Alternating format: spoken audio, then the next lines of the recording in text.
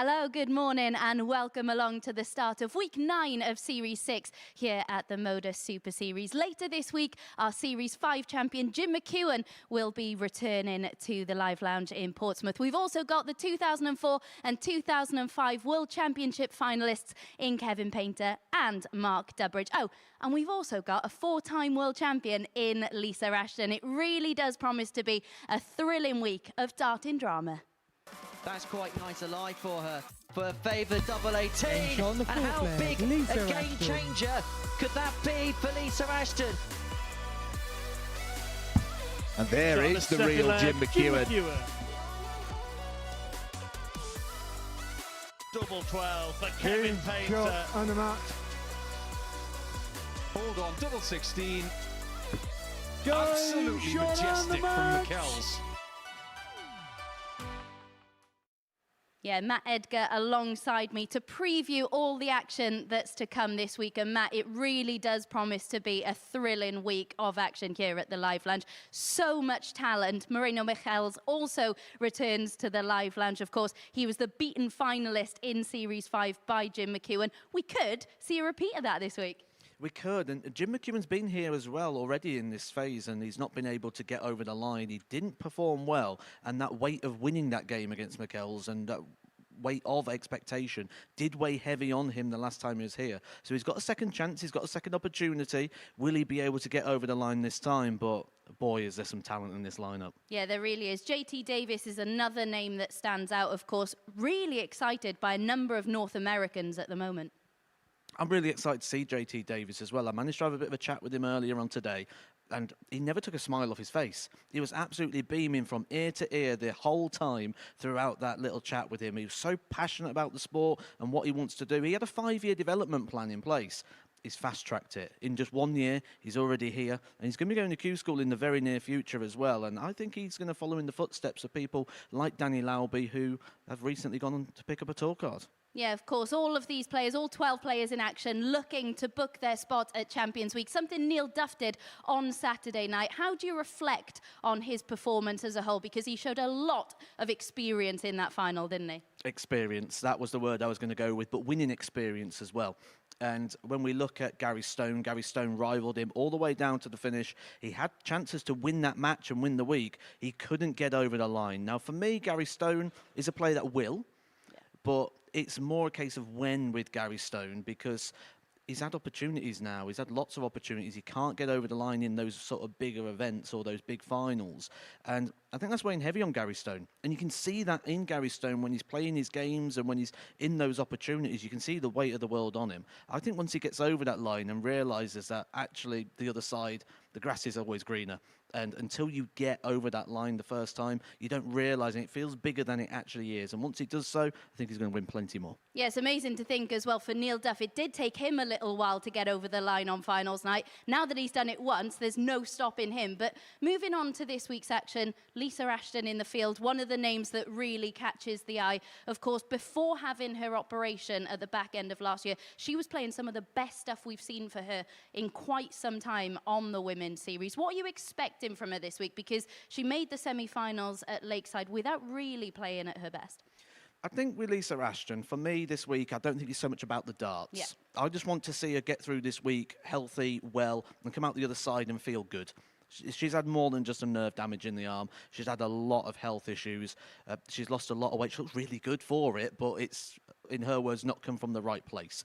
So there's a lot of health concerns there for Lisa Ashton. She got here late today in order to try and limit the amount of time she's going to spend on the practice board. If she gets through this week with decent performances and feeling good, I think that's success for Lisa. And when we have a look at the favourites to go all the way this week, no surprise to see that it's Series 5 winner Jim McEwen, who is top of the group. We can have a look at that now. He's 10-3 to go on and win this week. JT Davis, second favourite. Where do you see the value this week? The value, there's one man that really stands out for me there, that's Mark Durbridge. He's been playing some good stuff. He's played well here on this stage before, and he played recently at Q School, playing good performances. They're sort of high 80s most of the time. He's going to be competitive. And I don't see anyone in here who's going to be like a big flash star standout who's going to break sort of that 6 visits to the Yockey. That's where Dudbridge lives. We know he's got the bottle to get over the line. We know he knows how to win. I think at 18-1, there's value in Dudbridge. And when it comes to Jim McEwen, how do you think he's going to respond? Because I watched a lot of his games at Q School on Dart Connect. He played some really, really good stuff. How do you think he'll be feeling having missed out on getting his tour card? Well, one of the things is we know not many people like playing Jim McEwen, especially here. I've shared a practice room with Jim McEwen many times. People don't like playing those slower players, so Jim McEwen's got that in the locker. He's got that advantage. I don't think he's going to be too disappointed at the fact he doesn't have a tour card. It's something he's not had before, so it's not like he's lost something. He's just lost the idea of getting something. And one thing he knows is how to earn a living and how to earn off of different systems, and he's used this one well. That £20,000 would have helped him out last time. Yeah, Christian de Boer, someone you've spoken to this morning. What do you get? What sense do you get from him and what we can see this week? I don't know. He's very erratic. He wants to be a professional player, but he doesn't want to go to Q School. It sort of changes all the time. I think he's a player that just completely lives in the moment. I think he's going to be fun to watch. Right then, very exciting indeed. Let's have a look at the bet builder for this week's action. It returns just over 3-1, and the first pick in that is the match winner, de Boer, to get the better of Plumstead. Plumstead, someone we've not really talked about yet. Not really sure what to expect from him either. He's really looking forward to this. He's put some serious graft in to be here at the Super Series. And when we look at what we expect from him, I think we're going to see him come up here. And this is his big moment. He's going to be full of adrenaline. It might take him a game or two to settle. Second part of that, though, really like that. Scott Walters, a man who just played at Q School. He's won his first WDF title not too long ago over in Serbia. He's got success on this stage as well. I think he's going to be a big runner here in Group A. Yeah, what do you think of that third selection as well? Michaels and JT to go all the way, potentially. It's hard to argue with, really, on that one. I think there's going to be a few games that are going to go tight today.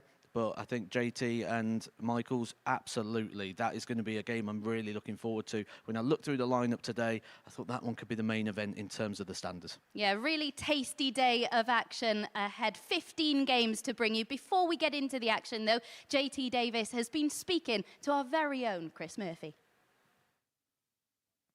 JT, welcome to the MODUS Super Series. Just sum up how you're feeling walking into the building this morning. I got a burst of energy. I feel really great, and I'm ready to play. We saw you, of course, in the US Masters last year. That's where many fans in the UK and around the world will have come across you. But just tell us a little bit about your backstory in darts. I've always had a motivation, played it as a hobby, got really well, and decided to take it a little further. You know, I wouldn't say I didn't think I could do what I did, but my darts proved that I could do what I did, and I decided to see how much further I can take it.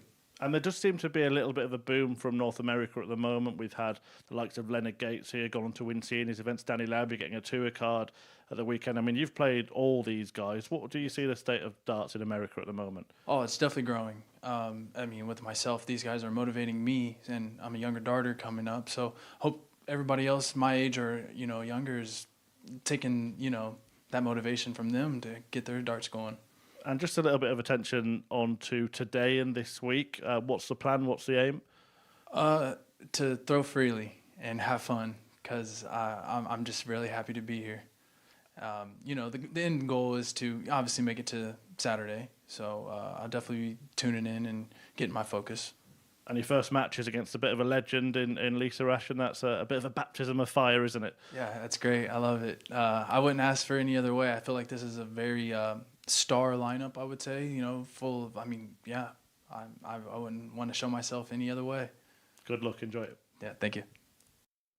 Right then, time for our first match of the week, and it sees a real legend of the game take to the stage. 4-time world champion and the winner of 15 women's series titles, Lisa Ashton, takes on one of America's many exciting talents in JT Davis. We really are starting to see a boom in North American darts, aren't we? So to guide you through all of the action, let's hand you over to Matt Edgar, and a very good morning to Chris Murphy.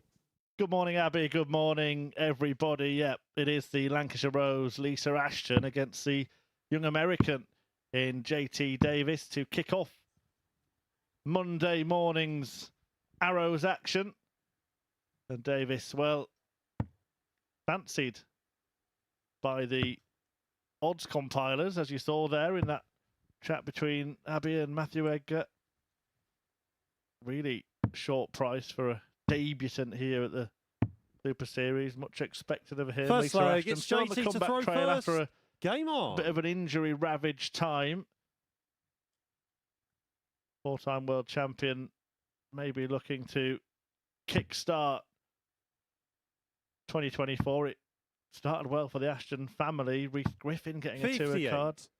Her son-in-law, of course, Lisa Ashton, famously the first female player to go through Q-School and get a tour card herself. 125. But players who don't have PDC tour cards are eligible to play at the MODUS Super Series, and well, that tour's loss is our gain. Very happy to have Lisa Ashton with us this 60. week, as we are. A first look at JT Davis, and as always, delighted to have Matthew Edgar alongside me. 100. Got to echo those sentiments regarding Lisa Ashton. I was having a good chat with her this morning when she arrived at the venue. Arrived here late in order to try and stay off the board for as long as possible and make sure the practice was 59. optimum, but we nearly lost her. We nearly didn't have Lisa Ashton playing darts anymore. That nerve damage in the elbow, 41. nearly fatal to her career. She only just caught it at the right time. So did make the decision to pull out of the Women's Series at the back end of 2023. 58. Which is always a hard thing to do when you're pulling out of events, but she decided to take the decision for the health to come first. 57. It's worked out perfect. It means now she gets to extend that career a bit longer. She's got ambitions in 2024, provided the health continues to improve, that 96. she's actually going to be on that WDF tour, going around doing some of the ladies' events. Maybe she could add another star to that 70. shirt at the end of JT require 2024. 170. What a start this would be. And it's not going to be the 170 finish in the 40. opening leg, Lisa and Lisa Ashton require will have the chance to win it 108. herself. In fact, she's ahead in the leg. 108 becomes 90. 37. And that last start JT has just require left 130. it a little bit more awkward. May only get one at double if she does come back. And it is an if. Because Davis is going to throw at the bullseye. Game Oh, shot and he's on going to hit the first bullseye leg. as well. JT Davis. Brilliant. 130. For JT Davis. Second leg, it's Lisa to throw first. Game on. Just pitches tent here at the Super Series. That's a settler. That really is. He's someone who's watched the 100. Super Series. He said he watches this all the time. He's absolutely delighted to be here. Big smile across his face, ear to ear, when I was talking to him earlier on today. He took a lot of inspiration from players that have come here 97. before. He spoke fondly of people like Jacob Taylor, who had a big run here at the Super Series, nearly picked up the crown. 121. So when you get on that stage for the first time, you just want that first leg to go well when it wasn't the way it was, and he was missing those trebles with the first 9 darts. 97. Always nice to go out with a bit of a bang. That'll settle him in now. We might see the best now of JT Davies coming through. 15.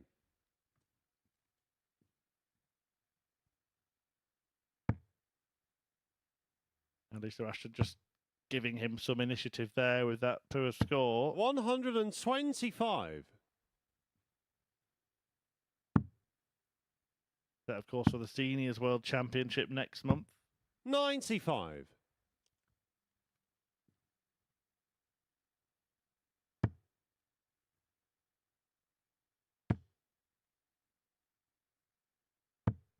$60. Lisa Lisa Ashton require still is in the state 170. of recovery at the moment. She has not fully recovered from the surgery.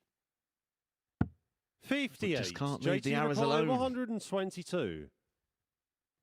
It's like a curse, isn't it, darts, once you're in?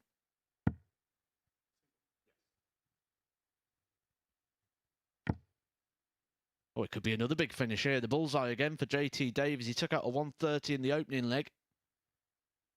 Game And shot again on the second leg. bullseye, JT Davies, 130, 122.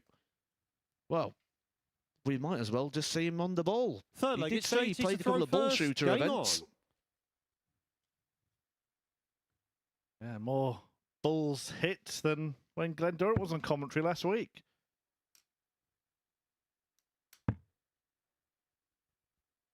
What a 57. start. Back-to-back bullseyes. The 1-3-0 and the 1-2-2. And JT Davies has certainly announced himself, hasn't he? 41. Come from across the pond and made a great splash already.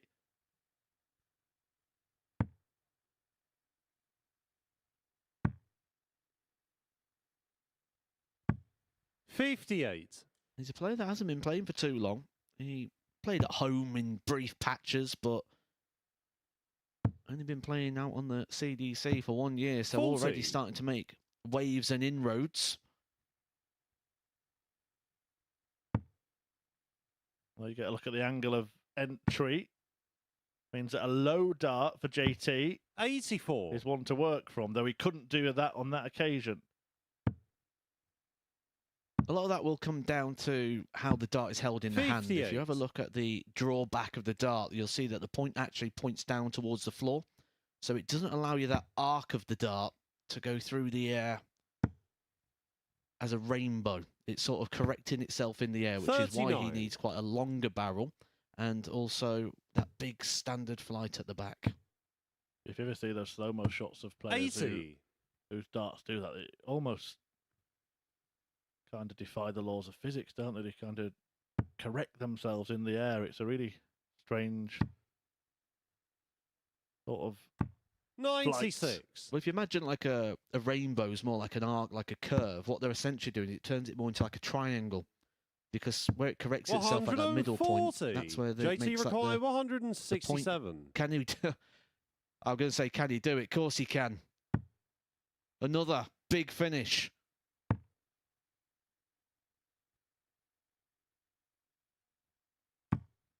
$81. Lisa, you require But 142. he still leaves a finish that could end up on the bullseye. He's already had 130 on the bull in the first leg, 122 taken out 44. JT on the require bullseye 86. in leg 2. If he hits 2 single 18s here, it'll be the bullseye again.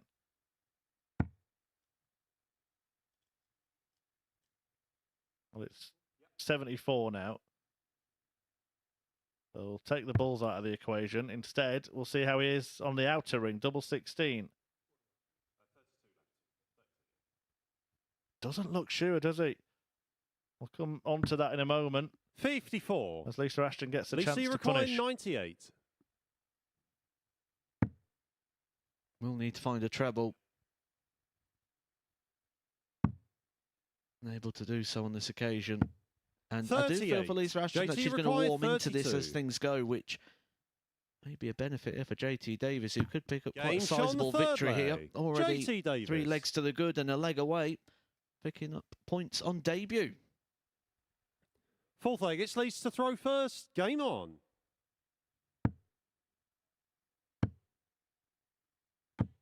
$100.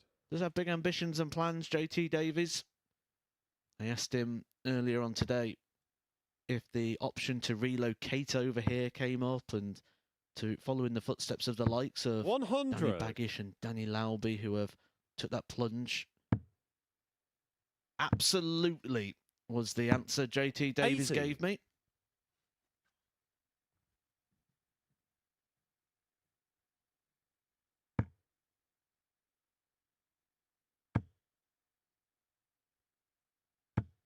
$140. Take a little look at the stance as well. We get the full sort of full look at the throw of 55. Davis. We saw the angle of entry. Let's see how he throws the darts and what Professor Egg can come up with here. You can see what I'm talking about there with the angle of the dart at that drawback point. The point's almost touching down to the floor. It is a 180. slightly unorthodox style. It reminds me very much of Tony West, if you remember him, the brother of Steve West, who's in our Champions Week lineup coming up in a couple of weeks' time. JT, you require 81. What a start this has been from JT. Who's going to go 16 here. I would have left the bull. 41. Lisa, you require 126.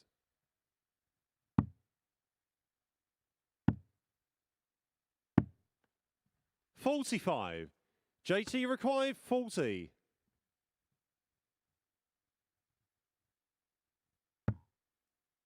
Just needs to come slightly south. Game, shot, And that is and a the match. perfect start to the JT campaign Davis. here for JT Davies. A 4-0 victory over the 4-time Women's World Champion Lisa Ashton. She didn't manage to get a dart at the double in that game, but we do expect as the day goes on, we're going to see the better of Lisa Ashton. But what a start for the 28-year-old American JT Davies here on debut. 2 big finishes, the 122 and the 130, and 2 points on the board. We move our attention now to another debutant, Christian DeVore, who takes on a weekly winner here, Marina Michaels.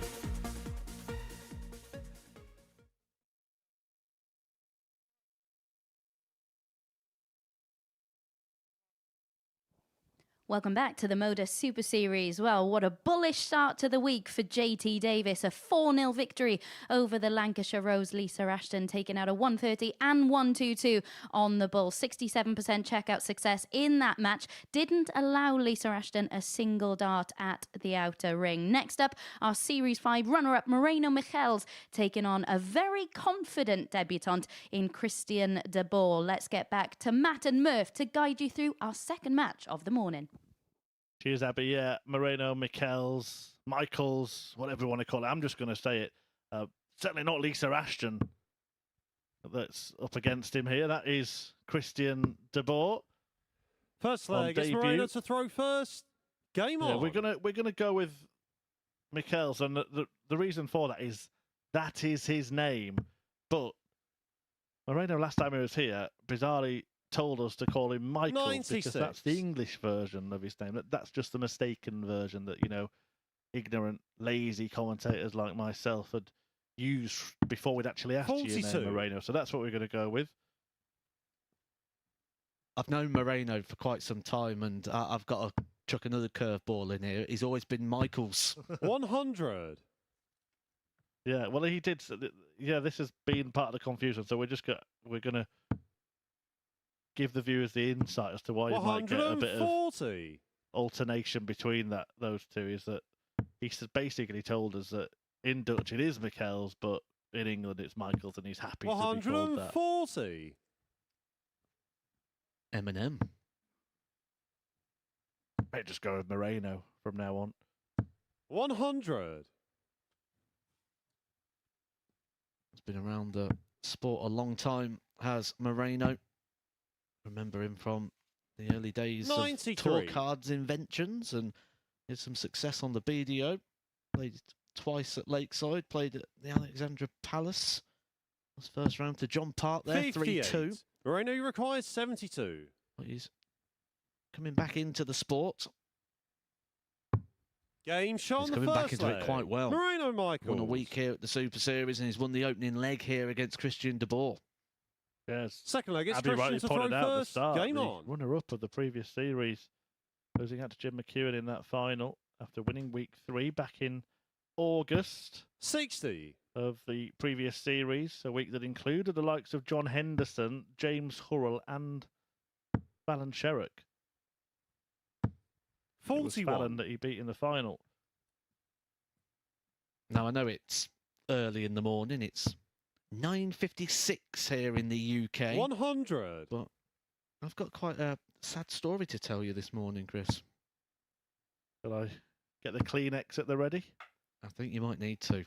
180. Moreno went to Q School this year.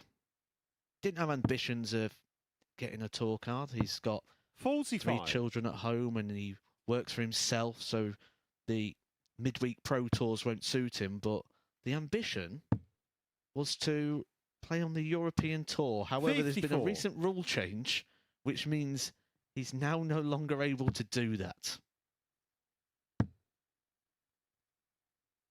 138. Yeah, there's been a few rule changes recently, hasn't there? I mean, might be something we'll get our teeth into over the course of this week's coverage.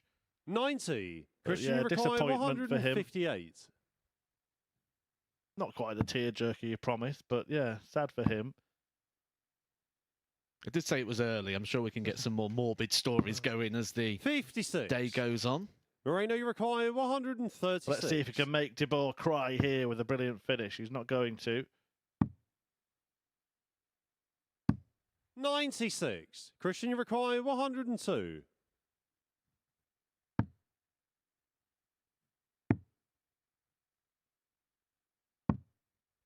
$48. Moreno, you require 40.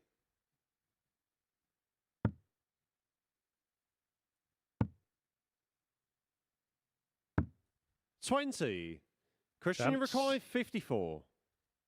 The Christian.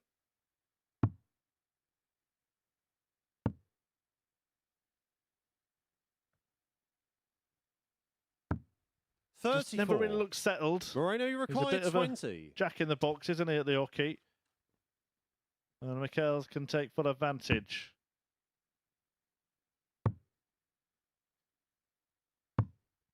No score. Or Christian, you not. require 20. I wouldn't just say Jack in the box at the hockey. He was bouncing Aim around shot that practice room. He'll be happy Christian enough now de getting his Boer. first leg on the board there. Always settles you down, especially when you hear it on debut. He Third is leg, a it's Moreno to throw first. ADC Game on. qualifier here at the Super Series. Well, ADC Europe qualifier, should I say, here at the Super Series. Our UK ADC qualifier 26. coming up next. Stephen Plumstead taking on Scott Walters, who accepted a last-minute call up here to be at the Super Series this week. 125.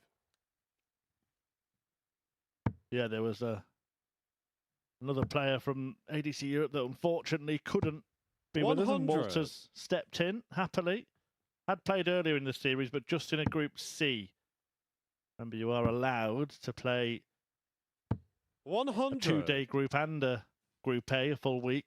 However, that's becoming kind of less and less likely, the amount of players that are eligible and want to come and play in this event each week. 45. 3 of the places in Group A taken by ADC qualifiers, 2 from Europe and 1 from the UK, and then a further UK spot going to Group C as well. 140. We've got some interesting names to come. Ricky Palmer, the other ADC qualifier this week. That is the brother of Ryan the Lion Palmer. Christian, you require That's a 136. For Moreno to just pile the pressure on De Boer here. 58. Moreno, you require 150. I'd say about piling the pressure on. I think the pressure's still well and truly on Moreno here, because Moreno's very first in this leg. Christian, just trying to 78. claw himself back into this one. Christian De Boer looking down at the breaker throw. It's a dart at tops. Game shot on the brilliant third dart leg. at tops. Christian De Boer. The way his dart stand up, I thought he'd have to go left. He's just sort of aimed into the darkness Fourth of the leg, it's double Christian there, to and he's throw found first. Game on. it. He's a player I had a chat, as I did with all the players earlier on today, and one of the real 40. interesting things that came out of that, and I can really relate to this, is a collector. Now, when you're a collector of anything, it consumes your life. Christian De Boer has over 300 sets of darts, and he told me he's going to bring me in some photos tomorrow to look at, which I'm looking forward to. And he actually tells me in there 60. there are also some set of Matt Edgar darts. Oh, wow. So you're going to be sat with another darts by looking at photos of your own darts. 96. Won't be the first time I've done that either. I'm very vain.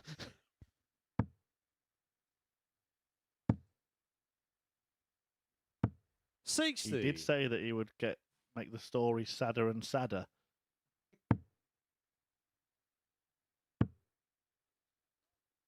Yeah, they took 6 minutes and we've already lowered the tone.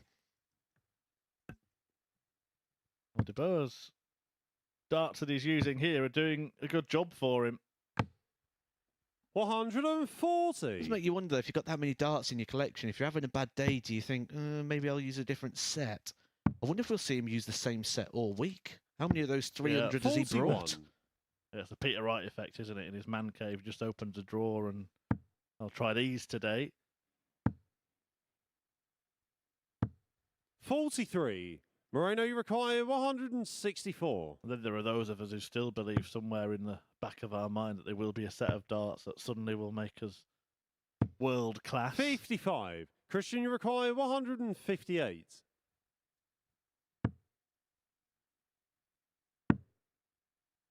But nothing wrong with looking for 96. little edges, Moreno, you little require 109. things that can improve the outcomes. What will the outcome be here? Double top is the intended outcome, and it's in the top corner for 2-2. Moreno Michaels. Good response there after having Fifth his leg, throw Moreno broken. to throw first. That's Game that on. experience of Moreno. Although I say experience, it does come quite far back now. When I spoke to him this morning, the first thing I said to him, I was like, been a long time no see. Where have you been? And he didn't go full Edward Folkes and tell me he's been in Holland. If you're unfamiliar with that story, I'll just touch up there very briefly. Bridgie asks Edward Folkes at the World Championship, where have you been? He goes, I'm from Japan. Probably the best answer to any interview question ever. Yeah, I remember it well. And no one really knows to this day whether it was a genius, sarcastic response, or whether he was actually confused and just gave a straight answer to a straight question. Whatever it was, it goes down in the top 5 interviews of all time. Absolutely. But Moreno, during COVID, wasn't able to travel, didn't go down the vaccination road, which meant that he couldn't get one of those travel passports to allow him to move around. So he's had to wait till all the different rules and restrictions were lifted to allow him to travel freely around the world once again. And now he is. He's 95. looking to be a part-time dart player once again. He's not looking at going on the full-time circuit as of yet, but I'm sure another £5,000 this week may make him reconsider. 60.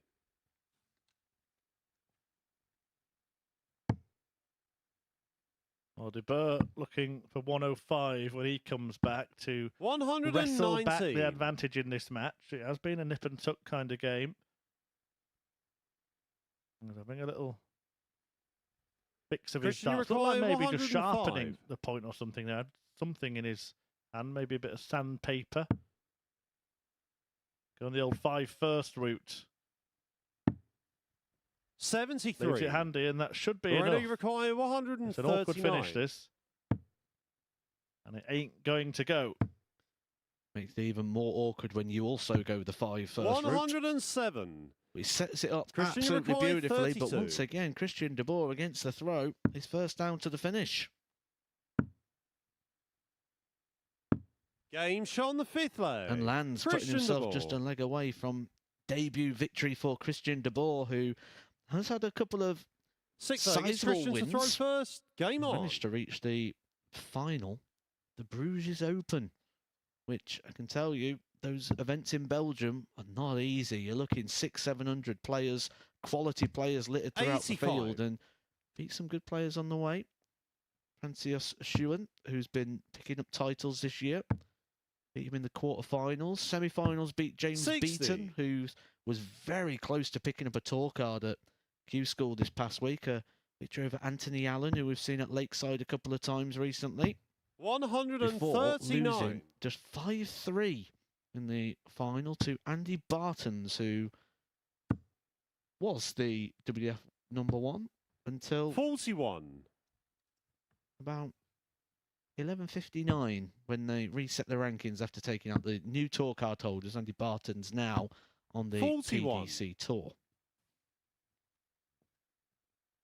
Yeah, plenty of players that have played here at the Super Series and gone on to get tour cards. I counted about 58. I think it was 21 I got to.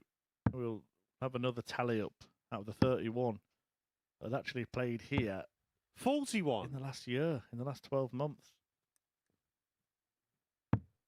And a couple of them I think will do quite a lot of damage on the Pro Tour. The two that I'm going to keep a beady eye on are Bartons, and the other one's Dom Taylor. I think a very, very special talent. But I do also think, and I know that you've 140. some videos on this, it's going to be harder than ever to keep your tour card as a new Q School graduate. Maybe talk more about that Christian as the day goes on, 55. because De Boer could be bringing an end to this match.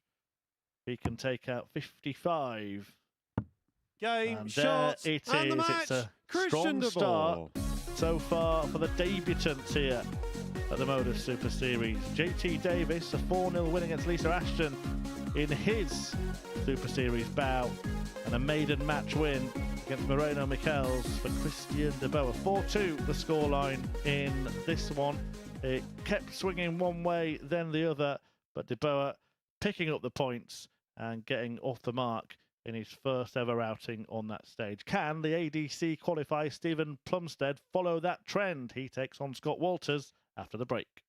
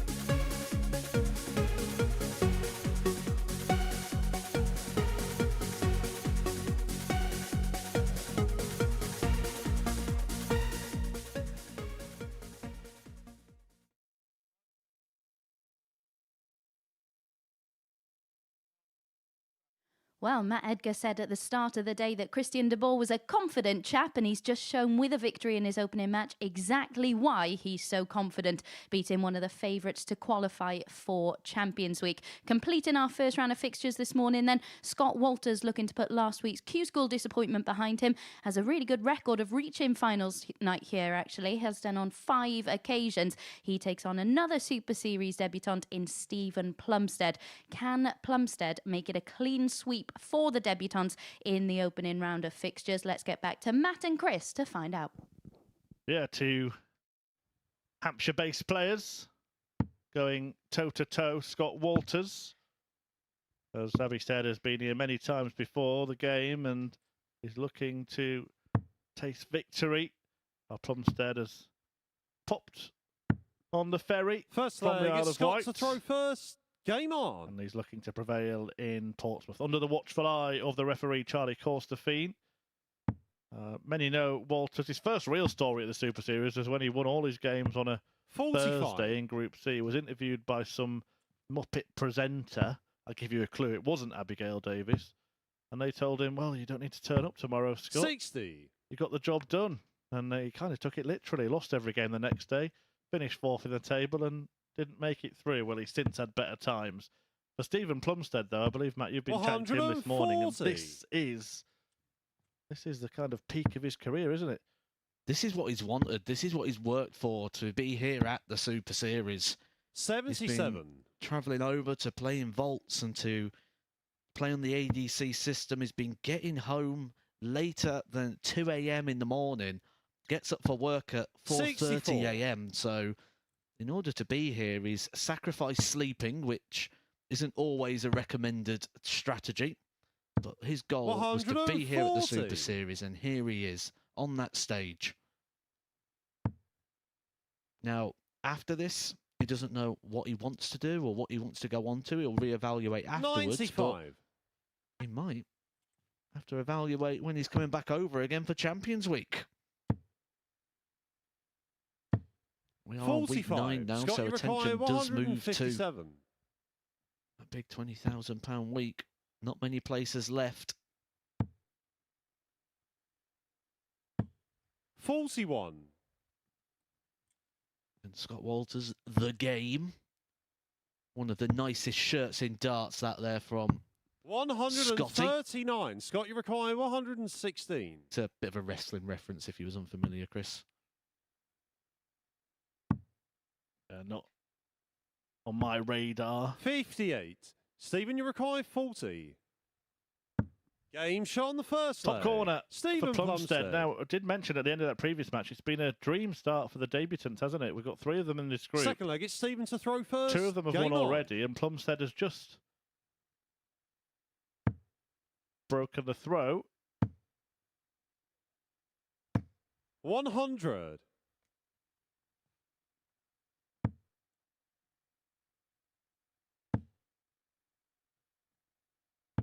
100. Plumstead has been on the Challenge Tour last year. He managed to reach the last 32 at the last event in Wigan. 125. Says at the moment doesn't really have any plans or aspirations to go back and attempt the tour card. I think he's going to be one of those players that purely focus on 100. events here like the Super Series. Does have an aim and a goal though here at the Super Series, and that is 41. Group B. Reckons that's his best opportunity to get through this week, finishing 2nd or 3rd. Says he does feel if he wins a group bonus, but 81. Group B is the overall target, which a lot of players are now starting to say that, aren't they? They'd like to play the full 5 days 59. rather than having a couple of days off, because we've seen so many times people winning a Group A and struggling on Saturdays.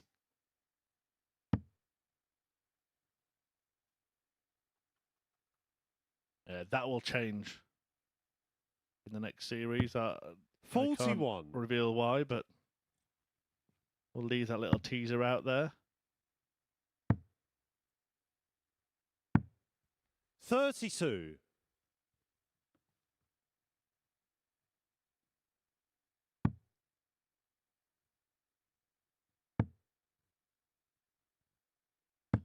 99. Stephen, you require 144.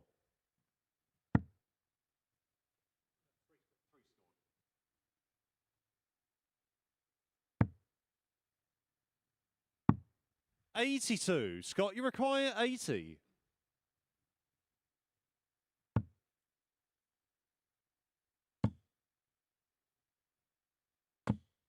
$60. Well, no good Stephen, you require 62. for Walters on top. Plumstead is similar to the first leg where Plumstead just tipped him at the post. Can you do it again? Double 16. Game Oh, shot on the nicely second done. leg. He's looked very Stephen assertive Plumstead. on the outer ring. 2 from 2. And not looking like a man who's Third here leg, for the it's Scott first to throw time. first. Game on.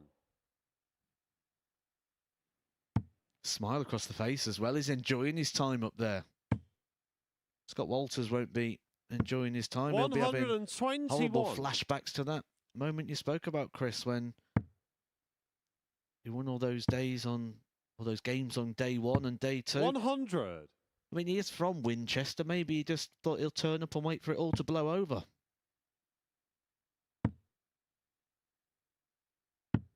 $87. Very good. Can cross that one off the notes now. That one's done. 81.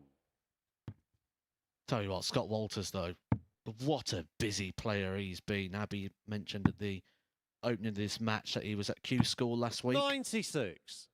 He spoke fondly about that. I'll let you know more about that as the day goes on. Lots of things going on for him there, but I think 60. the story is in the future for Scott Walters, who has entered the Challenge Tour despite being here this week. And he will be going to the Challenge Tour in 100. between being here. So if he's in Group B, he's going to go to Milton Keynes to play the morning Challenge Tour and drive back. 54. Scott, you Al- require almost 97. sort of backing yourself as well to win Group A. You spoke of that about a moment ago. You know, some players wanting to carry on playing. Well, he's got the ideal 77. opportunity to do that, hasn't he? Get this Group 1 and then go there and come back Saturday night having played and won and just got all the competitive 60. practice in Scott, the world. you require 20. It's going to be a strong challenge tour next Game year. shot on the third leg. Scott Walters. Scott Walters. Gets a stronghold in this match now. Going to be a strong Super Series as well. Fourth leg, it's Give Stephen us to throw your first. names. Get Game involved on. on social media at MSS Darts on X and Facebook and the like. Tell us who you would like to see. What new faces who are now available, having not managed to get themselves PDC Tour cards, would you like to see in 2024? 95. There's still one name I would love to see here, and I feel, well, we know time is very much not on the side anymore. 70. Phil Taylor. Yeah, well, he did promise to play. He came here, he sat in these chairs in the commentary box 100. on our very opening night and said he would play at some point. If he was ever going to do it, I think it would 60. be just before a seniors event. I think the only way he could probably be convinced now is if he's playing his very last seniors event come the end of this year, still hasn't won one, and just wants to try 139. something in terms of preparation for it the week before or something like that. If Phil Taylor plays, 100. Scott, I'm you putting my require request in now. I want the 167. same week.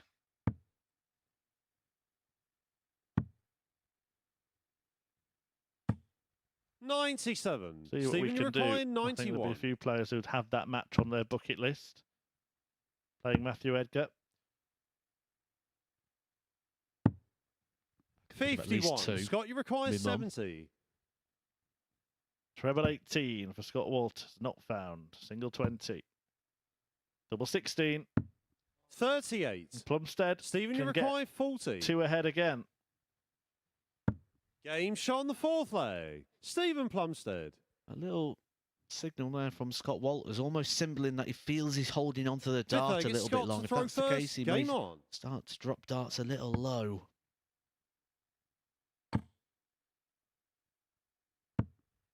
$140.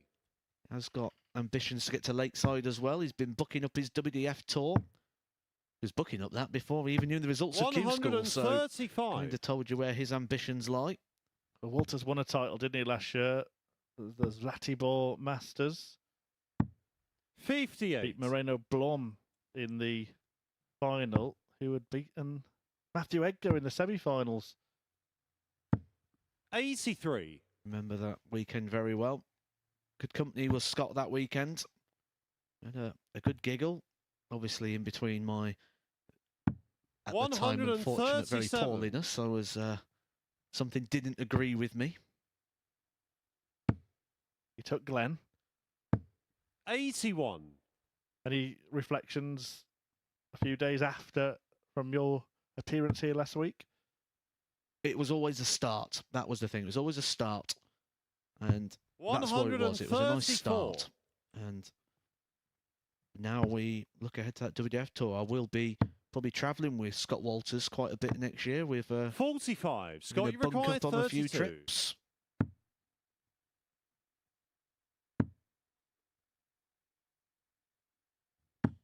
No score. He couldn't make Stephen, the you necessary require adjustment and now has to hope that 157. Plumstead doesn't pull out a plum. Can't do it. Pair of players that have met 57. each other Scott, often you in require local 32. events. Just local for Stephen Plumstead is a boat ride away. Game shot on the 5th leg. Scott Walters. just keeping himself interested in this game. Asked Sixth him what leg, it's the Stevens to throw scene was first. like Game over on. on the island, and he said there's not too much darts over there, and 140. certainly no sort of recent growth. Obviously, Keegan Brown over there is the flagship of 60. I was going to say the country. It's the island, isn't it? The island.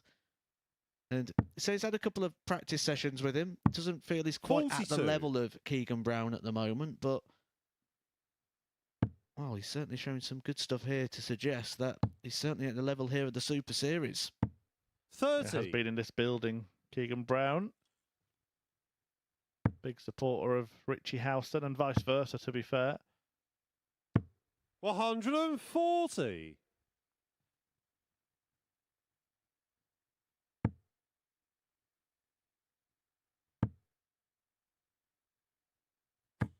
$140. Closing in then. 45. Maybe just a little bit of an opportunity for Walters, but he's going to have to do something crafty here. And probably should have started on the 19s if he was going to give himself the best opportunity. 57. Stephen, you require Well, for Scott Walters, you're thinking, I 134. hope he makes a mistake here. But then in the back of your mind, you're also aware that he's 3 from 3 on the doubles. And that will also bring its own panic as well. 98. Especially now he's going to have a handful of darts to get the match wrapped up. Yeah, double 18 for Stephen 94. Plumstead to Stephen, make you it a require hat-trick 36. of debut wins for the Game, 3 shot, newbies, and the and match, that's what Stephen Plumstead Plumstead. produces. A 4-2 win over Walters, who exits the stage rather rapidly, and Stephen Plumstead, who has dreamt of stepping on that stage, gets off to a dream start. The average 83.64, not much better than Walters, but the finishing was much, much better than his opponent. 4 out of 4, you cannot get better than that. And that is all 3 debutants getting victories in their first games. 2 of the players on the wrong end of those results, Lisa Ashton and Moreno Michels, go head-to-head next.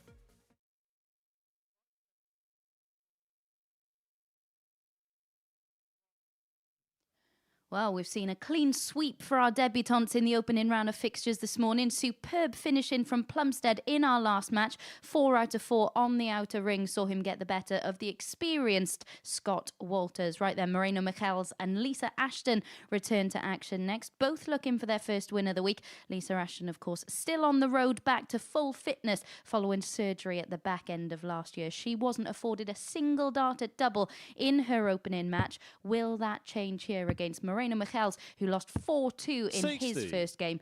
Let's get back to our commentary team to find out. Yeah, thank you very much, Abby. Lisa Ashton. Well, what a 134. for darts she is, for women's darts. Maybe doesn't always get the credit she deserves because it's often 86. overshadowed by the shockwaves that Sherrick sent through the Arrows universe and Bo Greaves since, but 4 world 100. titles and the only woman to win a tour card through Q School really does deserve an 100. enormous amount of credit, and he's a big name to be on that stage here at the Super Series. Didn't manage to get a leg in her opening match against JT Davis. Moreno Michels was 140. beaten by Christian de Boer. He's one of those players though, that has been a bit hit and miss when he's played. He's managed to win a week and also get to the final. But 45. during those Moreno weeks, he was required never really 127. that dominant force that you sometimes see. If he wants to, he can 94. throw for the bull. He did throw for it, got nowhere near it.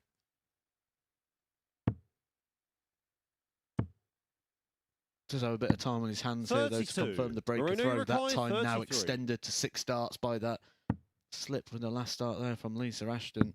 Game shot He on the only needs first the leg. two. Moreno Moreno Michels. Gets the break of throw. We're still doing it. We're going Michels. Charlie's going Second leg, it's Michaels. Moreno to throw first. Game on. However, Chris, I've got to pick up on something you said in that last leg. You said 80. Lisa's a big name. Actually, if you look at it, Lisa's only 4 letters, where Moreno's 7, so Moreno's clearly bigger. 40. That is true for all the pedants out there. It's going to be a long week for you, Chris. It's going to be a long week. 121. A former colleague of ours used to obsess over what was the 100. shortest name in darts. So the 2 words together, what's the shortest? I think the shortest I can think of having here at the Super Series, Dan Reed. 60. We've got JT Davis. That's got to be quite short. 60. He'll be coming up in our... Same, isn't it? Yeah, same. He's coming up next against Stephen Plumstead. 125. Certainly not Charlie Corsterfield, is it? 180. Moreno, you require 150. And that's him calling out the 180. Will it count for nothing? Game will. shot on the second leg. Because Moreno has Michels. doubled his lead in no time at all. Third leg, it's Lisa to throw first. Game on.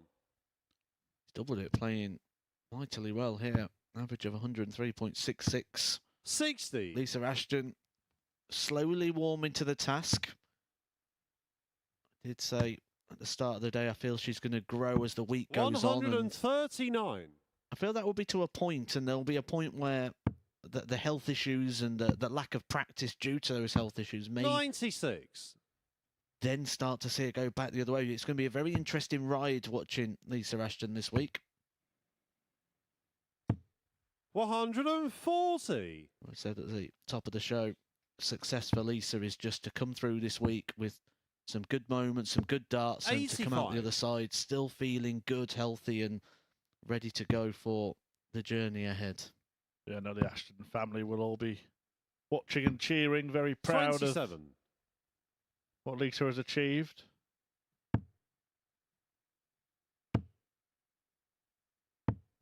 $45. Mentioned earlier that son-in-law Rhys Griffin, one of the new intake of tour card holders for 2024. Well done to him. Also played here at the Super Series, as did $45. Brett Claydon, who's just actually sent us a nice tweet about the impact of playing here and in ADC events, how that prepared him for Moreno, you require that Q-School 150. success.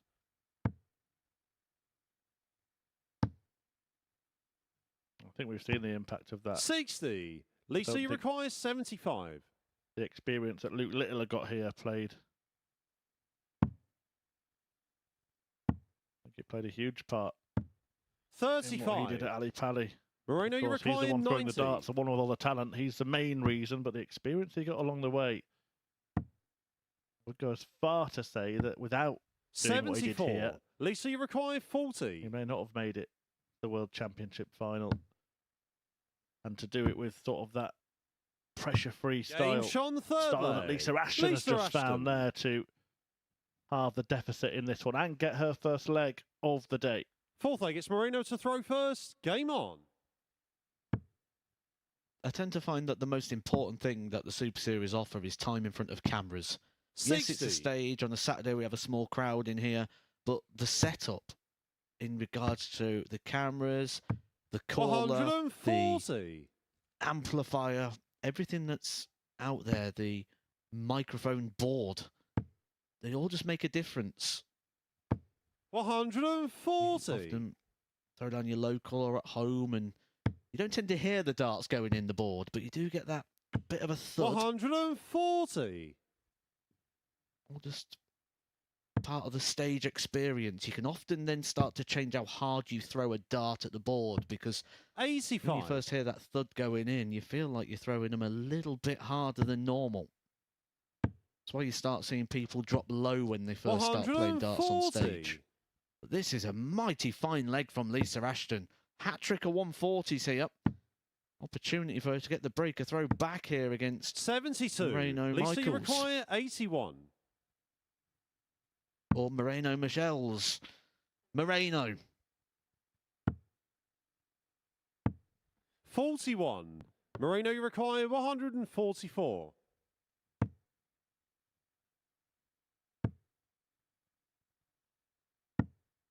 $43. Lisa, you Okay, require so double 40. 20 for Lisa Ashton to make it 2-2. Game And shot. one The leg fourth becomes leg. 2. And Lisa suddenly, Ashton. he's got effective control of this tie. Fifth Quite leg, it's Lisa to throw first. A Game bit of on. a gap in the averages.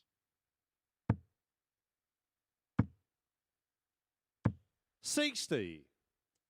Moreno, 10 points better off on that metric than Lisa Ashton in this game. And it's a game that's all square.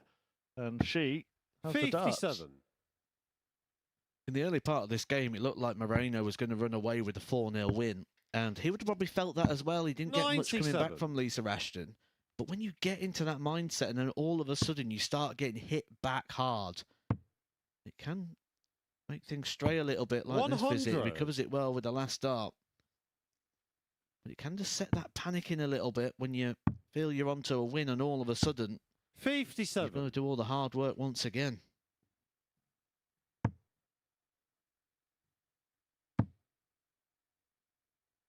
I feel like Moreno just 44. easing up the pace a little bit as well. It's one of the things I noticed earlier on, that since I known him from, well, be about 10 years ago now, 135. time does fly by. That he used to be a lot more deliberate. And when he feels good, he starts to throw quicker. 100. Lisa, you require 152. Remember playing him? 94. I do. I've got a few Moreno stories, actually, which I'll probably say as the week goes on. We'll save some of those because there's some great ones in. I do enjoy a cliffhanger, so... But 60. Lisa, you would it require be 58. quite level between me and Moreno? Exactly level, yeah. As Ashton eyes Game up shot on the tops, fifth and this leg. game's no longer Lisa level. Ashton. She leads it 3-2 from 2-0 behind, and is one away from her first win of the week. Sixth leg, it's Moreno to throw Yeah, first. in terms Game of PDC meetings, 2 of them. Matthew Edgar won the first one in 2012 at a Players' Championship in Birmingham. 100. Moreno won the second one in Wigan in 2014, a UK Open qualifier. If you want to find the 140. victory in there, your win against him was 6-2, but he only beat you 6-5. So I'm winning aggregate then, really. if you like. Oh, I do. 100. That's how I like to work things out. Any way that I win, and that guy that will sit there playing Monopoly with 59. extra cash in the pocket. True story. In fact, you said at the last meeting about 10 years ago. You're pretty much right. It was February 2014. 97. That Valentine's Day. Not quite. Not quite. You were 5 days before 29. Valentine's Day. If you think you won that match, you could have bought something a bit more special, couldn't you? 58. By the way, if you want to get your partner something nice for Valentine's Day, 59. Moreno, you why not require book a nice table 146. here at the Darts, the MODUS Super Series. Tickets are available, and guess what? Now, make sure they're not 60. listening. They are free. 3 drinks for a tenner. We'll flash up a QR code in the next leg. 78. You can Moreno, you start require preparing. 86.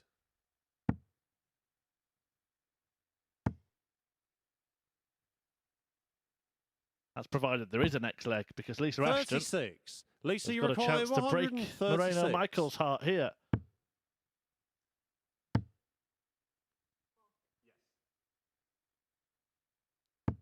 60. Moreno, you require 50. 10 for tops will be the chosen route here for Moreno. Take us all the way. Game shot on the 6th leg. All the way we Moreno go. Michaels. Right, so roses are red, violets are blue. Here's a QR code. You 7th know and what to final do. leg. It's Lisa to throw first. Game on. And if you do book for Valentine's Day as a gift, please do let us 121. know, and Chris Murphy will personally leave you out some heart-shaped chocolates on your table. Oh, absolutely. 80. Make sure it's a special night.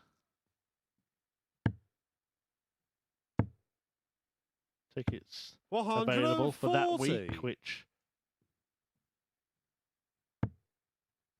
would actually fall on Champions Week here. That 100. corresponds to Valentine's Day here at the Super Series, so do get in early.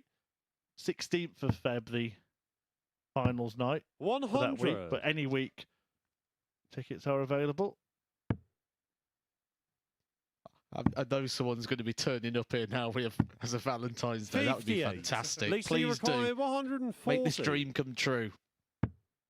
Quite aptly, the Lancashire Rose 100. about to get a win. He tees up top through a 13-dart leg. 96. Lisa, you require 40. Double 10. Double 5. Game And shot, Lisa lands and it the match, right in the top Lisa corner. Ashton. And she edges out Moreno Michaels 4-3 in a decent darting duel. But it is the 4-time world champ who picks up the points, bouncing back from that whitewash defeat in her opener and getting a victory. A hard-fought one at that. She just gave herself more chances. 10 darts at double to the 6 from her opponent. He did take out a nice 115 checkout, but it was Ashton who got over the line and is off the mark. 2 players who won their first game now ready to go head-to-head. It's Stephen Plumstead against America's JT Davis.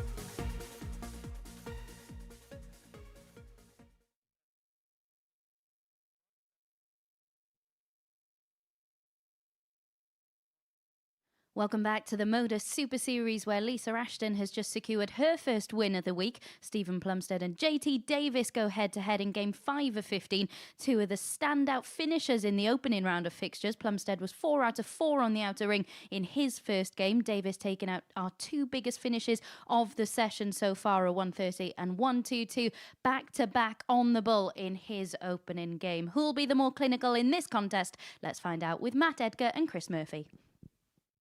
Thank you, Abby.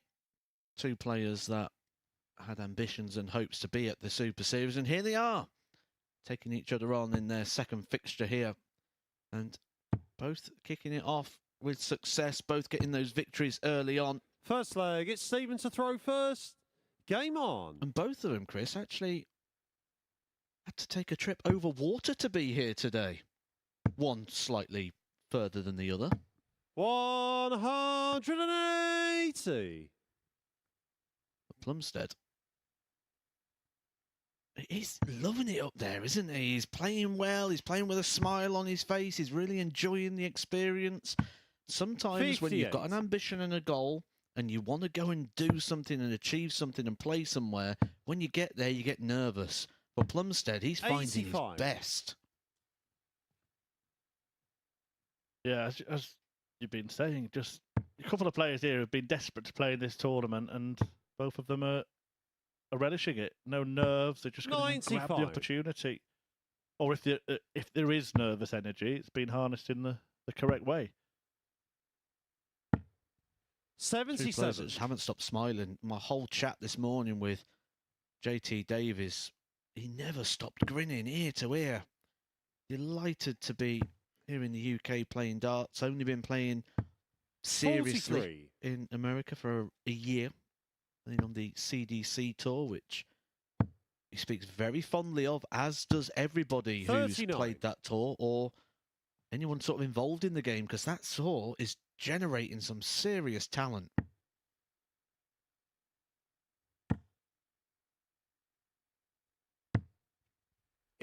Stephen, you require That's not 120. what the doctor ordered. Like the lie, so he's just shuffled across slightly, just moved the position, and he executed it perfectly. That's brilliant from Stephen Plumstead. Plumstead. Well, Stephen Plumstead has yet to miss Second a leg, it's dart at JT a to double throw on that first. stage. Game He on. was 4 from 4 in his opening game, and he's hit that 120. And yeah, you've got the right to nod along, Steve. Enjoy yourself. It's going perfect so far.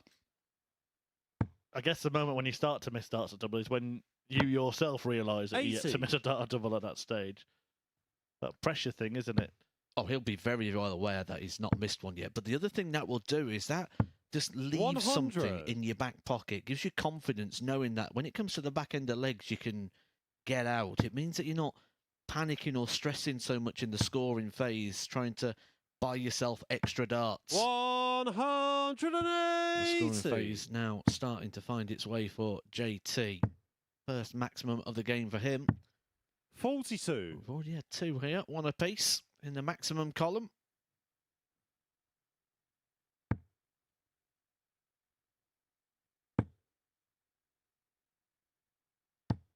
$85. One thing we've learnt from both these, they don't have a 180 celebration yet. It's one of the things I do enjoy seeing. We've got the helicopter. 135. JT required 156. The wink, the bow. The thumbs up. Oh, nice. What will we get here? 120. A little bit of frustration, but he shouldn't be too bothered because he will be back for the same target. Not taking out the 156. 92. Doesn't matter if JT he hits a requires 36 on 36. return. It still counts the same. Now it gets a little awkward. 27. Therein Stephen, you lies the require problem. 132. Bullseye for starters. Is he staying there? If he had hit that, he would have definitely hit the double. In fact, it would have been a finish that included 3 doubles. When you said 62. for starters, 3 doubles, JT it could have been a required 3-course. Starters, main and dessert. pretty close to hitting the treble there. Game Would shot on have the put him second on leg. JT a Davis. different double, but this time he gets what he wants and levels up the match. Just looked a little Third bit leg, it's laboured Stephen to there, throw first. the way he Game sort of on. responded to that. He's won the leg, but he feels it was a scruffy leg to win. A very different feeling to the one his opponent had when he cleaned up that 120 in the first. 120. Well, he knows he's playing Stephen Plumstead here. He's got the throw, so he's going to have to find a breaker throw somewhere. And I think that also plays on your mind a little bit when you sort of cling to your 100. throw or you don't have a good leg with the darts. You think, I've got to try and put a big leg in somewhere here in order to get that break. 140. The way Stephen's playing on the throw, Stephen's very well aware that all he needs to do here is just hold. And he's got another victory. 100. His plan, his hope, his desire here was to be at least in Group B. Well, if he can start off with a 140. couple of victories, that might be the minimum. He may have to change his plans. 45. Stephen, you require There's 9 darts 101. thrown here, only 8 darts landed. He's starting on the ball. Could it be another? 85. That is the first missed dart at a double for Stephen Plumstead here at the Super Series. This time, he'll be under a bit of pressure. 140. Stephen, you require 16. Game shot on the third leg. Well, that missing run didn't last too long. Didn't even get a chain of 2. Fourth leg, it's JT to throw first. Game on. You had a good chat with Stephen Plumstead this morning. Did you get onto the Fox? Or did he not turn his back on you at any point? No, we didn't get that deep into it. I was going to go into 43. the beard because that's quite a nice... Well, it's not quite Chris Wickerden, but... Yeah, he looks well 81. groomed, doesn't he?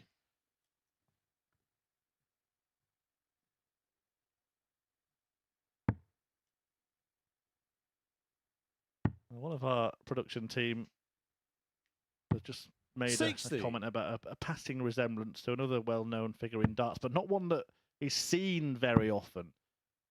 Not because he's hidden away in 41. production galleries, but if you're just looking at eye level, you'll miss him. A fella called Richard Ashdown, Little Richard, you can guess why. And he's an excellent spotter, MC, 41. statistician, everything really in the game of darts. But the shout is that if you add a beard to him, you get Stephen Plumstead. 100. Sure, he's going to be delighted when he watches that back.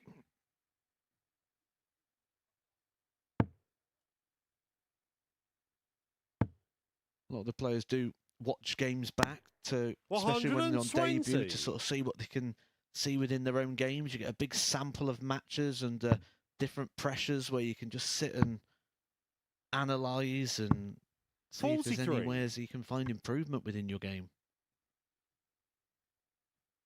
There are some games, though, as a player, you just never want to watch. Still not watched the game from 83. 2019 when I got an absolute pummeling from Darius Lavanauskas.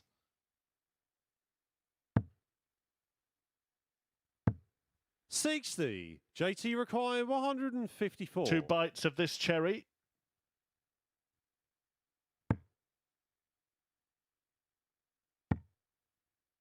And we'll use both. 98.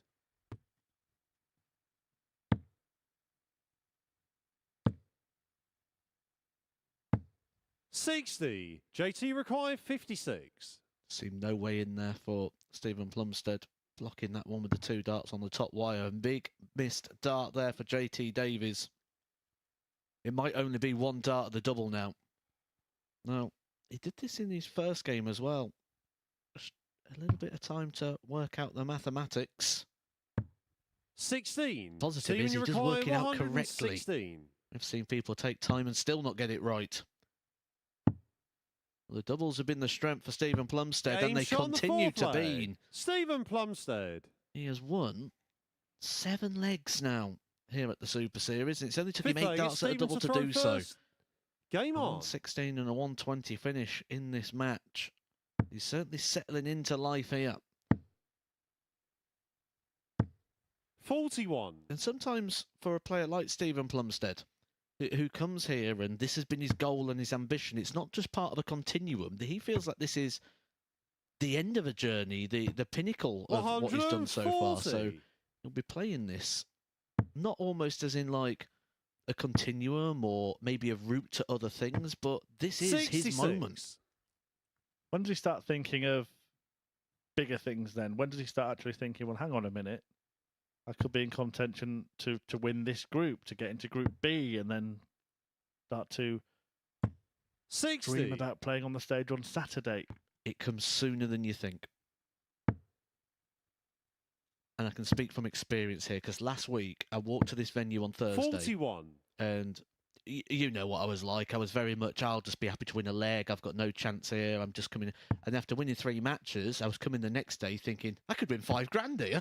And you start thinking about, oh, what would I do with that 5 grand? 95. It can get away from you very, very quickly. And with that, then becomes hope. And with hope becomes expectation. 96. And ultimately, that disappointment can then start setting in quickly rather than just enjoying the ride. So that would be my advice, certainly to Stephen. Don't think ahead. Stick to the original plan. 34. And just continue to play with that smile on the face. So there's a real raft of experienced operators coming in this 41. week as well. I think you'd be quite well advised to get this Group 1 and out of the way, because there's quality and experience coming in Group B and C. Jim McEwen, the reigning champion, of course. 140. Wayne Jones, Tony O'Shea, Mark Durbridge, and Kevin Painter, all on the way this week. 95. JT required 32. JT Davies to deal with first for Plumstead, and he's looking at double 16. A couple of times we've seen him really drag the dart low on this double. No He score. can't get there. Stephen, you require A chance for 121. Plumstead, who's taken out 120 in this match, to win it with 121. Not to beat. 57. JT required 32. One thing we've learned about Stephen is you're well advised to not let him come to the board for a finish. Game shot on the 5th leg. JT Davies JT Davies. ensures that Plumstead can't get this one wrapped up 4-1. A break of throw. One of the 2 that he would require. 6th leg, it's JT to throw first. Game on. Was that a little wink, was it, there from Stephen Plumstead? Did he give us a touch of the old Joe Collins? Enjoying himself. And why not? I think as time's gone on here at the Super Series as 60. well, players have learned where the cameras are and think about what they're going to do. And as you said, if Plumstead's been really 79. aiming to get here, I'm sure he's been watching it as well. So, when I do this, I'm going to wink into that camera and I'm going to do this celebration into that one. Had some great moments over the course 140. of last year. Dom Taylor, another player who got a 2. I can't remember his machine gun celebration with Tommy Morris in tandem at the end of their 85. match. And that was the best for me. That's when you know something's been talked about and rehearsed. Don't you? That just doesn't naturally come through. 180.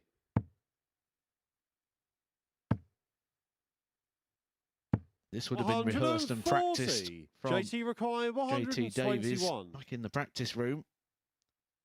On the second 180 of the game to leave himself the 1-2-1. Opts to start on the bullseye. Something we've seen him do quite a bit already, which kind of gives an indication to the sort of routes that he's going to go. But do still play an awful lot of soft-tip darts over in America, 81. which is traditionally played on a machine with a very large 25 and bull section where it all counts as 50. 75. Well, he does JT get 50 required there, 40. Plumstead, to leave 1-2-2, but he's kind of hitting and then hoping. Game shot on the And his 6th hopes are leg. extinguished as JT Davis. lands double top for a 13-dart leg to force a final leg decider. 7 and final and to leg. It's Stephen to decide throw first. which one of Game these on. players will make it maximum points from their opening 2 games. 41. Christian de Boer and Scott Walters coming up next.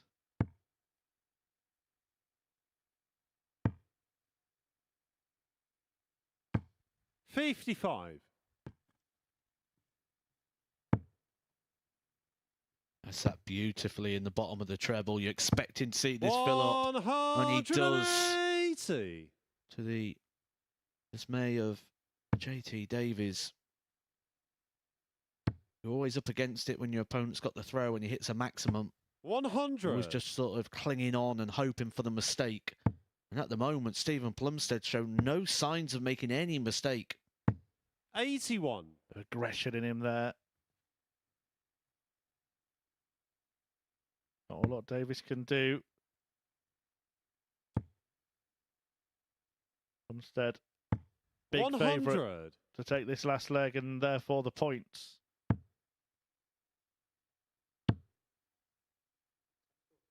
Well, he was. 29. It is, but only just. A 140 here probably changes the odds.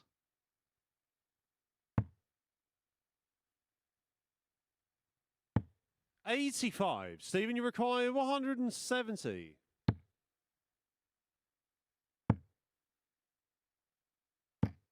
$60. JT, you require 161. An opportunity you might not have expected when Plumstead matched that 180 and then opened with a treble 20, but 39. he's not brought it Stephen, down you too require handy. 110. Plumstead, who is sort of stumbling now to the finishing line. And he is 25. stumbling. He's stuttering. He's JT, crawling you to the require line. 122. Well, there was some top bull shooting from JT Davis in the first match. In fact, took this out in the second leg of that match. Had a 130. Had a 122. That time it was on the ball. This time he wants double 7. 115. But he can't quite complete the combo and Stephen, finish you the job. require 85. It'll be just a dart of the ball for Stephen. 42. Oh, JT he requires shows you what 7. he thinks. He thinks that's a long way away.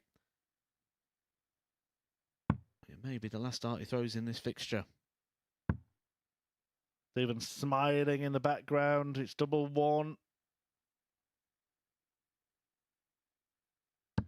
Game, And it's in, shot, squeezed and in the match. corner to JT squeeze out Davis. Stephen Plumstead.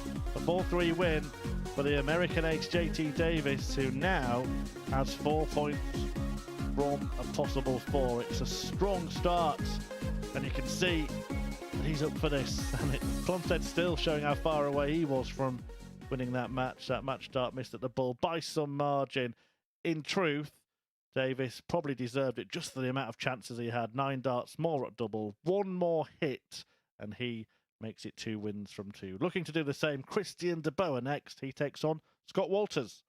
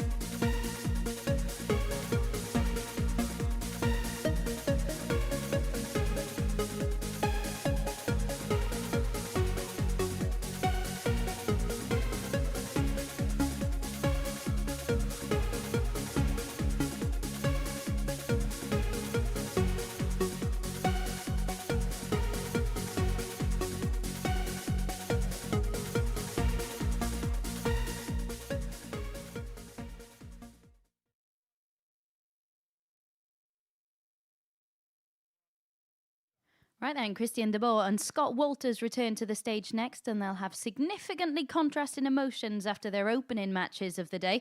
De Boer's performance didn't really set the world alight, but a settling 4-2 win over Series 5 runner-up Moreno Michels will certainly have made him feel good. As for Walters, he's the favourite to pick up the points, but he was also the favourite in his opener, where he missed 8 at double and saw a perfect showing on the doubles from his opponent. Can Walters get off the mark in this one? Let's find out with Chris and Matt.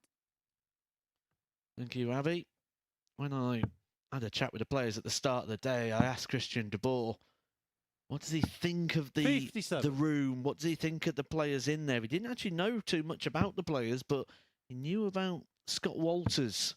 Knows him from the WDF tour, where Christian de Boer did reach a final of a silver-ranked event. The WDF tour, where Scott Walters got a title at the back end of 2023, that over in Serbia. A very snowy Serbia. Up to the knees in places. 82. He did manage to leave Serbia with one of those trophies. He was worried about damaging it on the way back. It was 100. a flight back to the UK.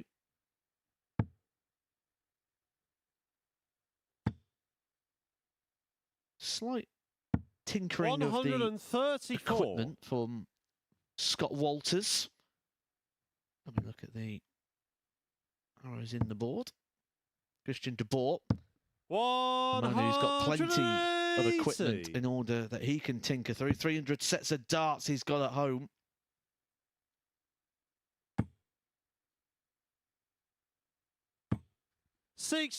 Christian requires 64. This set of darts he's got in his hand very effectively here. Christian de Boer, 64 points after just 12 darts thrown.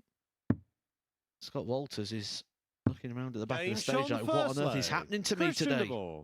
Came in favourite in his first game, lost that one. Favourite in this game. Second leg, it's Scott and to he's throw a leg first. down Game to on. Christian de Boer, who's open with a 15-darter. Yeah, good start. Great first leg. 83. For de Boer.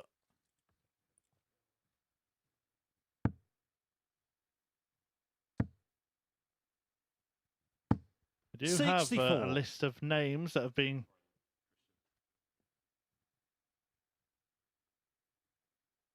touted by you guys, asked earlier today on social media at MSS Darts for who you think should play here at the 100. Super Series. I'm just going to go through them very quickly, and some names you'll know, some names, well, some of these people have actually suggested themselves as well. I won't say who, but we've got Manlock Lung, 44. Shane McGurk, Alex Spellman, of course, who has been here before, Lou Bevan, Steve Cook, Ashley Coleman, 140. Dyson Parodi twice, Tom Lonsdale, Max Hopp. Someone said Danny Lowry. I don't think they quite got the assignment. 140. Jamie Atkins, Darren Webster. Various shouts for Connor Scott, Scott Waits, Richie Bennett, and Ted Everts. I'm going to guess Dyson Parody was the one who put himself forward. One of two. 134.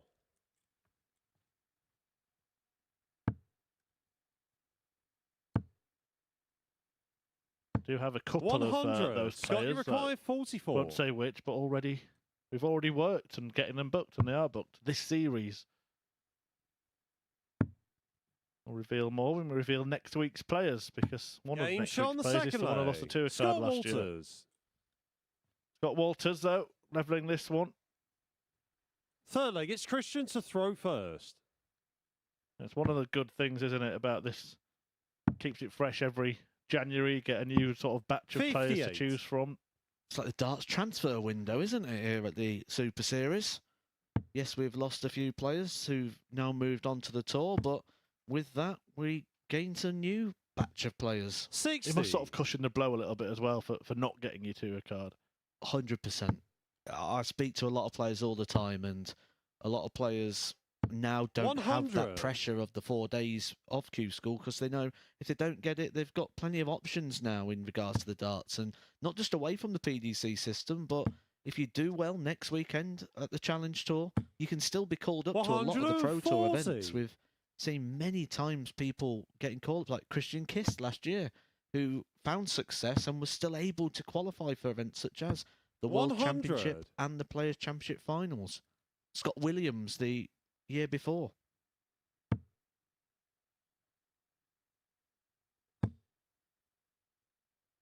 Yeah, well, Scott Williams, I have to say, was one of 45. the players who really excelled as a darts player in this setup.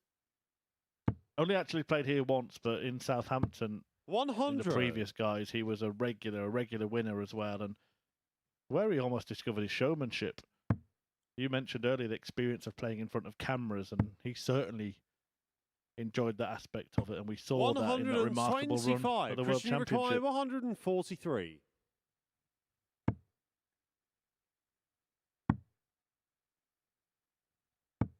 $99. Scott, you require 131.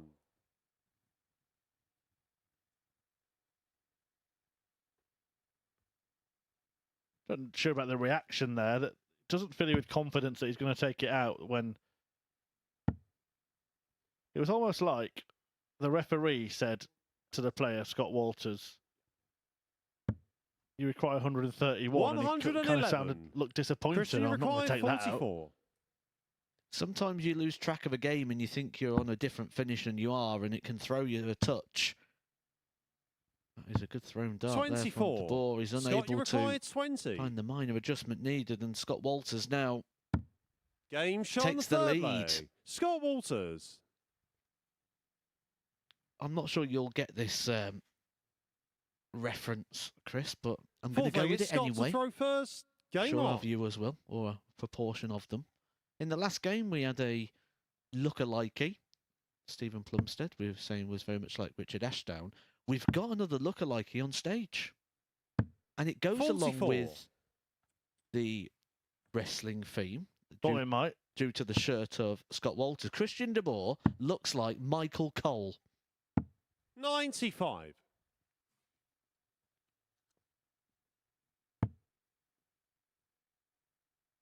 Here comes Google. 54. Return is clicked.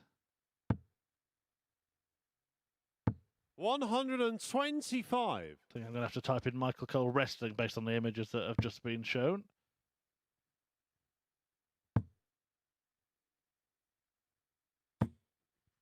$135.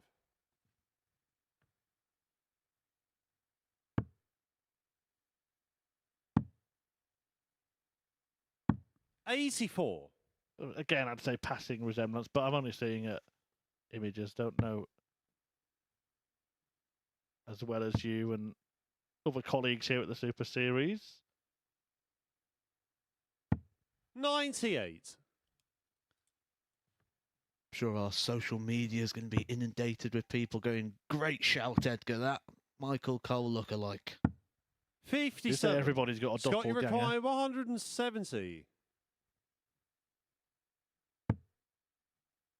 Another. To leave De Boer on the ropes. 122. Christian, you require 140. He reacts as if he didn't throw it how he intended. It slipped out of his hand. 41. Scott, you require 48. I do love watching darts players sort of visibly try and blame something else. So he's like looking at his hand. What were you doing? As if that's not part of him. A double 16 to Game rectify, shot on and the he fourth does for leg. 3-1. Scott Walters. That Fifth would leg, be it's a Christian to throw first. very Game on. interesting sort of video that could be put together. Dart player excuses. And you hear them both ways round. Oh, it's too hot, it's too cold. 100. I think the best one I've ever heard, I think it might have been Alex Roy, who blamed Phil Taylor at the World Championship for flatulence being the reason he lost. Well, a certain co-commentator of ours here has 60. got to be up there. Paul Nicholson, who blamed his opponent's girlfriend at the Ali Pally. 60.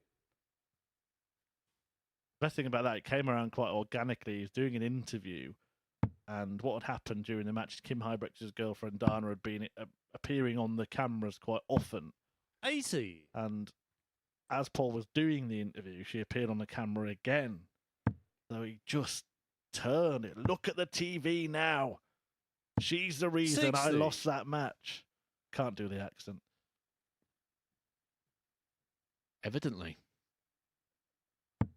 But yeah, that was, for me, has to be up there. Well, that's the next Twitter thing, isn't it? What's your 55. excuse? What's your go-to excuse on the hockey? You lose your pub match, your ADC tournament. Get in touch on X at 60. MSS Darts. Or the best one you've heard, because there's some absolute corkers out there. Let us know the best one you've heard. 59.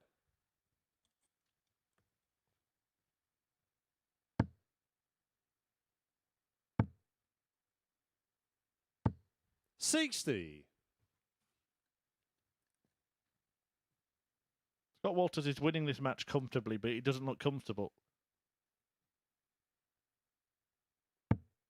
He has been playing a lot of darts recently, which tends to just breed its own sort of comfort factor where 59. you just get so used to the highs and Christian lows of the Require, game. You tend to find it's the people 161. that don't play too often that you tend to find have this ride of emotion throughout a fixture where Scott Walters 46. just doesn't look settled. He's 188 points away from winning.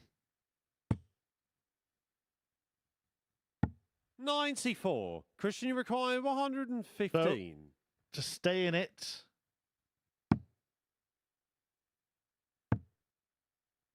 And he can't stay in it now. Walters can win it. 41. Scott, you require 94.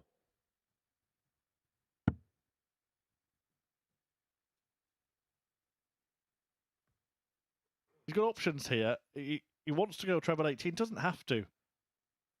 If you think it's blocked, just go for a treble 20.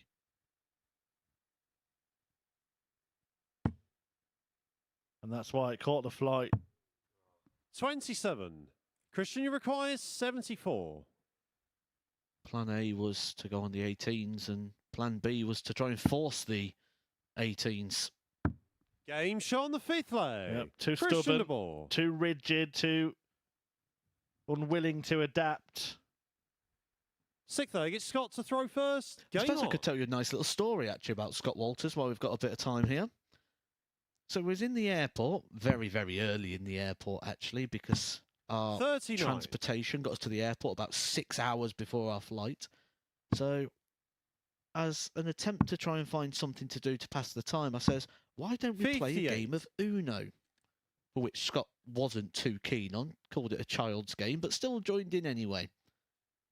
Went off to the toilet, and as he was in the toilet, we all picked up +4 cards, so we could stick him with a +12. I have never seen anybody kick off so much 45. over a game of Uno. The table went everywhere. He's shouting and screaming in the airport. Let's pick 60. up 12 Uno cards. That's the game.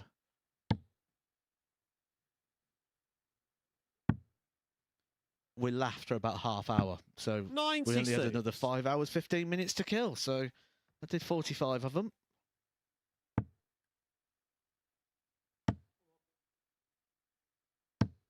$41.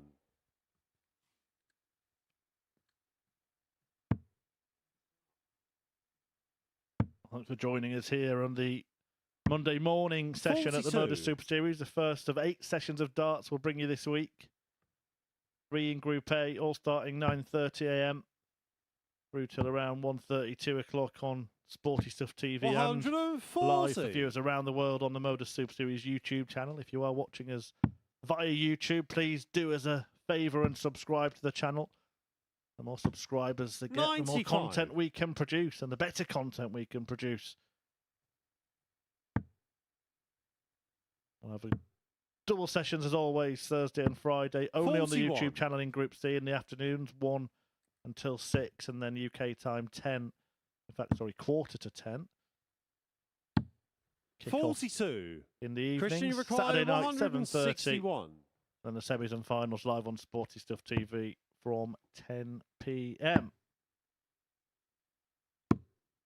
58. Scott, you require 142. Another in there. Would have left him on tops. Instead now, he's praying that De Boer doesn't take out the 103 to stay in this. 68. Christian, you require 103.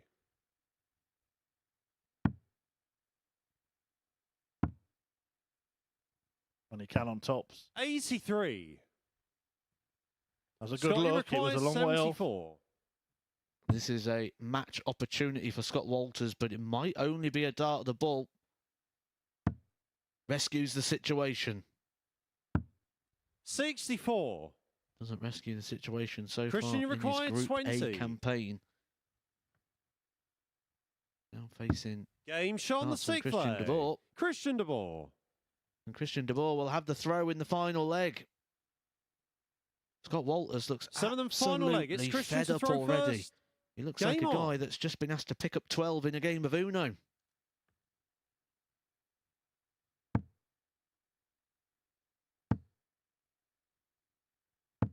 $100.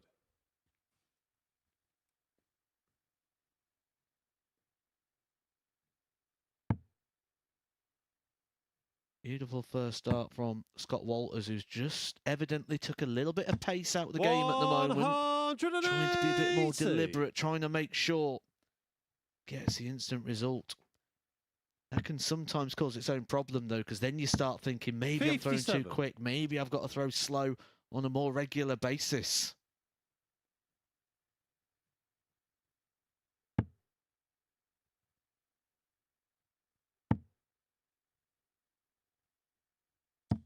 $100. The opening 6 darts, he's found himself 120 points ahead. That means the ball's going to need to find 2 trebles, which he's not able to do. 100. So it's all in the hands here of Scott Walters. Already made it difficult for himself. Quickly puts that right. 123. Recovery from that first dart.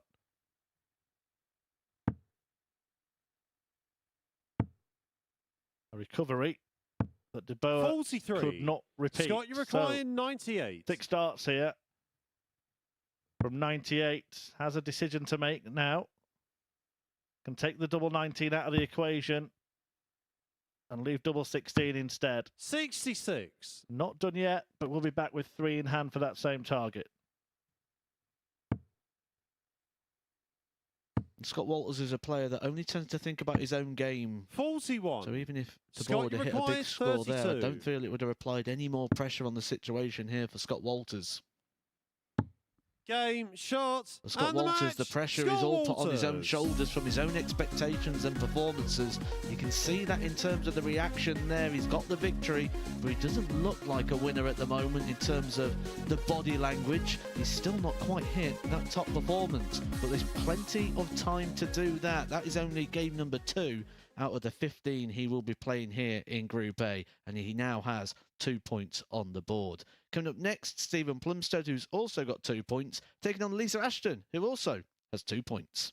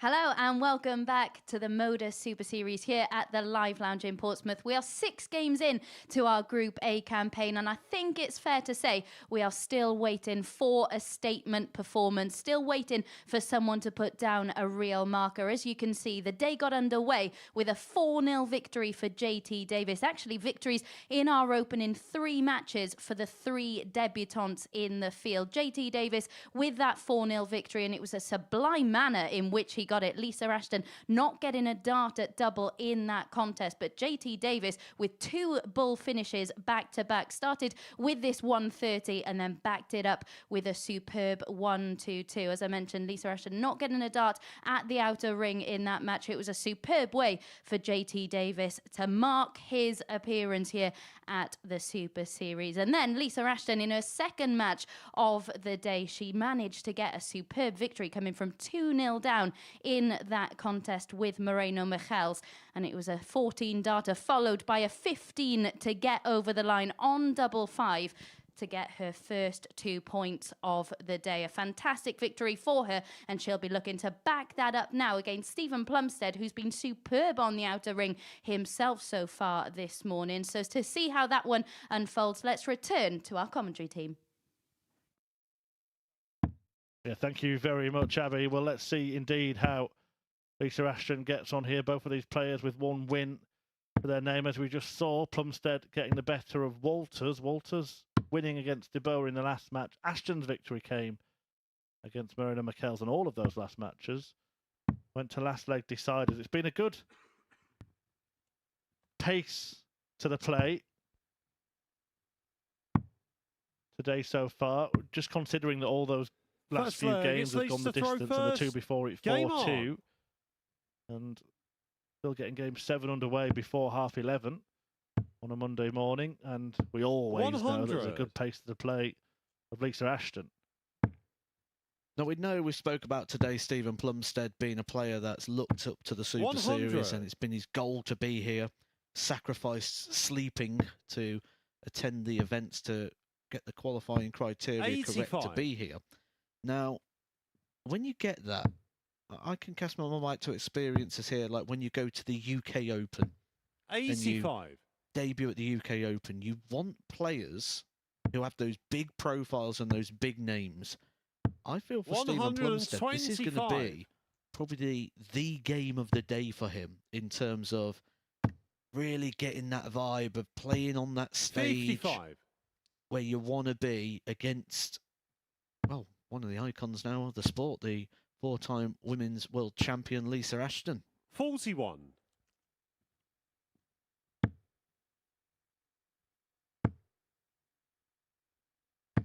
$100. Lisa, you require 150.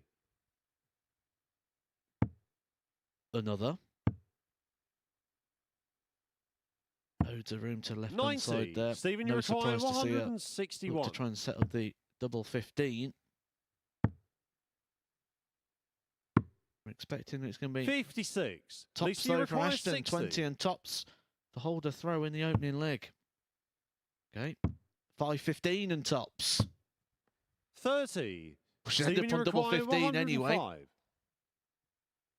It's not the route we expected she'd get there.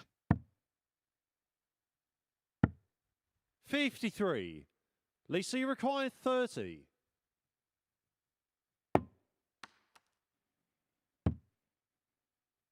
Maybe a little bit awkward the way that her darts sit.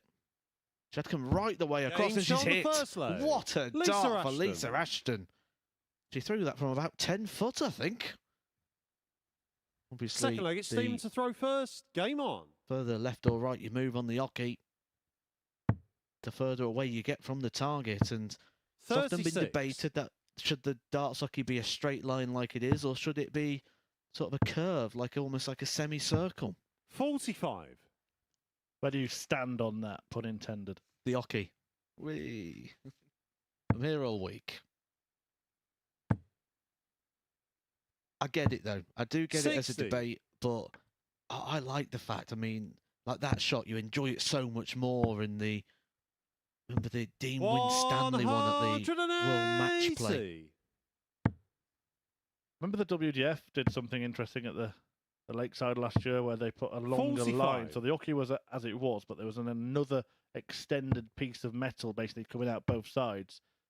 Because there are situations where a player will have to stand 94. so far across, they're not towing the hockey at all. I think I remember Mervyn King getting the right hump when he thought Rob Cross was in front of it once. Yeah, I like to 83. call that line at Lakeside, I call it the Parletti. Because there was the very similar situation between Scott Waits and Parletti 140. in Bridlington, I believe it was, where Scott Waits accused Dave Parletti of standing further to the board than he should be. 100. So, yeah, Lisa, that's you require 42. the Parletti hockey. Game shot on the second leg. Lisa Ashton. Well, we did say at the start of the day we expected Lisa Ashton to sort of grow into the day, and that Third performance leg, come it's up. Lisa to throw It's first. just coming through, Game probably a on. bit quicker than we expected, and certainly quicker than Lisa expected. I did ask her about 100. what it was like going to Lakeside on the back of that surgery and the issues that she faced, and did she go there with any confidence? 60. She actually said she went there with the hopes and ambitions of potentially winning one match. 41. She ended up reaching the semi-finals.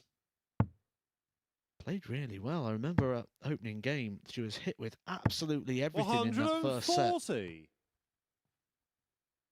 She said to me, "Oh, here we go again. Back to the real world." 60.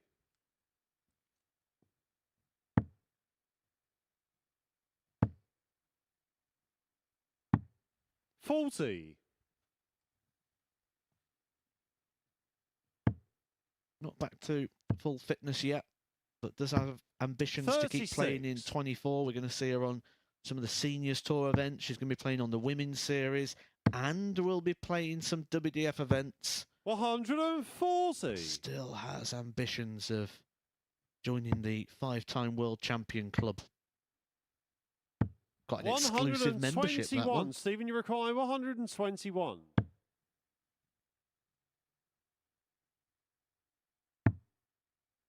Bullseye for Plumstead. 96. Not far away. Lisa, you require She's 143. far away from Lisa Ashton in this match. And will be determined to stop the charge. 59. Stephen, you require 25. Double 8. Double 4. But he wasn't missing 21. earlier, was he? Lisa, you And he's require missing now. 84.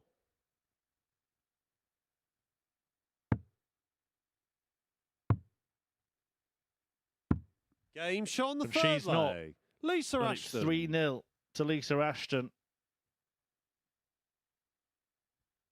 Fourth leg, it's Stephen to throw first. Game on.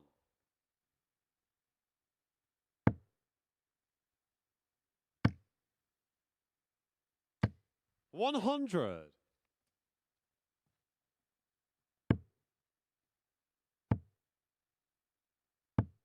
$60. Pacey game, this. Has been noted, Matthew, that you playing at super speed at 60. the moment. One moment you're in, the next you're out.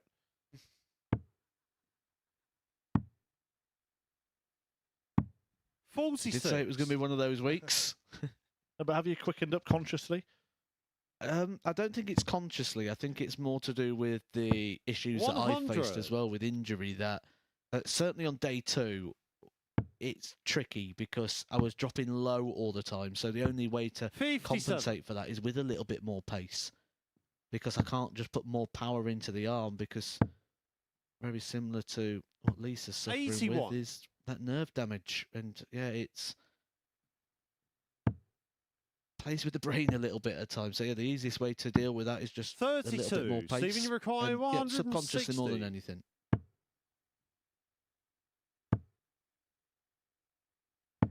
$60. We haven't had a woman win a week yet here at the Super Series. We did in the previous guys in Southampton. 98. Stephen, Alan you Sherrick. require 100. Secured success in one of the weeks in the live league. Nobody on that stage. 90.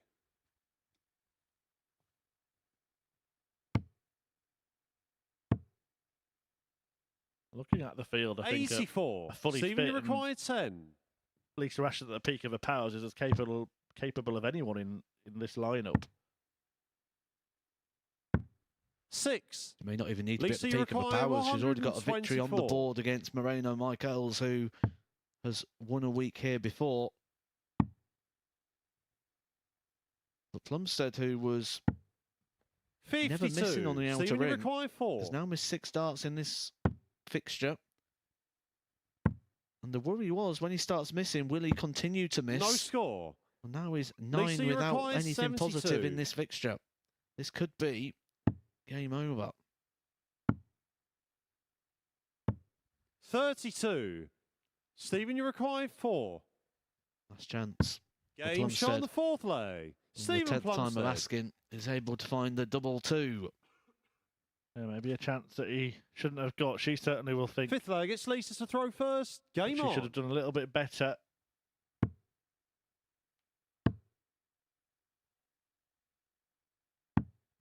And 63. 1-2-4 in that leg, 6 darts. Only got one of them at a double.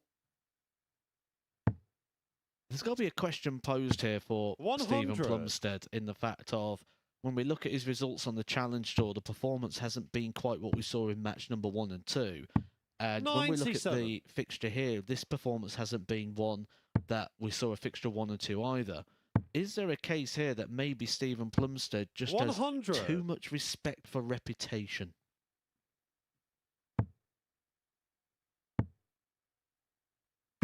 $125. I think that does go through some players' mind. Even yourself last week, I saw an interview with you where you said you're winding everybody in the practice 140. room up, apart from Martin Adams, because you could just not bring yourself to do it to the great man. 100. In true Matt Stephen, you Edgar require fashion, I still managed to 161. find a way to do it. It just wasn't intentional. Well, this is certainly intentional. The ball. 136. Just seemed to annoy people. Lisa, you Unfortunately, require it seems to be 116.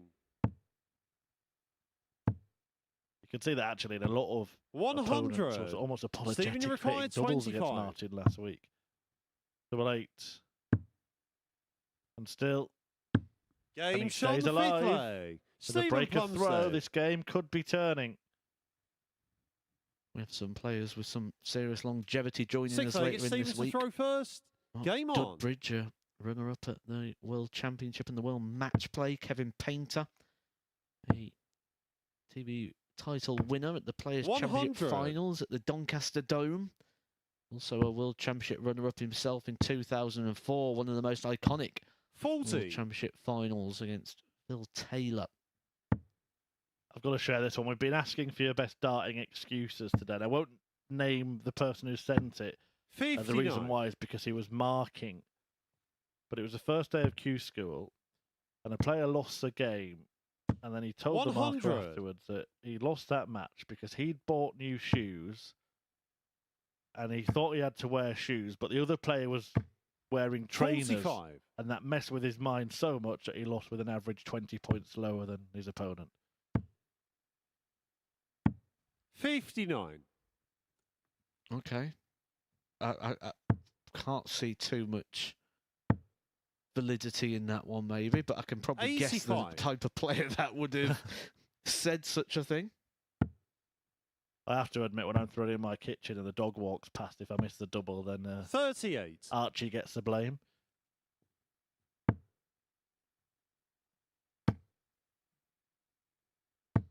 $100.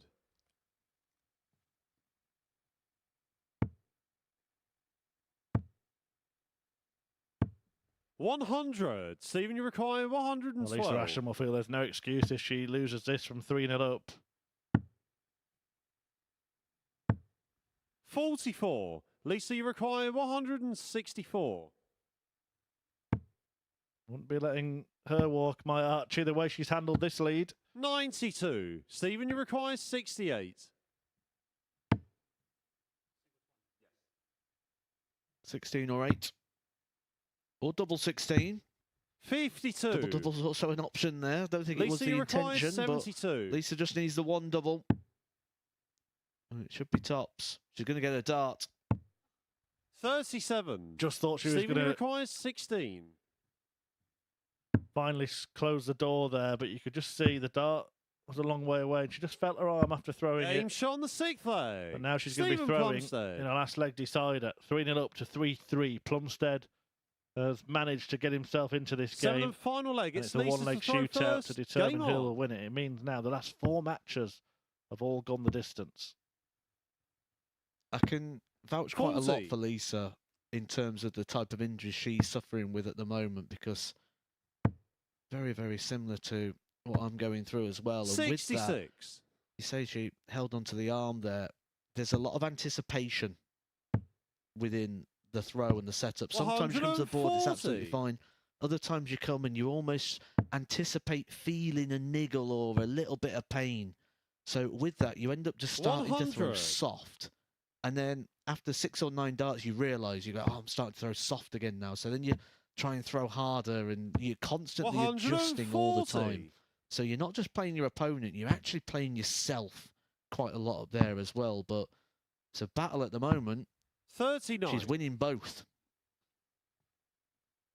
Yeah, this is good stuff in the last leg. I was going to ask you, are there things you can do? 41. For example, you see players maybe play on the 19s. Is it less stress to go for lower targets, things like that? Try and leave double 16 rather than tops. 45. I think when you Lisa start require doing that, though, you're starting to 140.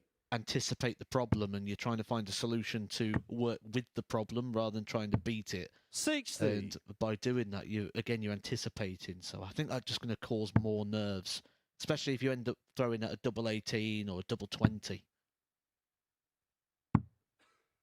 43. Should be throwing a double Lisa, 10 you or require a double 80. top at the end of this visit.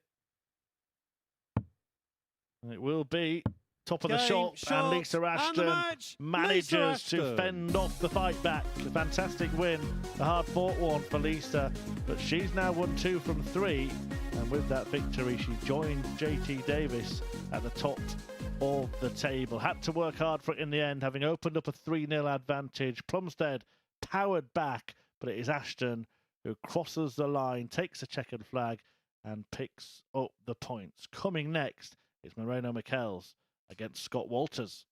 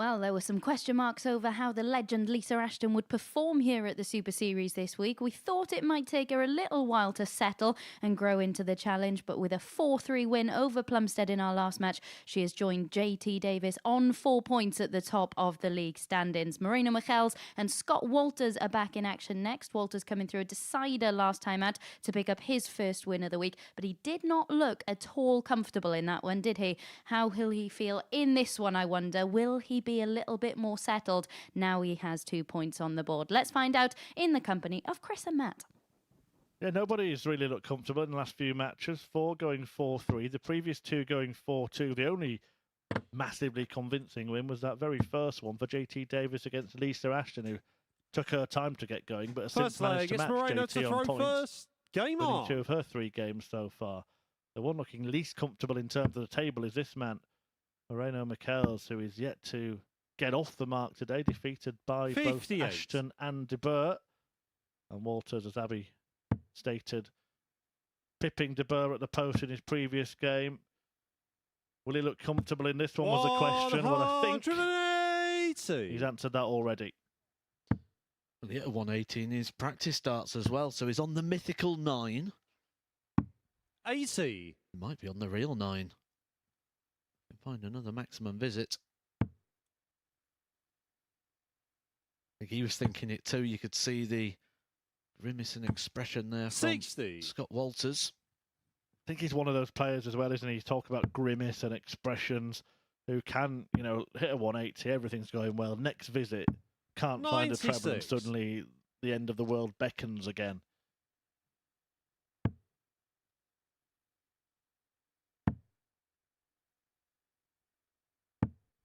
Certainly 91. lives every single dart, doesn't he, Scott Walters? You never have to guess what he's thinking. Good to have a game of poker with, I assume. 100. Scott, you require 170. Well, he could play a game of poker with Michels here by turning down the bullseye. Now, what's he going to do? How are you going to play the hand, Scott?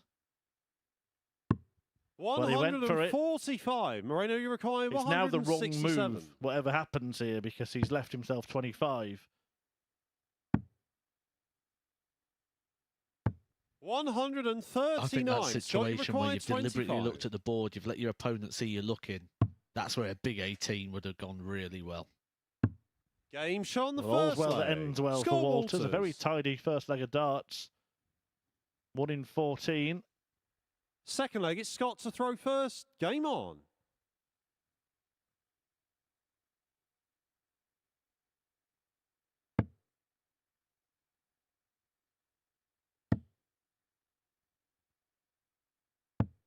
$83.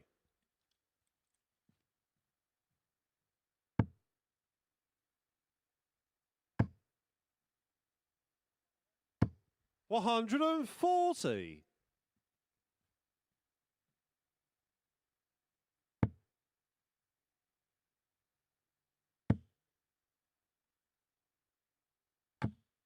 120. It's interesting having my chat earlier with the players, and I was discussing things with Scott Walters and talking about his Q School experience. Some of it he put down to the open draw factor. 83. And he put down to, you know, he's playing decent players and he's looking around the room and seeing people win with 60 averages while he's losing in the 80. And he does, it makes you a little bit bitter. He also didn't have too many positive 50. things to say about his accommodation, which is vital that you get that rest and recuperation in, because that's where that bitterness can really grow when you go back to your hotel and you're sleeping on 96. a desk-like bed.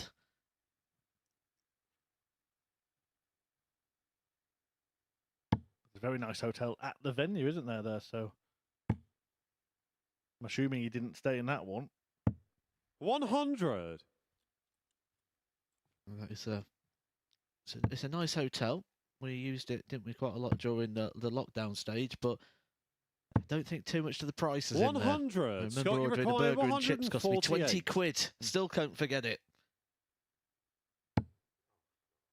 If you enjoyed it, it was worth it. Want to all-you-can-eat buffet for 20 quid, not just a 41. burger. Moreno, you require 82. I remember a long quarantine in that room. Double 10 here. Game shot on the Nicely done, second all leg. square. Moreno Michaels. Yeah, I remember in those days that those who worked on Pro Tier events, players, staff, Third leg, it's everything, we Moreno had to to get throw tested first. straight Game to on. our rooms. Couldn't leave until we've been told we got the green light. I was in there for about 36 hours. And finally got 81. the text. And the text also said, oh, you've been clear for about 6 hours. Yeah, oh, thanks for that, yeah. Possibly some of the 131. hardest days of my life as a player. The worst one was Bolton, when you weren't even allowed out your rooms after the testing, and your breakfast got brought to your 60. room rather than in a breakfast bar. And it was never right, was it? It was never what you ordered. I called it Dart in Prison. It was very similar, and it's very relevant actually with Moreno Michels on the stage at the moment, because he's 100. somebody who had to put the darts down during COVID times because of those rules and those restrictions, and the fact that he couldn't travel due to the non-vaccination. 100.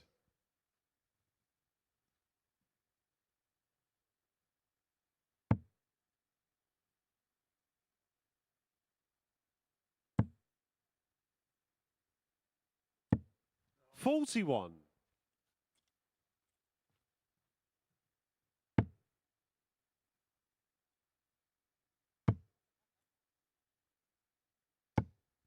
$55.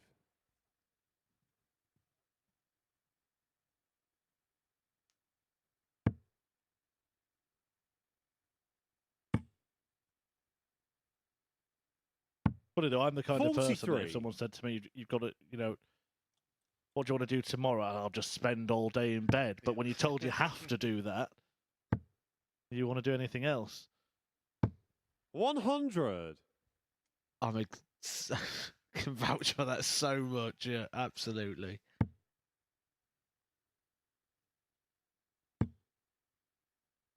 Did see a lot of positive come from that 60. period of time. Moreno, you It was require the- 105. Essentially, the birth of this, the Super Series, came during that period of time with darts at home.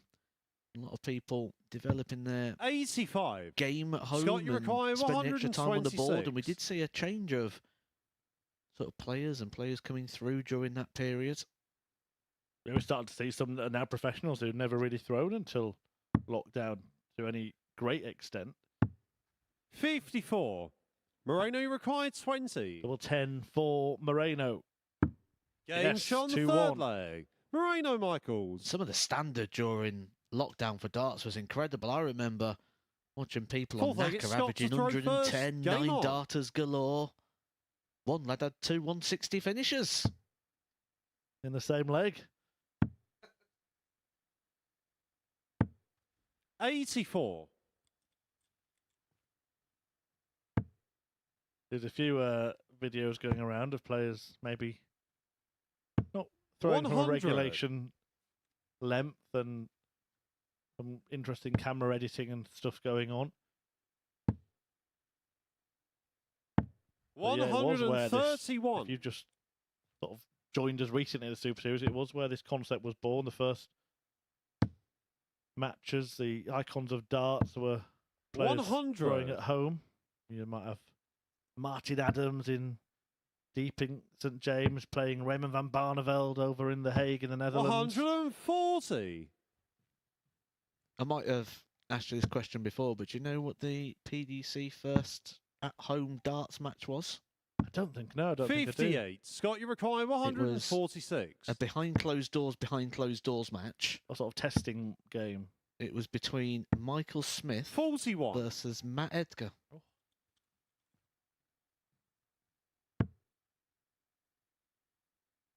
Guess who won? Michael Smith. 84. Yeah. Scott, you require 105. 105 for Walters. 104 for Walters. 37. Well, he hasn't left it as handy as he'd hoped, but nothing his opponent can do on 159. 91. Scott, you require 68. Oh, nice start. Nice Game finish. shot on the fourth leg. All square. Scott Walters. We're at the mid-match of the day. What can Fifth we read leg, it's into this Moreno to group throw so far? first. Game on. We can spin, I think, any narrative we want here because we've got context for everything. It's purely 100. at the moment wide open, and if anybody can find anything like their best, they could run away with this group. 100. Yeah, I think exactly the same. I think what we're learning so far is that anybody could win the group. Any one of the 6 players, it's going to be competitive. 180. When you look through them, you think who's got the highest ceiling 99. on CVs and what they've achieved so far. You'd think Moreno Michaels. In regards to what players could go on to, you'd say JT Davies. But if you was 70. going to say who's the most relevant player at the moment, who's playing the most darts, you'd have to go with Scott Walters. So again, pointing my finger in lots of different 58. directions. Moreno, It you could be require him, could be him, could be him, 151. or could be her, Lisa Ashton. Got 2 victories already. Yeah, and won the most of anyone in this group, of course. 93. And the 2 qualifiers have already shown that they're going to be competitive as well. It can sometimes take a while for them to get going, but not 60. today. Moreno, you require 58. 18 for tops then. For the Dutchman. Game shot on the Yeah, fifth nice leg. use of the Moreno marker Michaels. to get himself ahead at 3-2. Following this, the last of the 3rd round of ties, JT Davis Sixth leg, looks it's to Scott carry to on throw first. his Game on. winning run when he takes on Christian de Boer. And 6 more fixtures to play. 43.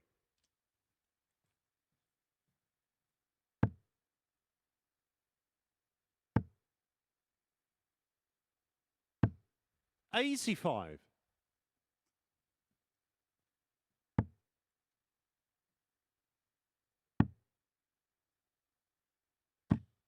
96. Michaels looking for his first victory. He has lost 4-3 to Lisa Ashton. He also lost 4-2 to Christian de Boer. 140. When he would have started the day, this would probably be one of the games you would pinpointed as maybe being one of the ones that will decide the 100. fate of the group.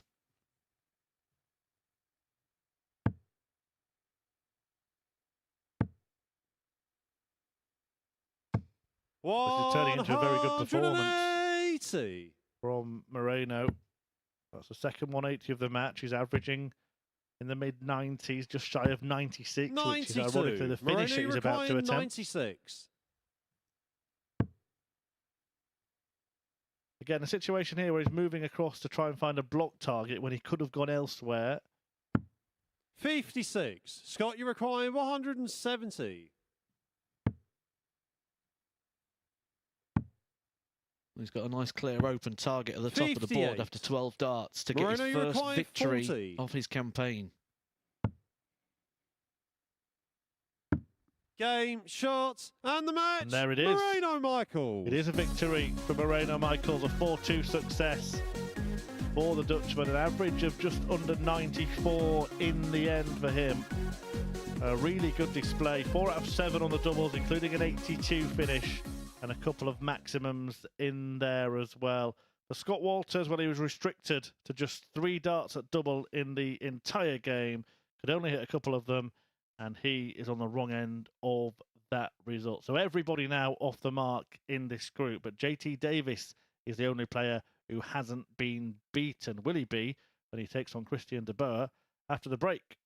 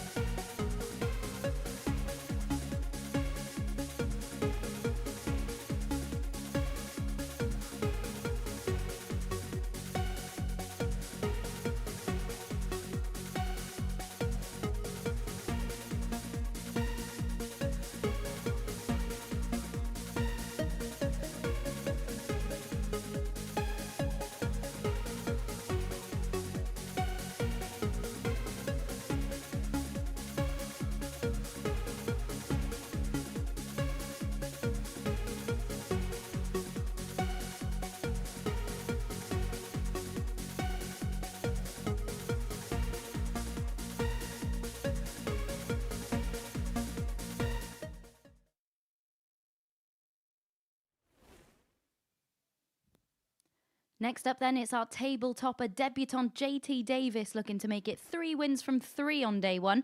In his first match, his clinical finishing helped him get the job done. In his second, it was his superior scoring that allowed him more opportunities at the back end of legs. And as a result, he's on 4 points. Can he become the first player to move on to 6, or will Christian de Boer join him on 4? Let's get back to our commentary team to find out.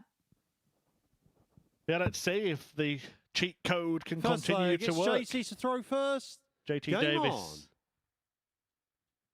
2 from 2. 4-0 win against Lisa Ashton. Followed by that 4-3 win against Stephen Plumstead. All going well for the American ace. Playing a starring role here at the Super Series. 140. Against Christian de Boer, whose solitary win was in game 1 against Moreno Michels, who's suddenly turned his day around. Everybody off the point, on points, 180. and all those points in the treble 20.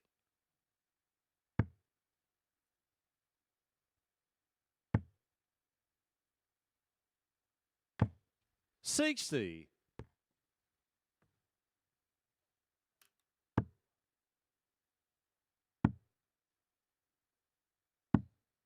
98.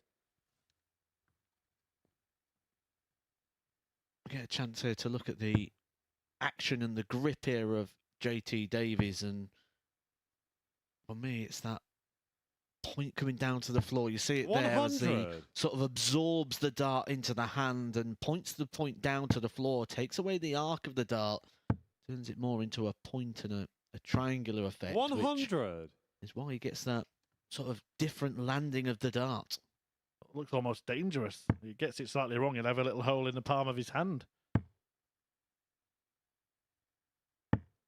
60. This Christian is Uruguay, dangerous for 123. JT Davies in terms of holding on to his throw here, because Christian de Boer in the scoring phase has took that advantage away from him, but 26. JT Uruguay, just gone in and have it 141. back as leaves himself a lot further away than you'd have hoped. Treble 15 was the target there for JT. 85. Christian Uruguay, 97.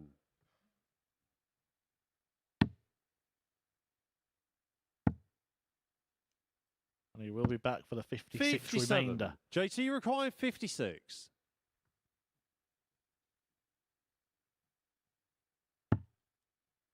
And tops.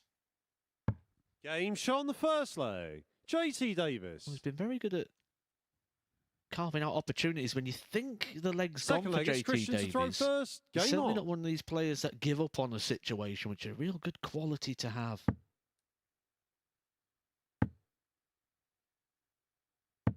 22. Opportunity presenting itself straight away here to attack the throw of Christian de Boer.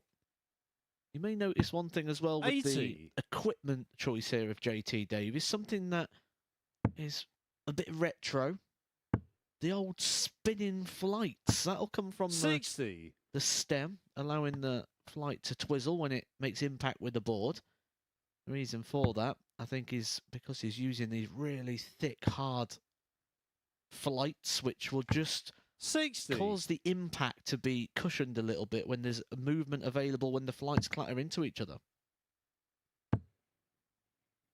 Might even be something we see make a big 100. return to darts, the spinning flight opportunity. Now we see that spin. A little half turn as it lands in the board. That one 91. was a bit more Like full. like a windmill, that one, weren't it, down the beach? No movement there, but no movement needed for the first couple of 139. darts. We did see JT, of course, at the US Darts Masters at Madison Square Garden last June. Was beaten by Dimitri Vandenberg in that tournament. 85. He'd also played the North American Championship that same weekend, lost in the quarterfinals to Alex Spellman, who we've seen here at the Super Series. That was actually won by another player who we could see here at the 60. Super Series, Jeff Smith. Elected not to try and get his tour card back this time. Jeff Smith is a player I think would really excel here at the Super Series. 133. And I wouldn't be surprised to see Christian, him you pick up require the series. 120. I think this is tailor-made for Jeff Smith. 100. JT Is this require tailor-made 52. for Davis?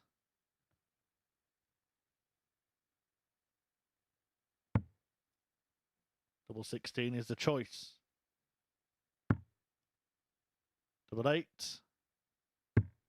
36. Chance for Christian, you DeBoer require to 20. restore parity in the early exchanges of this one.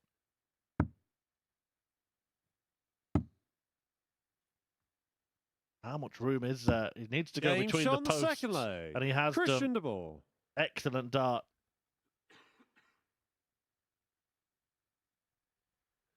Third leg, it's JT to throw first. Game on. Player who's used the sort of JT Davies approach. We've seen it in wrestling before with AJ Styles. I can't think of anyone else who's used that sort of abbreviation before. 40. Is there a AJ Urmston Toft? Is that? Oh, yes, 96. yes. Good shout.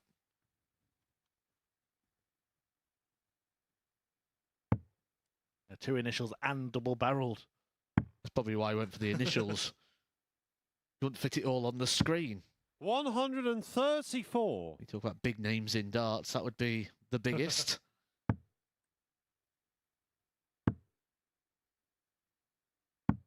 $97.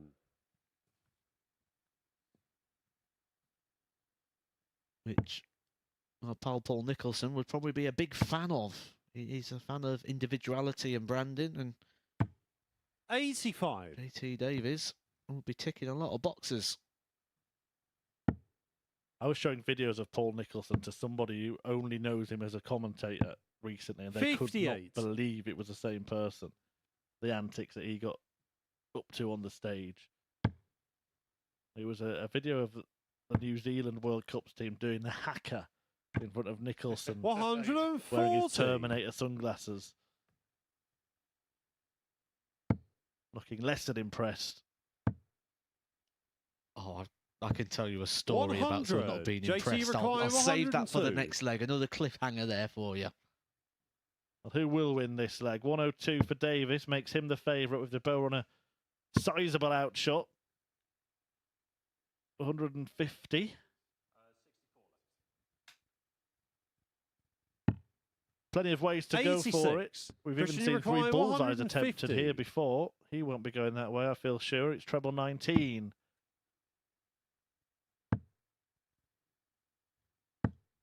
$59. JT requires 16. Double 8 then for JT. Pair of 4s. Game shot on the third And leg. a 2-1 lead JT for the league Davis. leader.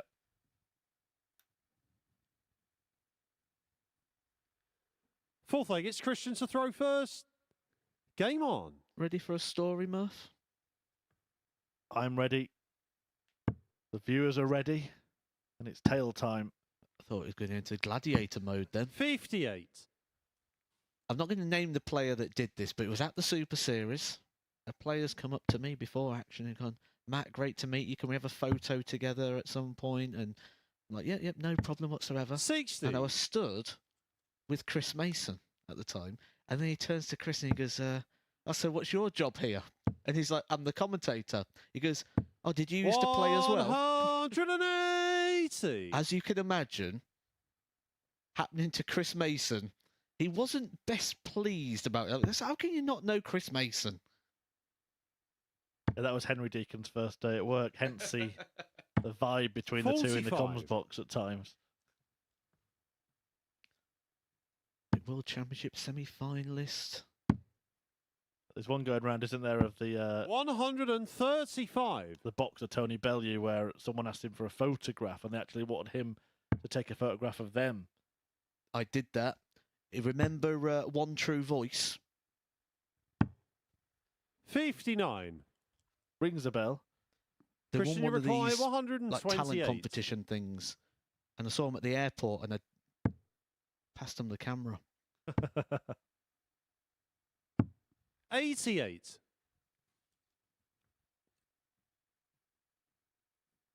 I'll tell you a little trick I used to do in a moment. DeBoer looking at tops. 100. Christian, you require 40.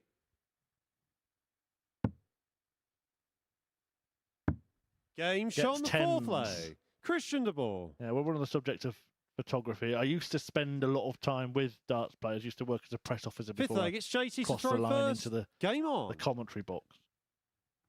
So a lot of the time, I'd be sort of walking around and I'd end up taking the photos. And just to make it a little bit more entertaining for myself, I always, on the last one, I'd take a couple. And on the last one, I always just turn the camera 140. around and just take a quick selfie of myself. So when they looked at the pictures later on, they'd just be some random guy. 58. The things we do, eh? The things we do. Just to entertain our tiny minds.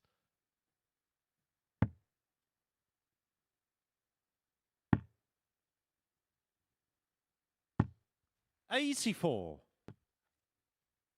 Now you look at the table there.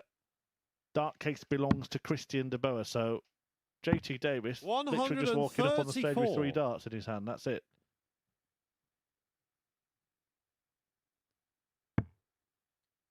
It does look like he uses one of these all-in-one systems, which means the likelihood of, like, with the 97. old-fashioned stem where you could get a point down the stem and split the stem doesn't, it's not a possibility, but still, when the equipment's clattering into each other or a bounce out, we could have 94. seen before people when they hit, like, the metal rings of the hockey, that they can have damage to a point.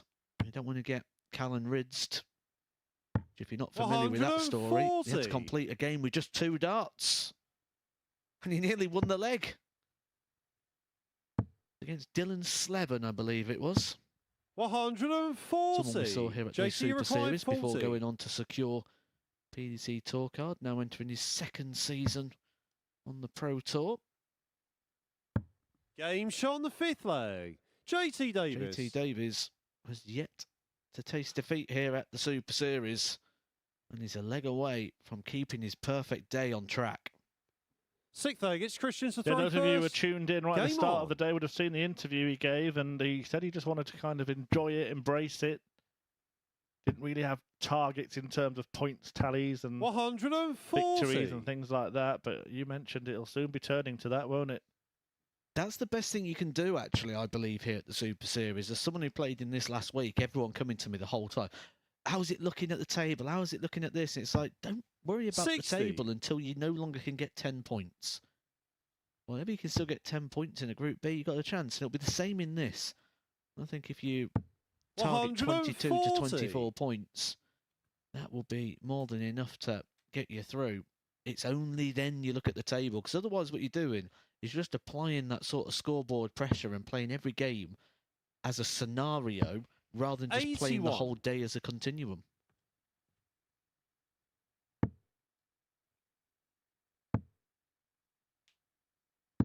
You can 140. see those players that play it as match by match, table by table, points by points, because you start seeing some of the big reactions or the relief on players come towards the back end of 97. tomorrow's play.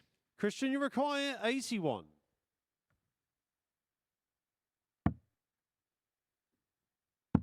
Game shot on the 6th leg. Nicely done that. Christian de Boer. An 11 dart leg out of nowhere for De Boer. And that maybe just adds a pressure. 7th and final leg, it's JT to throw JT Davis, first. he has the darts, Game but on. knowing his opponent's just produced that, he'll be hoping the purple patch is not prolonged.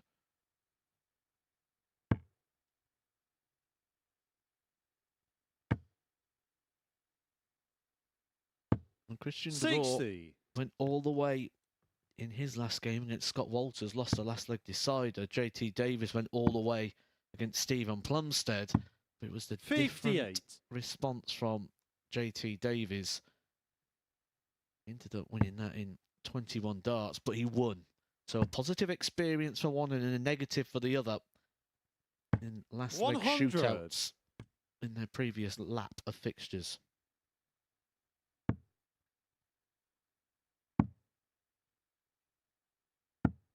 $57. Edgy opening 6. That's the dart you want. You want a treble early. You don't want to just keep 100. clutching it with the last dart. You want a nice treble 20, first or second dart. And then start forcing your opponent's hand to hit the 2. And at the moment, Christian de Boer struggling to hit 1. 56. He's in big trouble here. JT Davies in full command. Near enough 100 points ahead. Plus the 3 in his hand. 140. 101.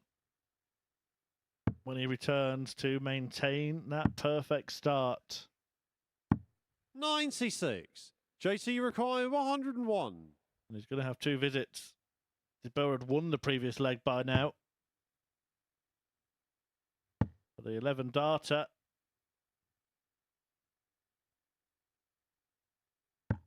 61. May not help him win the match.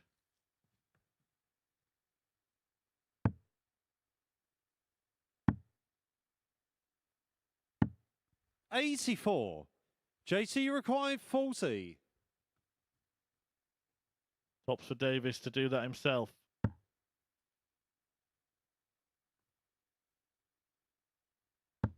Game, he gets shots, it. and the match. And he JT gets the 4, Davis. and he makes it 3. A hat-trick of victories for America's JT Davis. Christian de Boer battled well in that game. A brilliant 11 darter in the penultimate leg. But he could not get over the line in the last. And it is the man from stateside who is showing his star quality here at the Super Series. 4-3 the victory, and it's a 3rd victory. And after 3 games each, he's the only one who's won all of them and is top of the table. After the break, Stephen Plumstead will take on the runner-up from the previous series, Moreno Michels.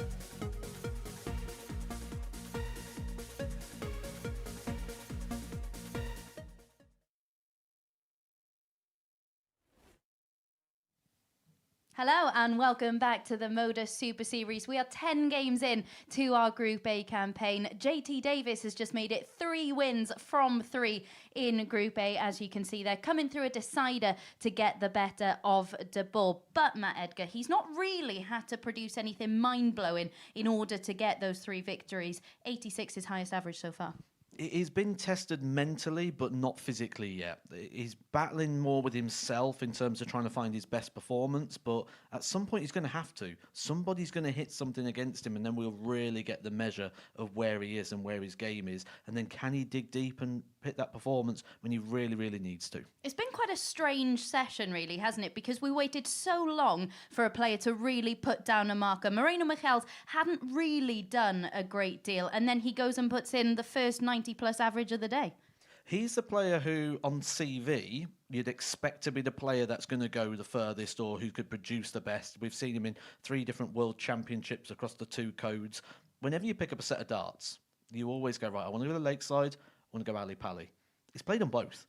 So CV-wise, he's ticked off the 2 bucket list locations. So in terms of the rest of the group, they haven't gone as far.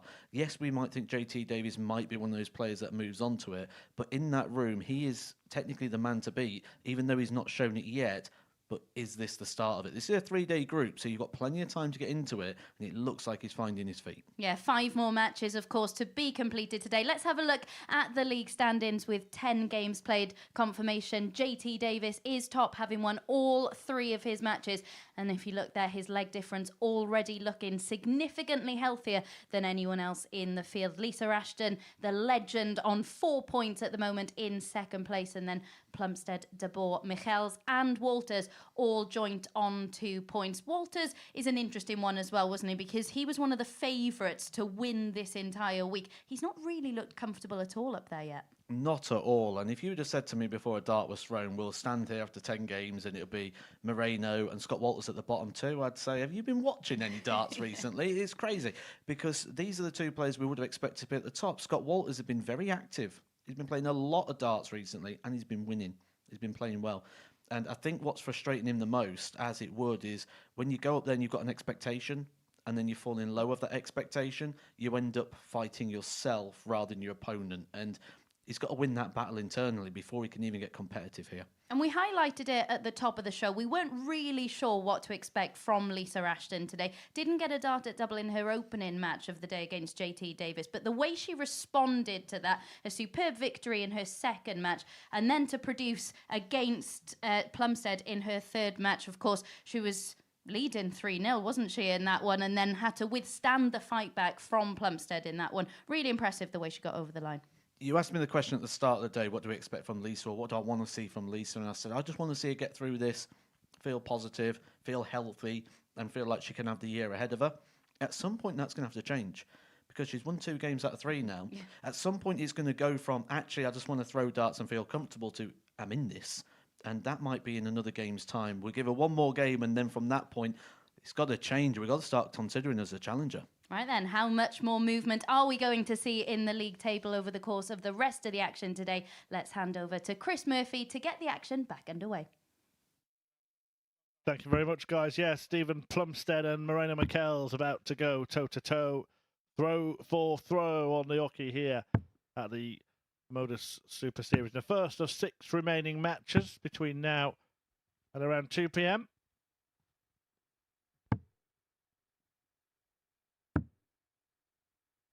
Plumstead, First who got a win on his debut, a 4-2 success Game over on. Scott Walters, but then was beaten by JT Davis, who of course has not lost yet. Also went down to Lisa Ashton in a last leg decider as well. So maybe that is some cause for optimism for the ADC qualifier. The fact that in his defeat he's only been beaten by the odd leg. As for Moreno Michels, who lost his first 2 before getting off the mark with a victory 140 over Scott Walters a couple of games ago.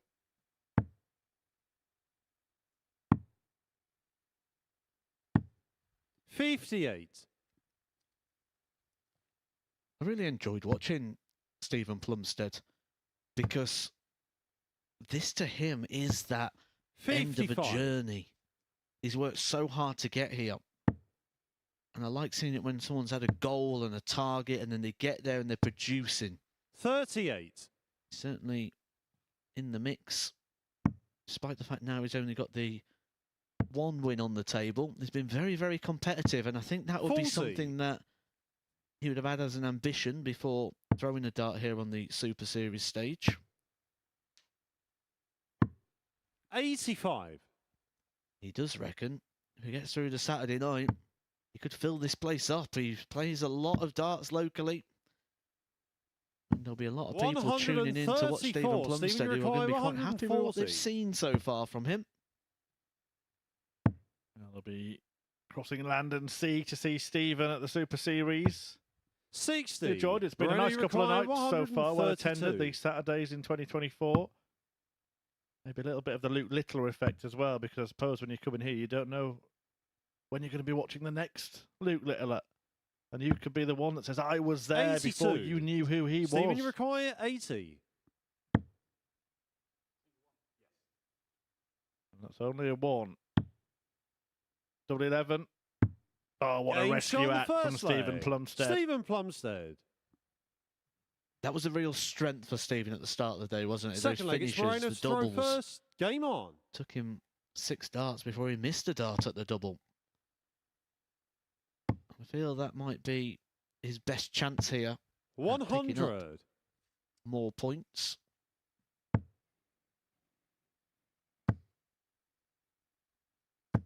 $140. He's starting to find the red once again here. Up against a player who's played on the Pro Tour for many 96. seasons. Success on the old BDO. 77. Completing the darts bucket list. 45. There we see the collar of Stephen Plumstead. 84. Names etched on the shirt.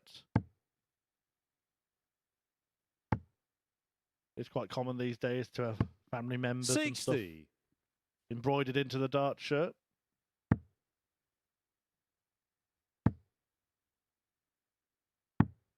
$21.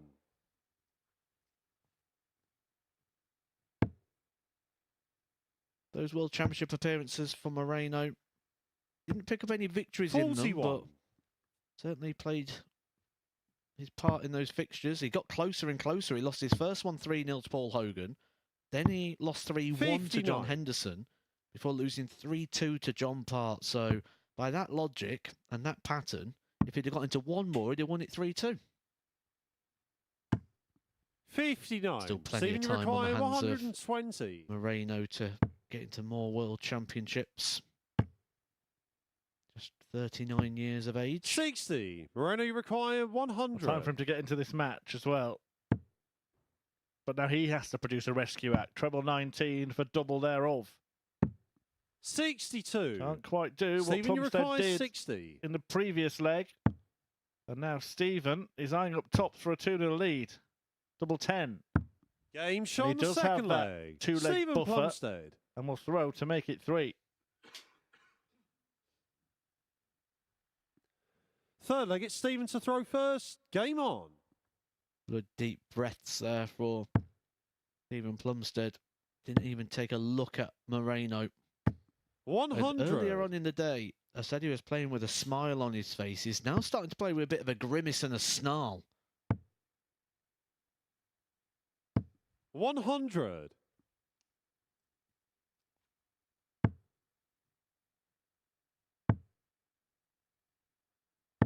$95.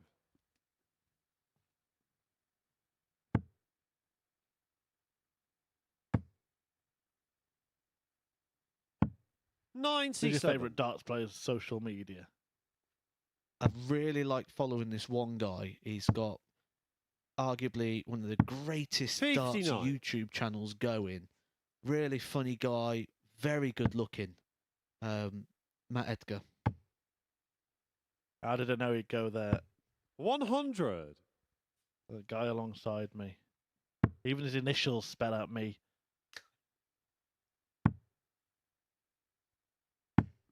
77.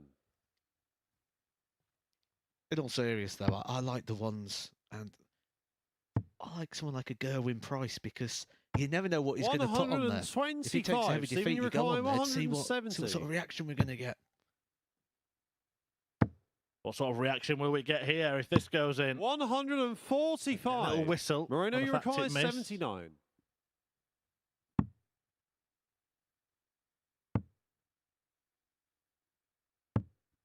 Game shot on the that's third nice leg. from his Moreno opponent Michaels. to halve the deficit, just having seen a dart missed at the bull to go 3-0 down. The reason I asked that question is Fourth because leg, it's my Moreno to throw favourites, first. I'm Game not going on. to name and shame this person, but my favourites are the ones who don't really understand the proper use of social media. So this player, this morning, I'm going to tell you all a little story here. 58. And this is his account of what happened. He was at Tesco Extra, it says. Well, we went to Tesco for a breakfast. Ordered 2 45. lattes and 2 breakfasts. We got the lattes, and about 10 minutes later, my breakfast turns up, but my wife's was nowhere to be seen. So my wife went and asked where it was. 60. To get a response, only one has been ordered. So why did the person at the till give us 2 sets of cutlery? Upon looking at the receipt, which just said hot food, 60. we worked out my breakfast was over £9 for 2 sausage, 2 bacon and 2 hash browns. We will never eat there again. They can shove it where the sun does not shine. 100. Was it Glenn Durham? People who want to find it can find it. But I just love 100. that kind of thing where people get something and they have to post it. I thought it was a story worth sharing with you all this morning. If you think you've got it hard, 60. just spare a thought. Just spent £9 on some sausage and bacon. And the other part of it is the 100. bit that I find funny about that story is that person just assumed that the first breakfast was his. It was like, my breakfast turned up, but my wife didn't know you took it. 140. Anyway, back to the darts.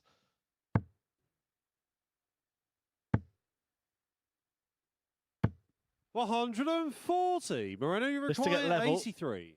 Plumstead could have been home and hosed by now, but double 16 beckons for Mikkels, and he Game shot hits on the it for fourth an 83 leg. out. Moreno Michaels. 2-2. Fifth leg, it's Stephen to throw first. Game on.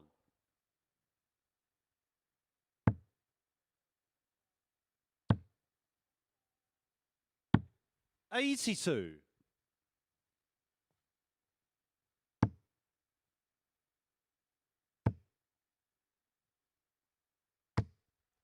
100. Unfortunately, no similar stories from the players here about expensive 85. breakfasts. It's very dart-centred. Stephen Plumstead talking about playing Mike Gillett, another player we've seen here 60. at the Super Series, pick up a weekly title. So when you're competing with those players on a regular basis, maybe it's no surprise that we're seeing Stephen Plumstead find his best darts here at the Super Series. 180. Find his second 180 in this match.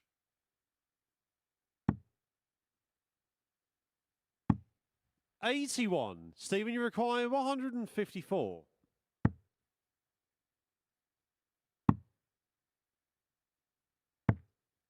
35.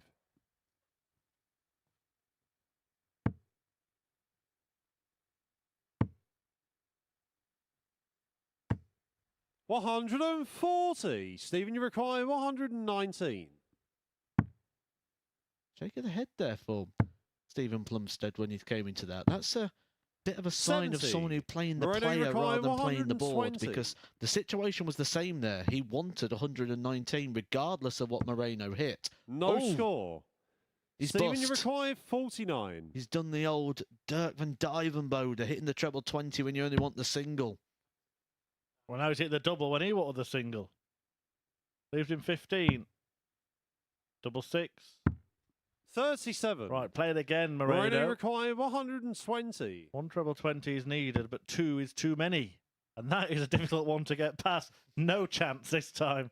Double 10. But he can't complete the 110. combination. Stephen, you require 12. Smile back across the face Game of shot on the Stephen, fifth and I'm not leg. surprised. Stephen Plumstead. I'd be delirious right now if I was him. I'd be getting some balloons out, Sixth popping leg, some it's Moreno party to throw poppers. first. Game on. Yeah, given a bit of a free hit there because of the bust by his 60. opponent.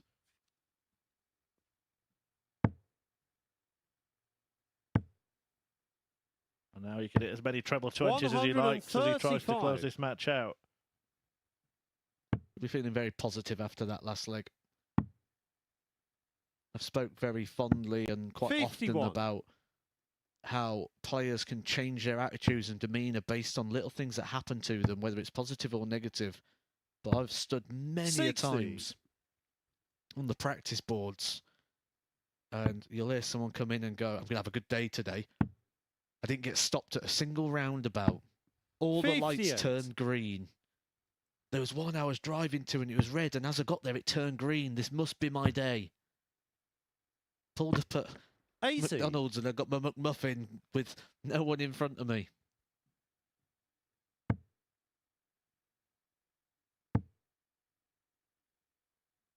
Yeah, superstition 45. can play its part, and I think that the thing is whether these sort of things have any effect or not. It's just whether you believe they have an effect, isn't it? 59. The placebo effect.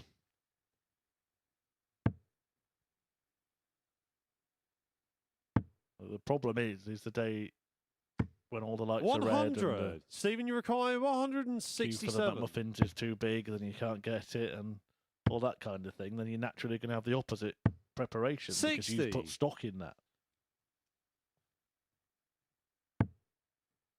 You just got to work out what time Chris Murphy goes for breakfast and go earlier than that, and there won't be a queue. 123. At the moment, mate, Stephen, I'm you require literally shrinking right now. 107.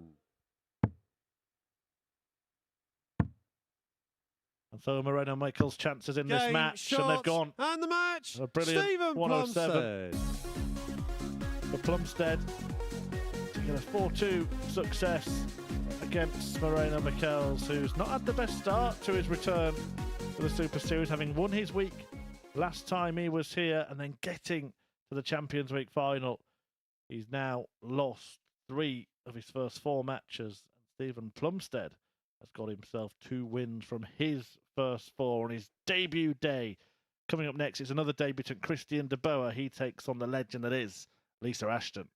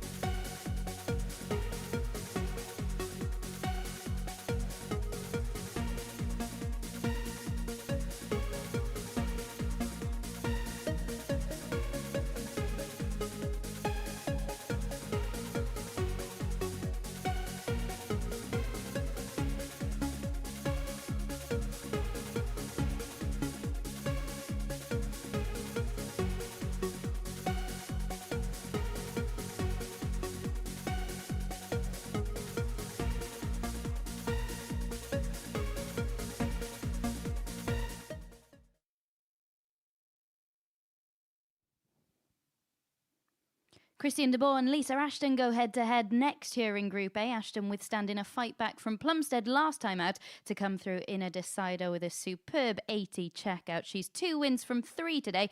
De Boer was victorious in his opening game of the day, but has lost out in last leg deciders in his subsequent 2 matches. To see who comes out on top in this one then, let's get back to Chris Murphy and Matt Edgar. First leg, it's Thank you, Christian Abby. to throw first. Game on. This is the point for me that I think we might have to change the narrative here for Lisa Ashton. When she first came in here, I said, I just want to see her enjoying her darts. I want to see her play with 59. freedom. I want to see her play without pain. I want to see her start her 2024 here with just lots of reps and opportunity. The way she's playing, 140. she's drawing us in.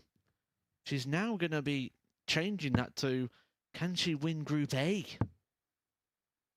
Had a lot of health 100. issues, problems with the elbow, as we know, and the nerve damage for which she's had surgery.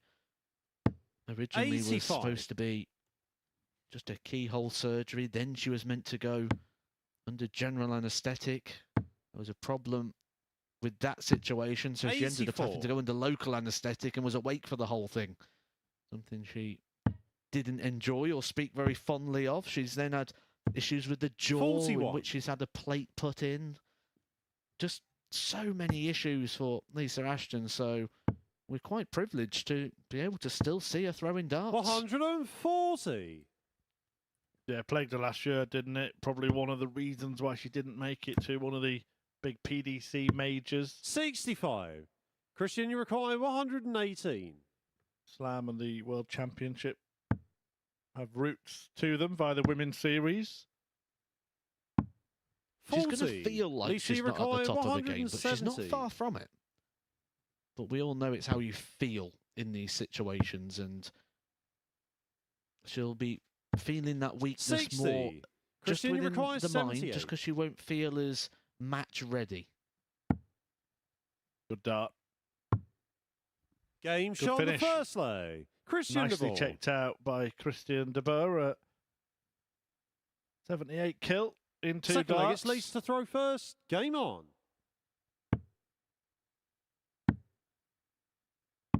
96. But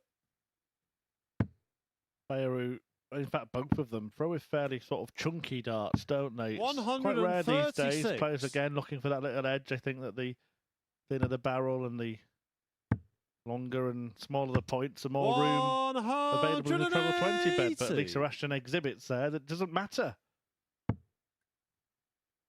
And that is delicious. Absolutely divine. 177. And he reacts to the maximum from Ashton with something as good as himself. 90. Maximum visit, 3 big power trebles there from Christian de Boer, and he's carrying on. 140. We asked the question in the last Lisa, you game, is require Stephen Plumstead someone who 135. has too much respect for reputation? I think Christian de Boer's got 0. 41. Christian, you require 48. We're asking for someone to stand up and be countered, and this is a standing up performance here from de Boer. Game shot on the second leg. Christian de darter Boer. to break the throw. Really good stuff from Christian de Boer. Third leg, Second it's time he's had Christian to throw 11 dart. first. Had one in the Game previous on. match. She's averaging 107 in this game, around 20 points more than Lisa Ashton. 81. One of the ADC Europe representatives. The 40. ADC UK representative in this group is Stephen Plumstead. Just a reminder of the ones coming up, qualified for the next few weeks. Ricky Palmer in later this week. Week 10, we'll see Lee Budgeon 100. in Group A and Tom Sykes from Yorkshire in Group C. Carl Sneed in week 11 in Group A. Chris 125. Hurds in Group C. And we are yet to get the qualifier from Group C for week 12, but the Group A qualifier, a very familiar name 55. in the form of the Muffin Man, Steve Hine. Hopefully he brings a few baked goods for the production team. 45. Always rely on Steve, for a bag of muffins. I remember, actually, there's a great story with that. 135. He brought in a bag of muffins to Alan Taban. And Alan Taban forgot them and left them in the venue. Next day, Steve came in. Went over to Alan. They had a bit of a chat. Christian, Goes, you require which one was your 130. favourite flavour? Obviously, he forgot them, so he just guessed. He went toffee. He's like, but I didn't give you any toffee ones. Well, that would have been 97. sweet. Lisa, you require 151. He's going to have to find something enormous here. Can't do it. So De Boer looking to carry on this excellent 97. Christian, you require 33. start to this game. Interesting route. Game shot on the works for third him. lay. Christian De Boer. 217 dart hold with an 11 dart break sandwiched in between. Fourth leg, it's Lisa to throw first. Game on.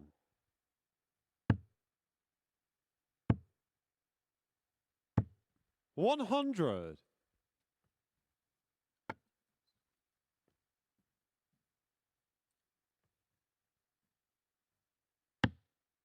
That's 45 darts in total used to win 3 legs, which amounts to an average of 100. 177. And it's rising.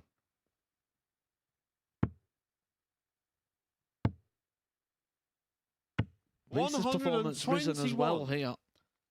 Best average so far today in 83.89. That came in fixture 2. She's well over the 90 here, but De Boer is on the 9. 2 maximum visits, the 177 and the 180. This would be some way to wrap it up and some way to stand up and be counted. 100. Christian, you require 144. What a debut day it would be on a Monday at MODUS. Not going to produce perfection, but it will 49. feel like a pretty perfect performance for Christian De Boer.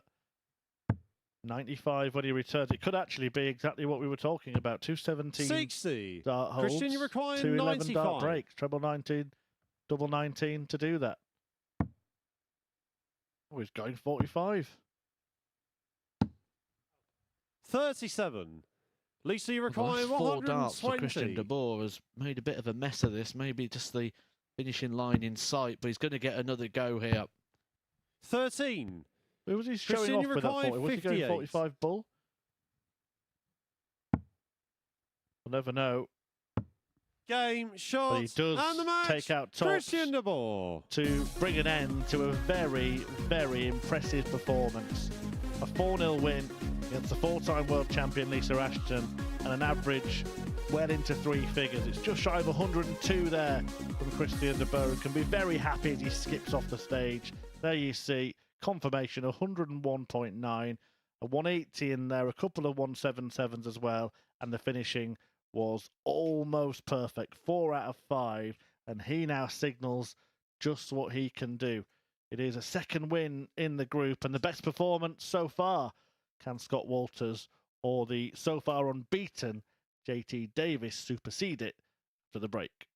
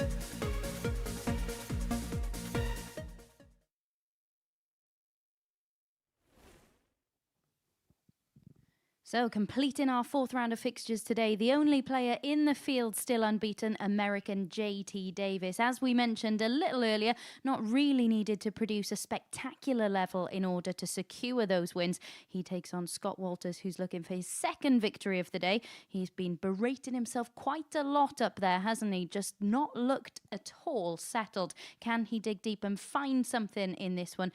To guide you through all the action, let's get back to Murph and Edgar.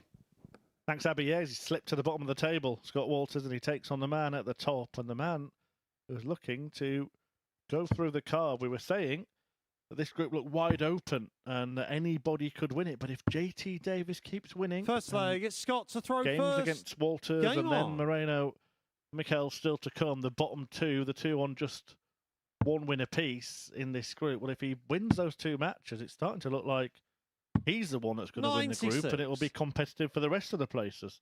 I think he's changed equipment again.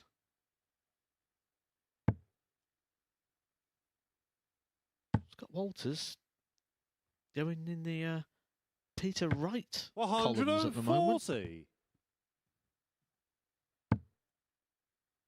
Yeah, that's the same setup he had in the very first match. He switched away from that, 59. wasn't happy after that 4-2 defeat to Stephen Plumstead. Then got a win 4-3 against Christian de Boer, but then lost out 4-2 to Moreno Michels and has gone back to that original setup. 60. Next thing, he'll be going to Christian de Boer and asking to borrow one of his 300 sets of darts. Well, what we've heard about Christian de Boer, he's 22. got some really good sets in there. Got the Matt Edgars, the Matt Edgar upside downs.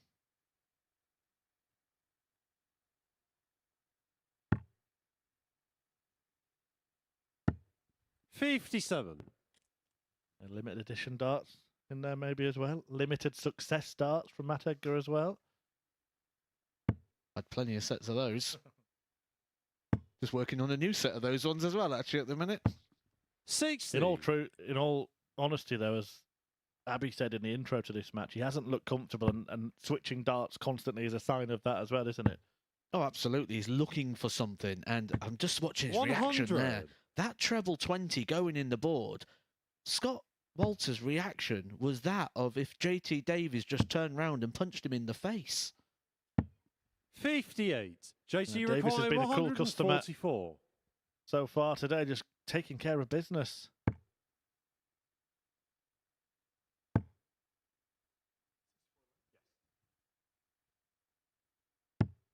$96.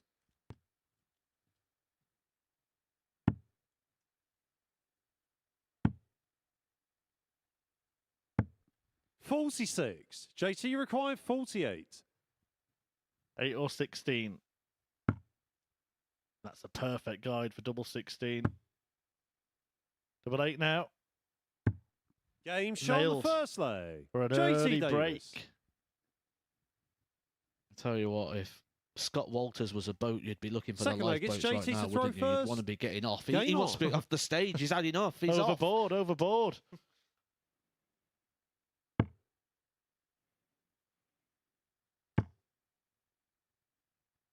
Oh, he's coming back at least, so 60. he's not had enough yet.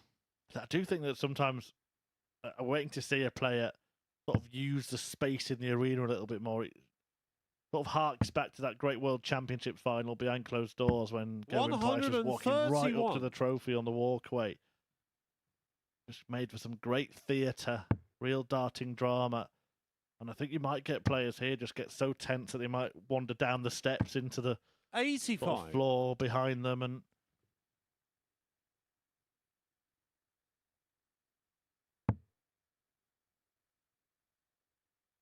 one of the great things about this sport, you just get all of the action and all of the emotion 100. on your screen all the time.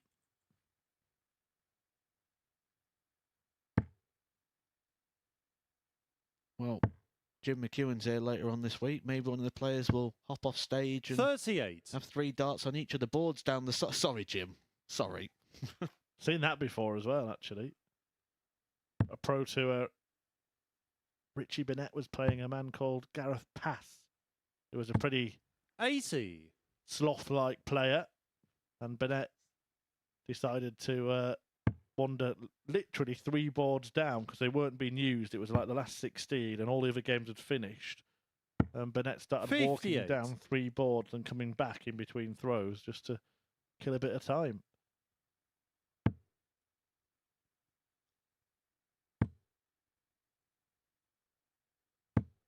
$60.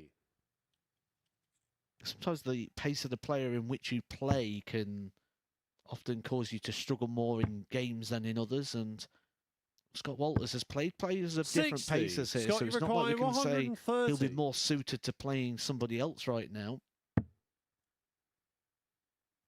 It's just not settled into the task. Was a late call-up, so a bit of a bonus, and it's not like we can say there's a late call-up for which he's not been able to 66. prepare for, because he's just had a good few days over at Q School. Richie Burnett, of course, himself a player who could be on that stage very 60. soon. Scott, you require 64. Right, can Walters get himself going in this game? 88. 48. JT Still the require frustration 140. spills over.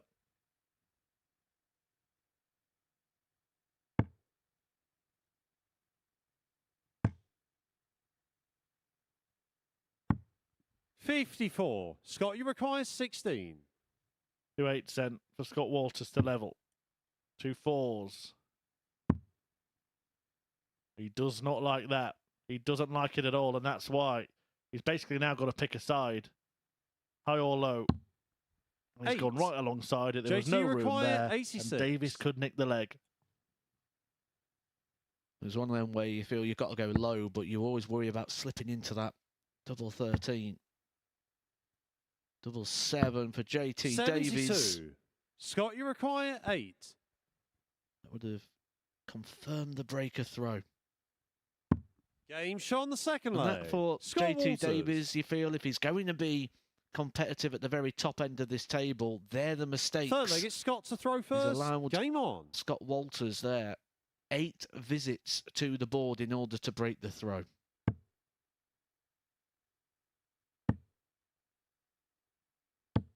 $83.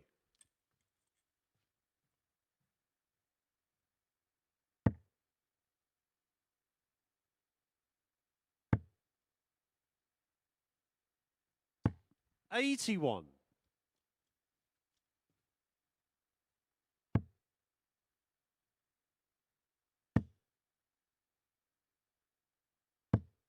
$83. One treble visits feel more than enough at the moment, but with the wayward dart always offers the opportunity. 100.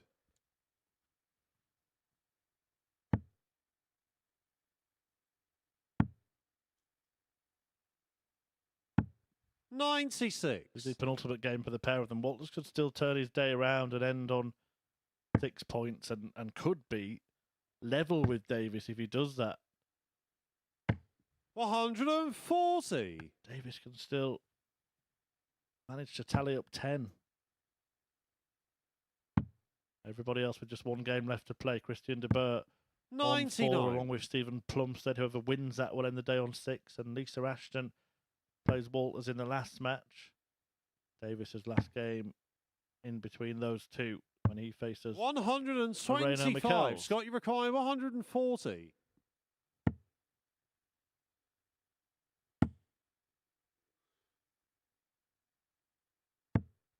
$42. JT, you require 55.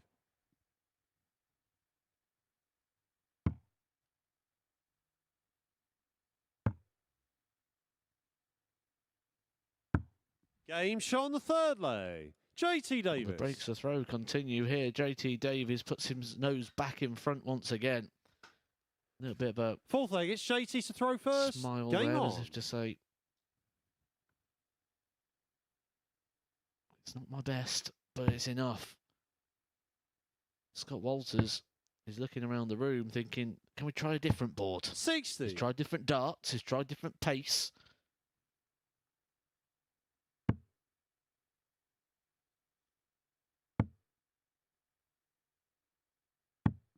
59.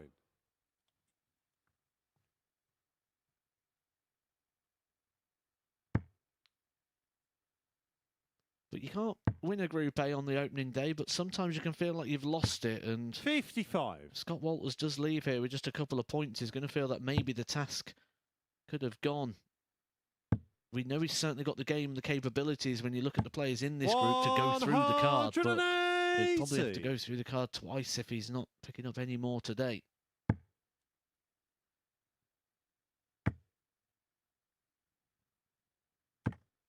$62. Yeah, I think it's going to be a very interesting couple of days ahead. I still, even with JT Davis having this sort of dominant start, I still don't feel we're going to 92. know anything until at least sort of halfway through Wednesday. So do stay with us for every twist and turn. Remember the action getting underway 9:30 a.m. each morning between now and Wednesday on Sporty 58. Stuff Scott TV and the MODUS Super Series YouTube 170. channel. Where you'll see fireworks, big scores, big finishers. Almost the biggest 145. finish. A couple of times today, Walters has gone for it with his opponent not on a check out. Statistically, better off not doing that, but I think 79. Scott, you require 25. each to their own. The psychological Game shot element on the fourth involved. leg. Scott Walters. Walters does win the leg because Michael Van Gerwen goes the total opposite against the grain on that, doesn't he? He sort of goes for it Fifth leg, it's when Scott his to throw opponent's not on a first. finish, Game but often on. when they are, he'll lay up. If he plays the game, as you would say, with 83. E The game across the back of Scott Walters' shirt, with an homage to Triple H.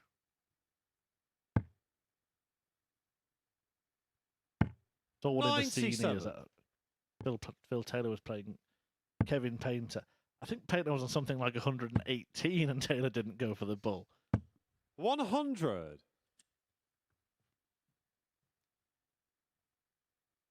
We'll probably be joined by a lot of viewers from the States today, tuning in to cheer on JT Davis. I would say that would be 140. probably one of my second favourite things about America, how supportive they are and how they get behind all the players and they 60. follow everyone that plays in the leagues or CDC or whatever they're doing over there. They follow them as if they're the best of friends. Have you ever been over and played events? 100. I haven't, but I'm going to. I'm absolutely going to. I really do want to play a cricket tournament. That's something I really want to do. So hopefully to getting out there in 24. Yeah, here you end up playing 41. 10 JT different require tournaments and 10 different formats a 164. day when you go and enter an event in the USA at the old Choo Choo Classic and the kind.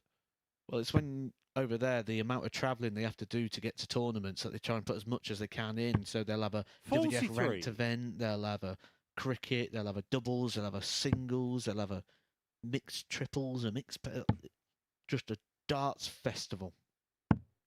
91. JT require 121. Here's one of their stars earning his stripes at the Super Series. Treble 17 would leave the bullseye. Not to be, so Walters will have the chance for a similar kind of shot here. 57. Scott, you All of the require 19s at first. 126. And he's going to get a go at least the bullseye. 101. Can't quite locate the JT button. requires 64.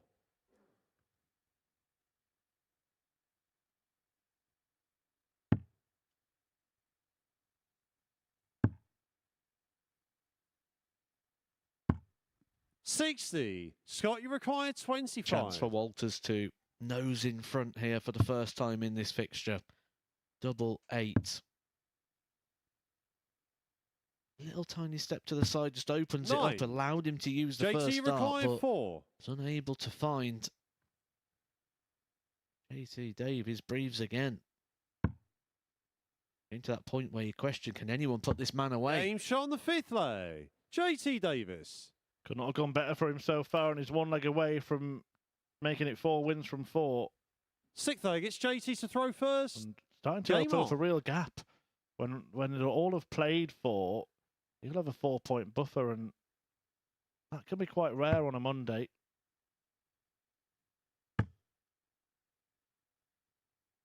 When you're not feeling confident, when you're not 140. feeling happy with your game, you've just missed an opportunity to go 3-2 up. You look up and your opponent's got the first 2 darts in the treble. You just feel like everything's against you at that point. 140. That's where Scott Walters will be trying once again to dig himself out of a hole. Oh, you could argue he may have dug for 58. himself. 18% on the doubles in this fixture.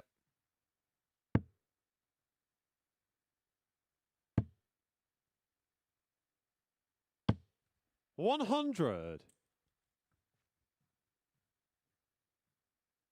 Was a late call-up for Scott Walters this week, but you can't say he'd be undercooked with the darts he's been playing lately. 57.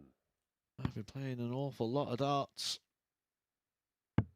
Plays a lot of local opens and been to Q school. He's been playing on the 55. WDF circuit. We know that's his big goal. He wants to be at Lakeside, and he's in a decent position to do so as well. He's booked up 3 tournaments: the Romanian, the Scottish, and Slovak. 60. A late replacement for the ADC Europe qualified, Jemai Vanden Herrick, who pulled out through illness. Must have got that while he was playing in the European Q School yesterday. 68.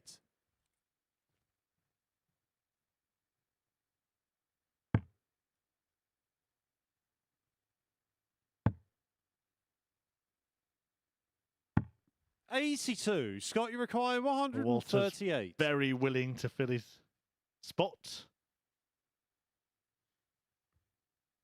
A shot of the old Humphreys.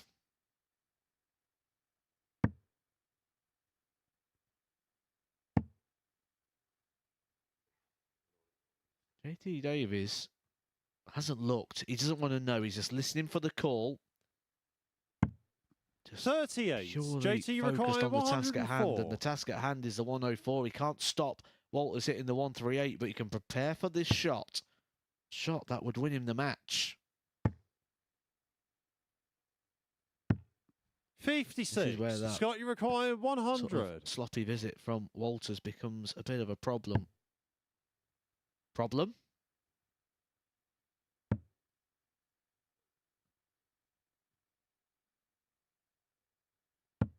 80. I had no problem JT, you on the tip require of my tongue, 48. but the problem continues for Walters.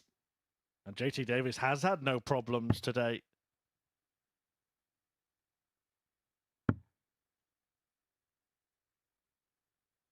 Double 16. Game, he shot, continues and the match. JT Davies. To win his matches, no problem, no defeats for Davis, who's made it 4 from 4 on his first day of darts at the MODUS Super Series. A 4-2 success over Scott Walters, and now Davis is pulling away at the top. But effective as always, and he has now made it 4 wins, 8 points with 1 match left to play. Can he make it a perfect debut when he faces Moreno Michels? We'll find out, but before that, Christian de Boer meets Stephen Plumstead.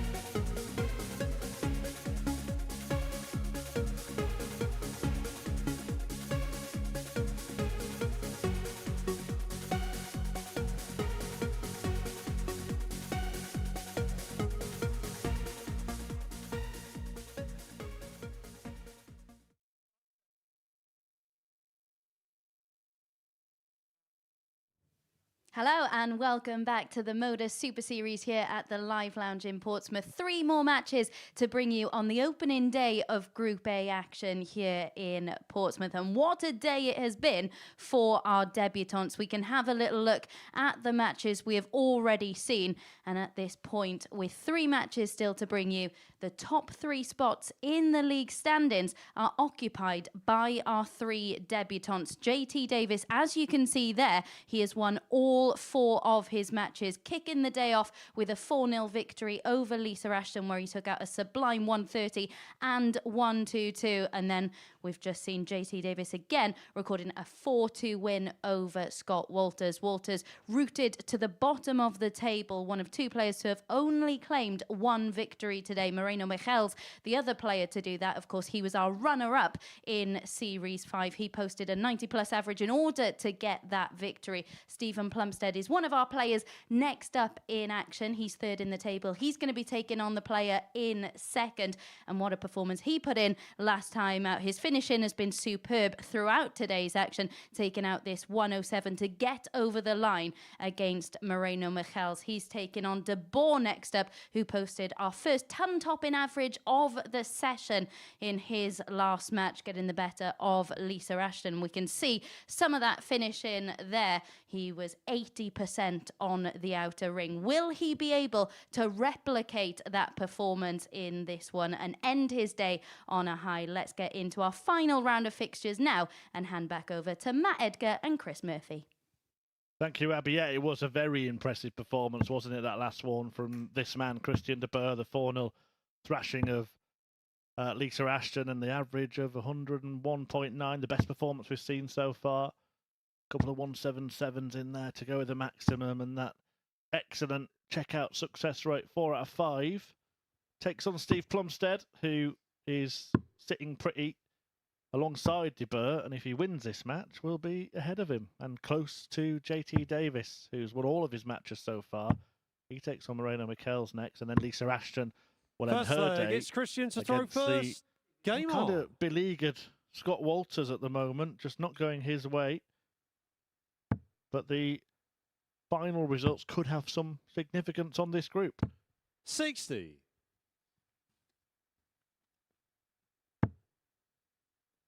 There's actually some significance into the practice that Christian De 95. Boer has been having over the years.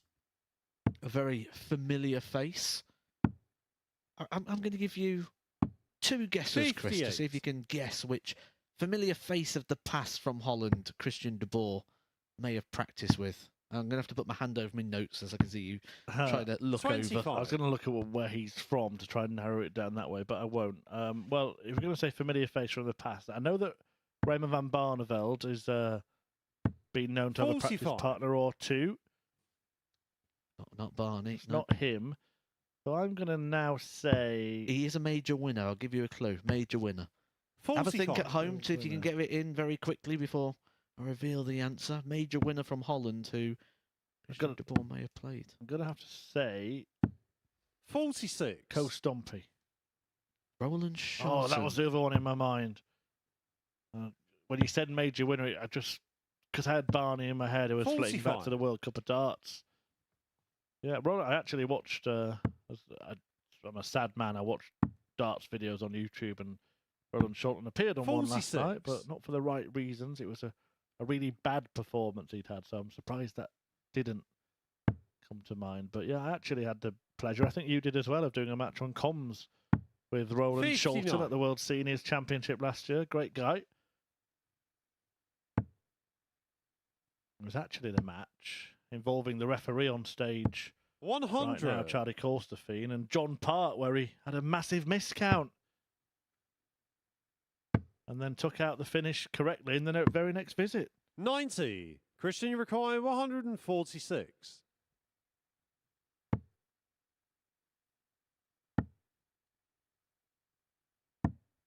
$76. Stephen, you require 142. Big ask, but he's took out a couple of big finishes so far today, Stephen Plumstead. He won't be adding to it on this occasion. With a 116, the 67. 120, and a 107 for the match so Christian, you far for require the debutant. 70.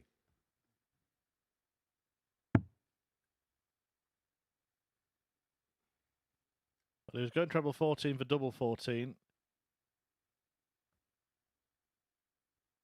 But having misfired, he's had to rework it out. Game shot on the first leg. Christian de And it was Boer. Double 18, not double 17. Second leg, it's Stephen to throw first.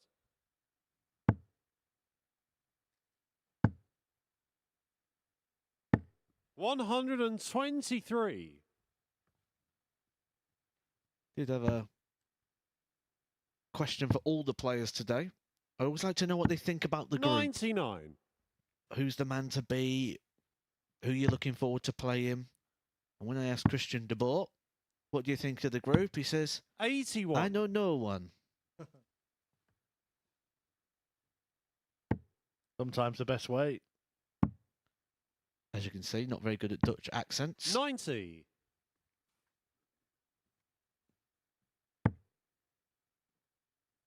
Yep, didn't really know any of the players. 85. Didn't seem too bothered. It was all about him. It's all about his game. Very self-assured player. It's way to be. 85. Just literally play the board rather than the player.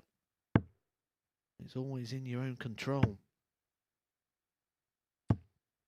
45. It is a little bit more boring though that way as a player. You don't tend to get the true feel of a match and the adrenaline. 140. Stephen, you require 167.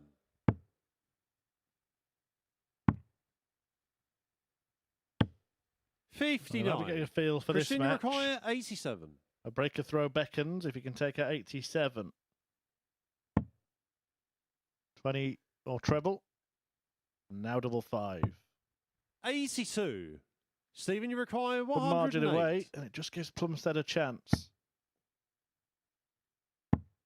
The old Shanghai on the 18s. 72. Well, he can't take Christian, you that require chance, so De 5. Boer to double his lead.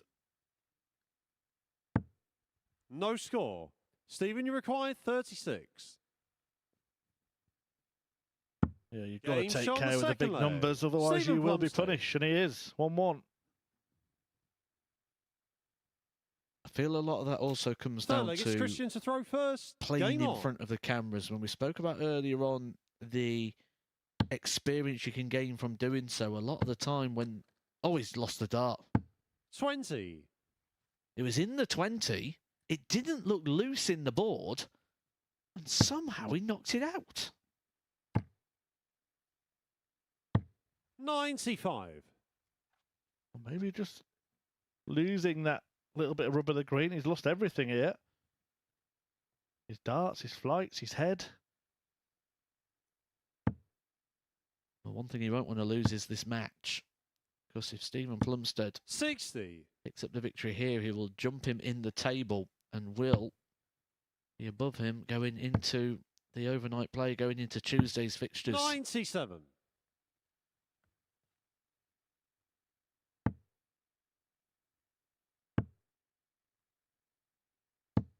100.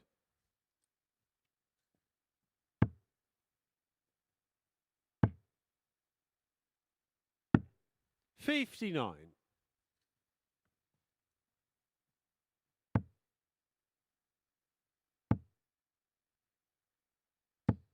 100.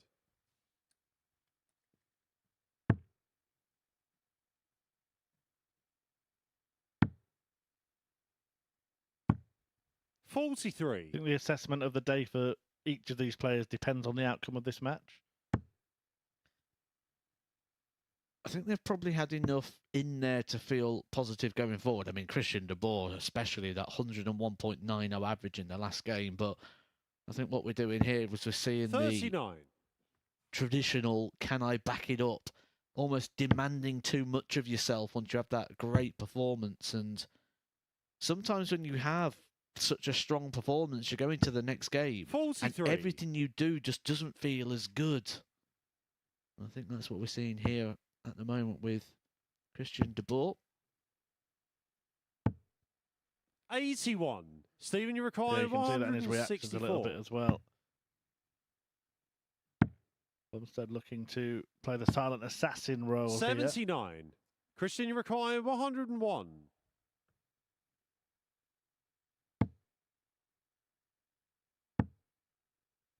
Double top. 61. Stephen, you require 85. Couldn't be found. Can the bullseye be found? 60. Not quite.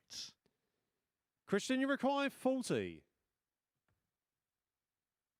The two ADC qualifiers in this group doing battle at the end of Monday at the MODUS Super 20. Series, and it is a Stephen, you battle. require 25. A scrap of a darts match at the moment. No score. Christian, Do you have to require finish on a double? 20. 25 points, not enough. So it is double 10 for Game Christian shot de on the Boer third to leg. Christian nose de Boer. in the lead, but not a lot in this, and the game there for the taking. If Fourth anyone leg, can it's find the Stevens to throw levels they have been first. finding Game throughout on. the day. Just having a glance over to the socials. We've been speaking today about players you 85. might want to see here at the Super Series, players you might want to see on debut. Now we know who the tour card holders are for the year. 180. Reggie Jones has suggested Scott Rand. I do believe Scott Rand isn't playing 120. darts though at the moment these days. Yeah, it's a name that comes around quite often, actually. Nice little show of respect there. Seeing 100. Plumstead suffer the same kind of fate that he's suffered himself in this game, Christian de Boer. He had his moments, didn't he? The turn of the last 140. decade, Scott Rand, cool hand. That nickname has been taken to new levels, hasn't it, recently? 180. Stephen, you require 156. Christian de Boer going to new levels here at 180. To set up a potential 11 darter after what was a really 140. scruffy start to this Christian, you game. require Suddenly it's caught 41. light. I've said, can anyone find the game? They both have. Game shot Well, on the that's a fourth new one on me, leg. and a very Christian de successful Boer. one, going down the Mensa Suljevic school of thinking, trying to lead double 14 at all possibilities. Fifth leg, it's Christian to throw first. Yeah, anything to Game leave on. it seems. 70 is going treble 14. We saw him go 5 double 14 on 33. 60. Surprised there wasn't a switch there from Christian de Boer, the way his darts sort of sit in the board, and with that sort of 140. bulbous barrel down at the bottom. Expected to have come back down where this one, top of the wire, this is perfect. 180. No surprise to see him come away with a max. 23. He's got the lead on the scoreboard, and he's got the advantage of throw. 140. This is all about Christian de Boer now. Nothing Plumstead can do but stand back, hope for mistakes, and it's going to 78. have to be mistakes. Christian, It's going to have to be a lot of mistakes. 121. Yeah, just put his foot down and hurtling towards the finish line. 85. Nicely set up.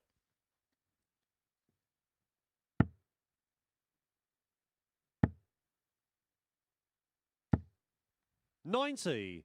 Christian, you require 36.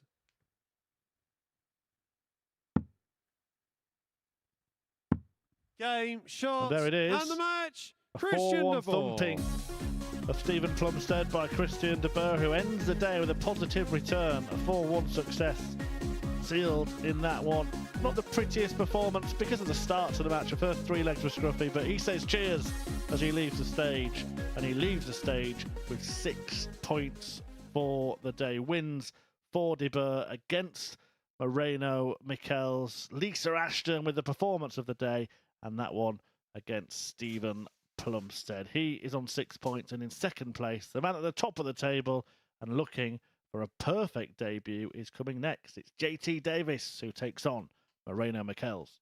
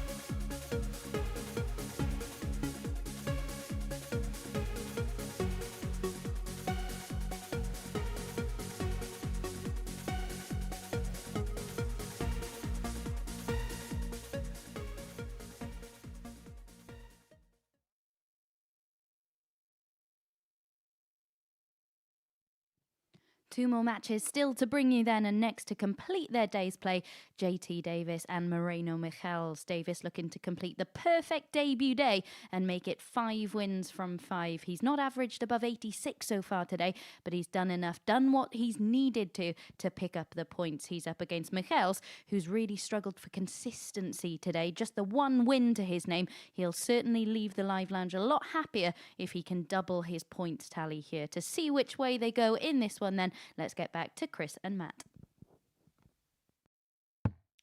Thank you, Abby. Yeah, lots of questions to be answered here, but for JT Davies, he's going to be more than happy with his day's work already, so a bit of a bonus game here for him. First leg, it's JT to throw first. Game on. Start of the day, I think he'd have packed his bags and gone back to the hotel. But for Moreno Michels, only 2 points. A man who's won a week here before. Puts a lot into coming over here. He's got his 3 children at home. He's got his 81. Own business working for himself. So, sacrificing a week, he's going to at least want to be in Saturday night to make it all feel 96. a bit more worthwhile. I was just pondering at the top of the show when the odds were listed for the week and saw that Davis was installed as a second favourite, quite short as well. I think it was 7-2. 140. Kind of raised an eyebrow, but the bookies seemed to know, didn't they?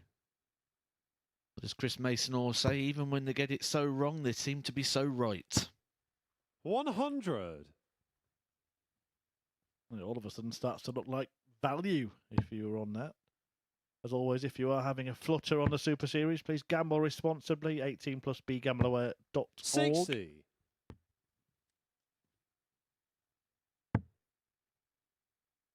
Still a fan of that Dudbridge as an outsider. I think he could 41. play a part this week. 18-1 looked huge price. Well, he showed more threat than, for example, Tony O'Shea, who was the same price. It will be good to have old Silverback 140. back at the Super Series, along with plenty of legends. It's a former World Championship finalists reunion, isn't it, 28. later this week? JT require 80. More on that in a moment. Davis looking at 80 to take the first leg.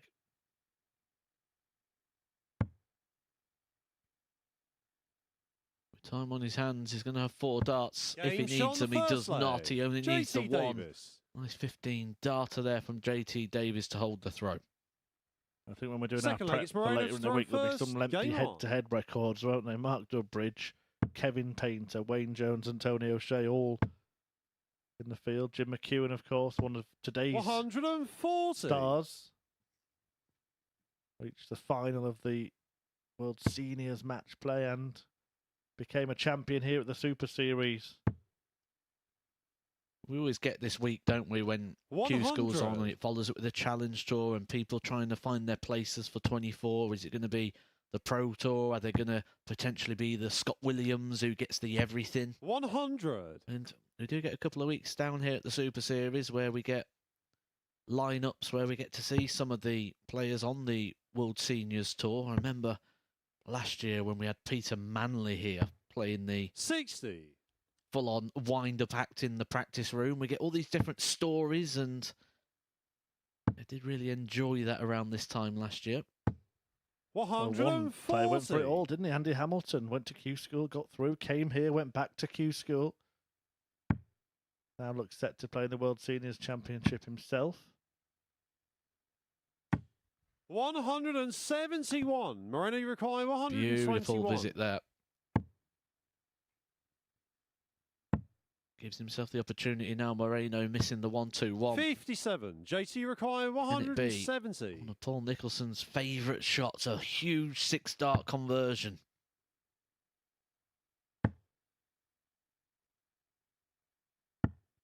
$58. Moreno requires 64. 64 for his opponent to level. It'll be 1 dart double. No, it won't. He won't get the dart double. He's missed, not only has he missed a big number, he's missed 2 big numbers there, really. 32. JT 16 and require 8 next to each 112. other, and either of them would have been fine.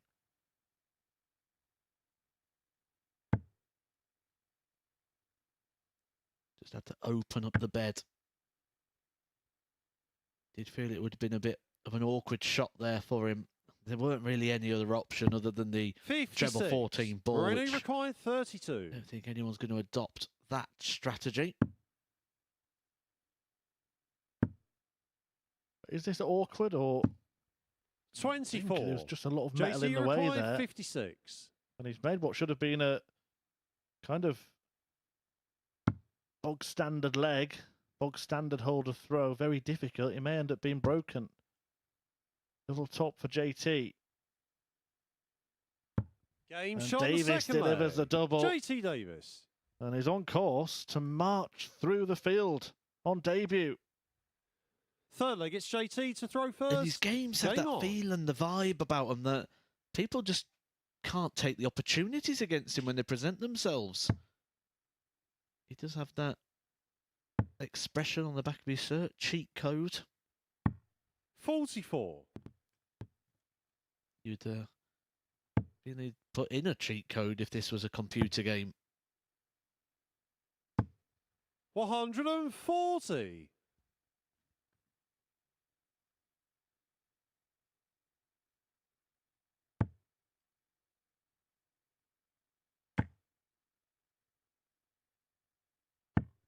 $57.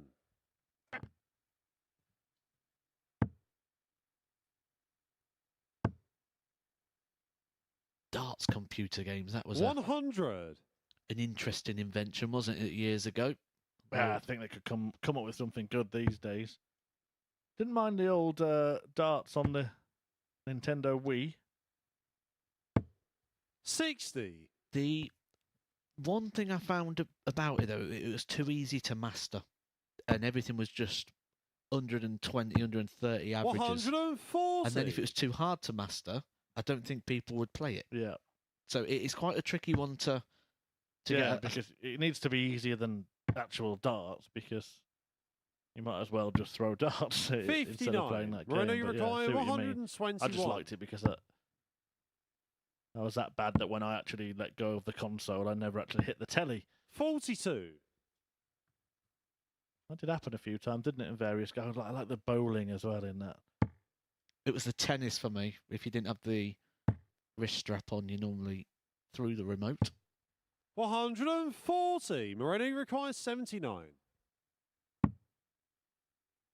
20 and tops. 59. JT require 141.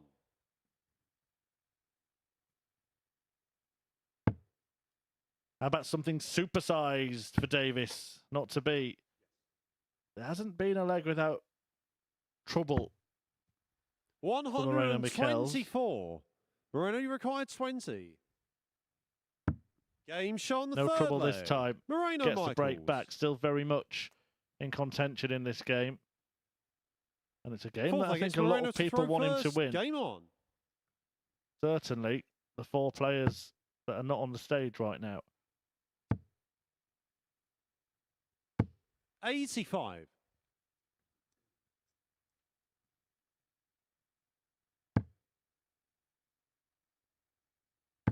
If Michels loses this, 57. 8 points to make up, even in 2 days, that's a lot.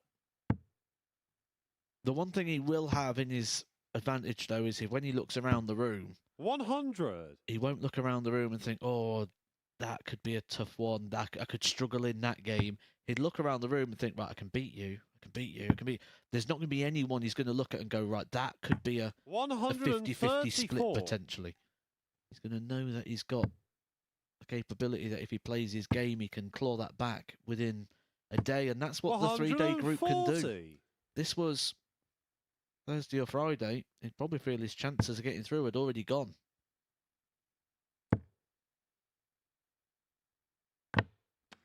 $80. Looking likely to level up here. This will be the pair's first fixture tomorrow. So on the opposite side, he could actually be within 2 100. points of JT Davis if he wins both of those fixtures.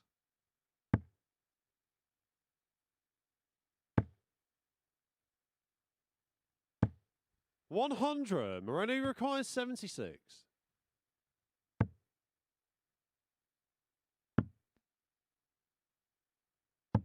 Game shot on And the that's nicely foreplay. done. Really Moreno clean kill. Michaels.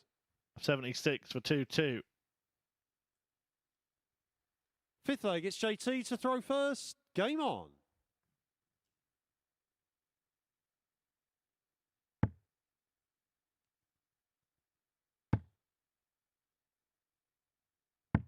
$57.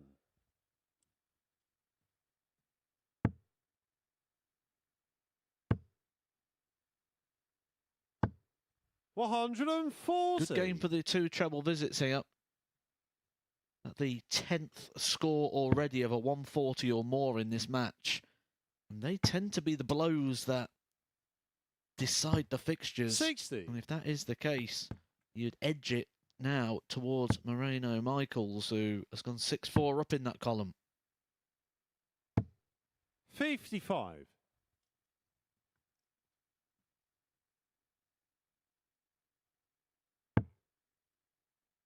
JT Davis had never set foot in the live lounge here in 94. Portsmouth, coming across from the USA to play here. And he won his first match 4-0 against Lisa Ashton. That was the 99. moment everybody started to sit up and pay attention. Then got the better of Steve Plumstead 4-3. Followed with another last leg decider win against Christian de Boer before beating Scott Walters 4-2. 43. And here stands on the precipice of a perfect day. A complete bingo card. But Moreno Michaels is giving him 89. a tough workout. Did mention to Abby at that sort of halfway point of the group that we're seeing JT Davis get over the line, but we've not seen him yet be fully 57. examined. Moreno require 118. That examination is firmly in process right now for Moreno. 58.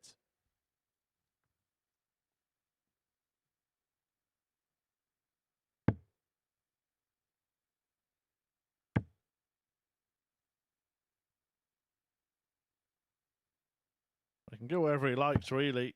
81. Moreno Wouldn't have requires liked 60. to have gone there. But this is a chance for Moreno to take full control of this contest. And he Game does shot on the it. fifth leg. Moreno Michaels. Look at how this could change the complexion of this group. Sixth leg, it's Moreno to A throw reminder, first. as I said at the start Game of on. this game, they play the first game tomorrow, their first game tomorrow, game 2 of the 15 fixtures. There's a huge swing possible here because 100. if JT Davis were to win both of those games, he'd be 10 points clear of Moreno Michaels. If Michaels wins both of those games, he'll just be 2 points behind. Very much in the 100. running to win the group. If he loses both, he's out of it, really.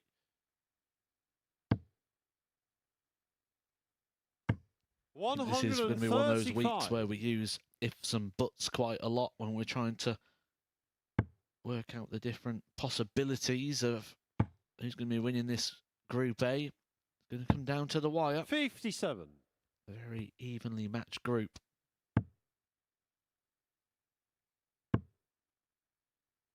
Moreno just seems to have found a focus in this 54. match. And the dart train may be derailed finally. Well, you know what it's like if you go for a 60. big run. When you see the end of the run and you see the finishing line, you can normally put that little bit extra in when you know it's the last bit you need to do of the day. 58. Take your word for it.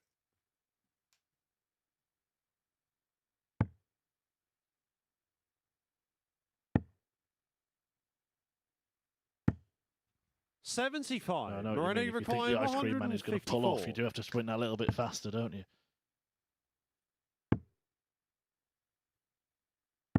Waving your coins at him 43. so he sees you coming.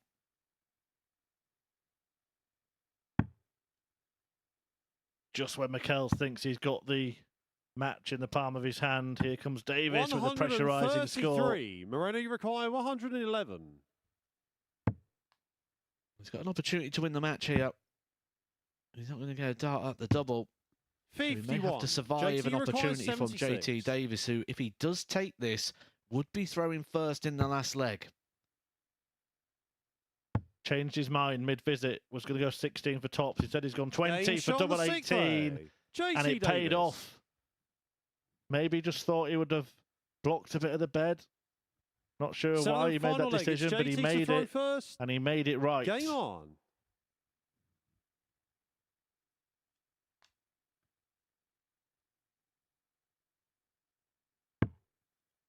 Moreno's had that feeling where you approach the jockey with the opportunity to win. 100. He'll be hoping to carve that out once again. He's going to have to outscore JT Davies now. 134. On the first three exchange, job one done. This is where you're just hoping to hear 60 or 57. 60. That presents the opportunity for Moreno. He's using all that experience and all that talent now 139. to open up a scoreboard lead. Davis now chasing.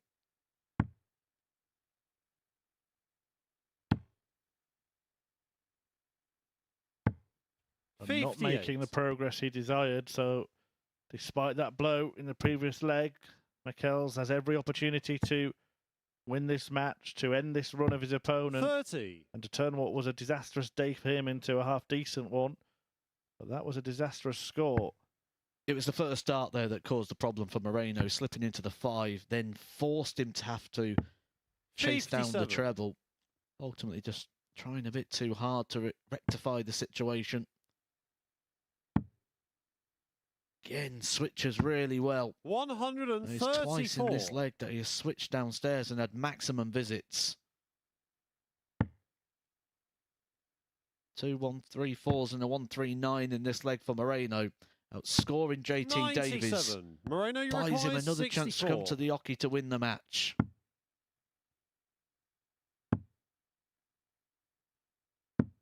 $32. Had the chance. JT Well, requires this would kind of sum up the day, wouldn't it, for 129. Davis, who's just managed to sort of hang around and then take his opportunities, and in doing that, he's converted 4 matches into 4 wins.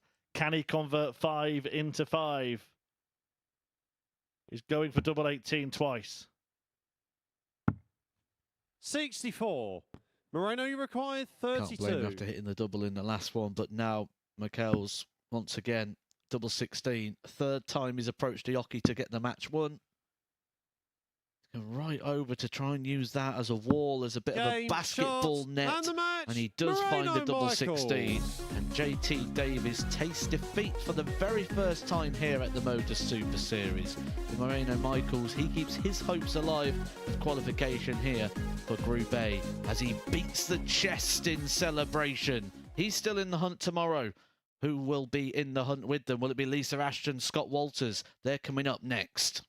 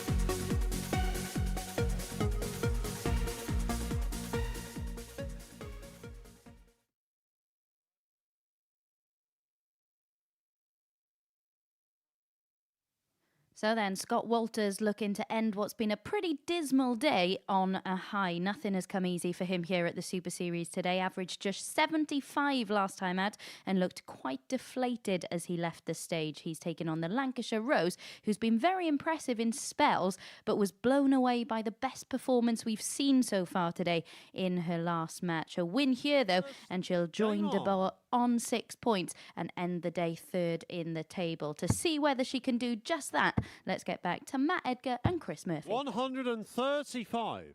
Yeah, thank you. The final match of the session does see Lisa Ashton looking to do exactly that, get joint second 41 in the table.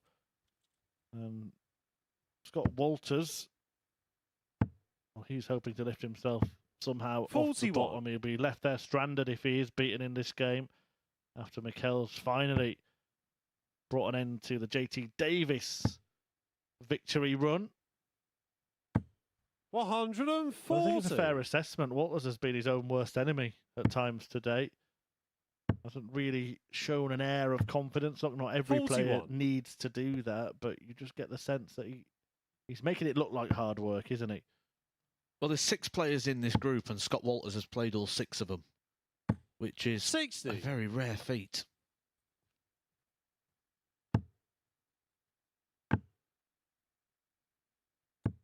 $60. A good way of putting it. Sticking with the darts setup from a game ago. 123. JT Davis, but has been tinkering with the tungsten today. 140. Even now, he Scott, just you require fed 137. up, just almost wants to get the task done today and start a new one. But he can get the job done here. Tops again Game for a shot on the first 137 finish leg. for Scott Walters. Sometimes something gives you a spark, gives Second you leg, it's Scott reason to throw first. believe Game once on. again. He'll now be wanting to start the day again. I wish this was my first match. Will be tomorrow. Don't forget to 85. join us. Another 15 fixtures coming your way from 9:30 AM live on both Sporty Stuff TV and the MODUS Super Series YouTube channel. 140. And if you are stuck for something to watch at the end of today's play, then stick around on the Super Series YouTube channel and have a look at the other content 60. there. Maybe subscribe as well. In fact, definitely subscribe as well. It's worth it. You might even see Matthew Edgar's Bullseye Challenge. I'm not going to 38. spoil it by saying exactly what happened, but I'll just say it was unorthodox, to say the least. I thought I had nailed that strategy-wise 96. twice. I thought I was going to nail it twice, the strategy. I'll let you guys be the judges of that. I don't think our 59. commentary team, well, certainly Glenn Durrant, didn't seem too happy with my strategic choice. Glenn's attempt at the Bullseye Challenge is there as well, so compare and contrast and comment. 100. And also, it's probably time to comment on who you think will win this group, because it has been an interesting start. 94. Scott, you require 160. Is he going to follow that 137 with a 160? Not to be the case. And now Lisa Ashton 96. may even Lisa, you require reel in the big fish. 170.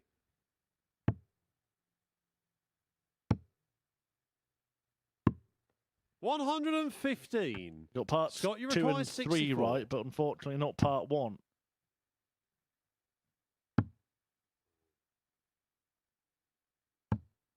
Game shot on the second leg. Scott Walters. Better again there from Scott Walters, who's 3 from 2 at the outer Third ring leg, at it's the Lisa to moment. throw first. Game on.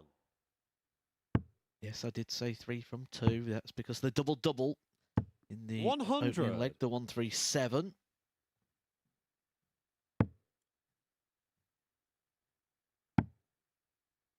Where do you stand at the moment on a potential group winner? Earlier in the 96. day, it looked like it could be anyone. Then it started to look like Davis was pulling clear, but in the end, he's only 2 points ahead of De Boer, who's had the best performance.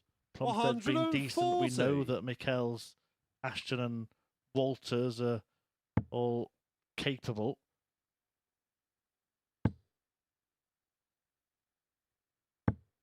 100. No spare darts on the table. But yeah, back to the point. Where do you think 100. the Saturday place is likely to go from Group 8? Do you know what? Yes, we've obviously seen the winner because we've seen all the players that are going to play in this group. But I don't think we've seen anyone at the moment play like a winner. 162. Lisa, If you require anyone 161. has potentially got more levels to their game at the moment, I think it could be Scott 99. Walters. Scott, Could you require completely turn it around. 143. And it would be some turnaround. Well, this match could be the start of that. Similar fashion to Moreno Michels himself, who got that win 99. against JT Davis, which Lisa, you means require 62. could just be a couple of points behind him after they play in their first game tomorrow. Ashton looking to 46. stop the rot at the start of this Scott, you match. You require can't do it, and 44. Walters is waiting on 44.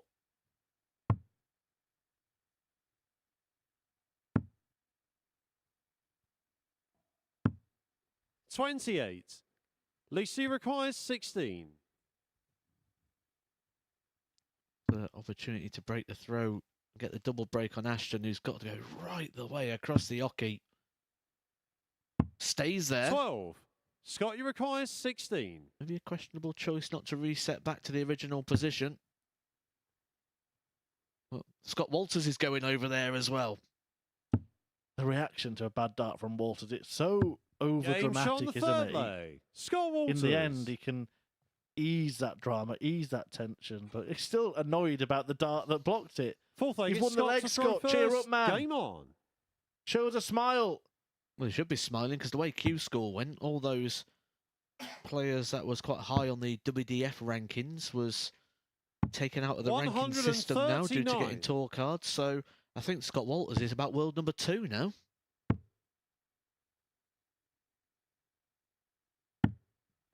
$25.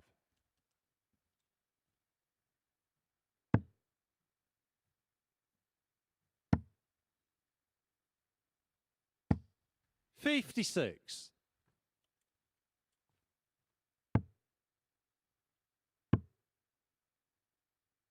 Well, 100. Scotty closing in on not just a win, but a very healthy one.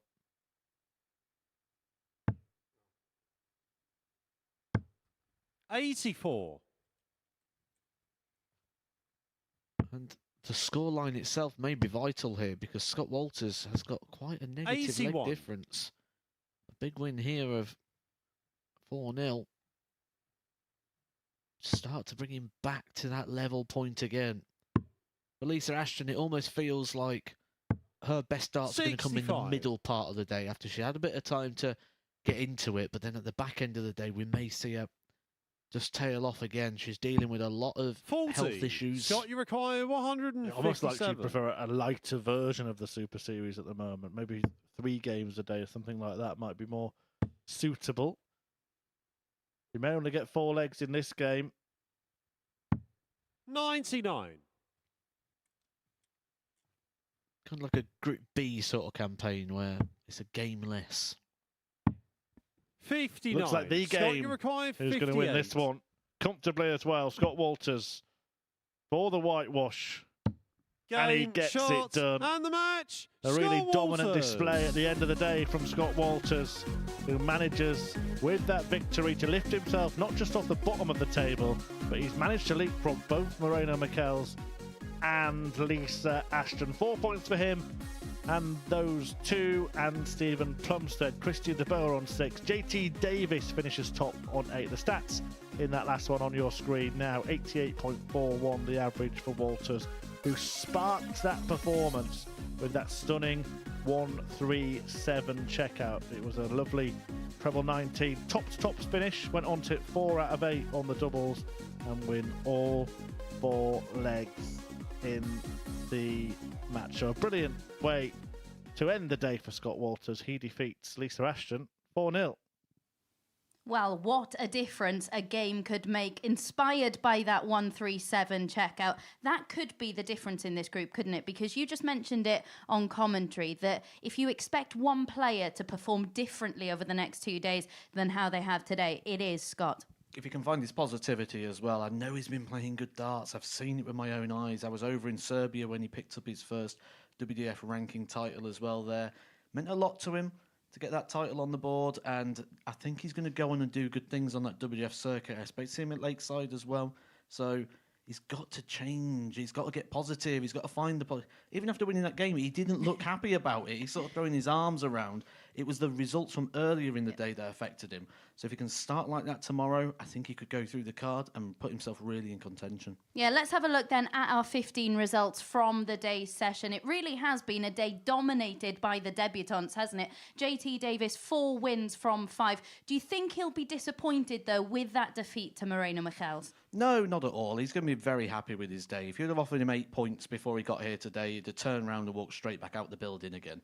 That is a good result and a good debut performance. I think one of the real things that stands out for me, though, when we look over the results, is just how close the games was. We said at the start of the day, I don't know if there's going to be a favourite here. And then when you look at it, a lot of 4-2, a lot of 4-3.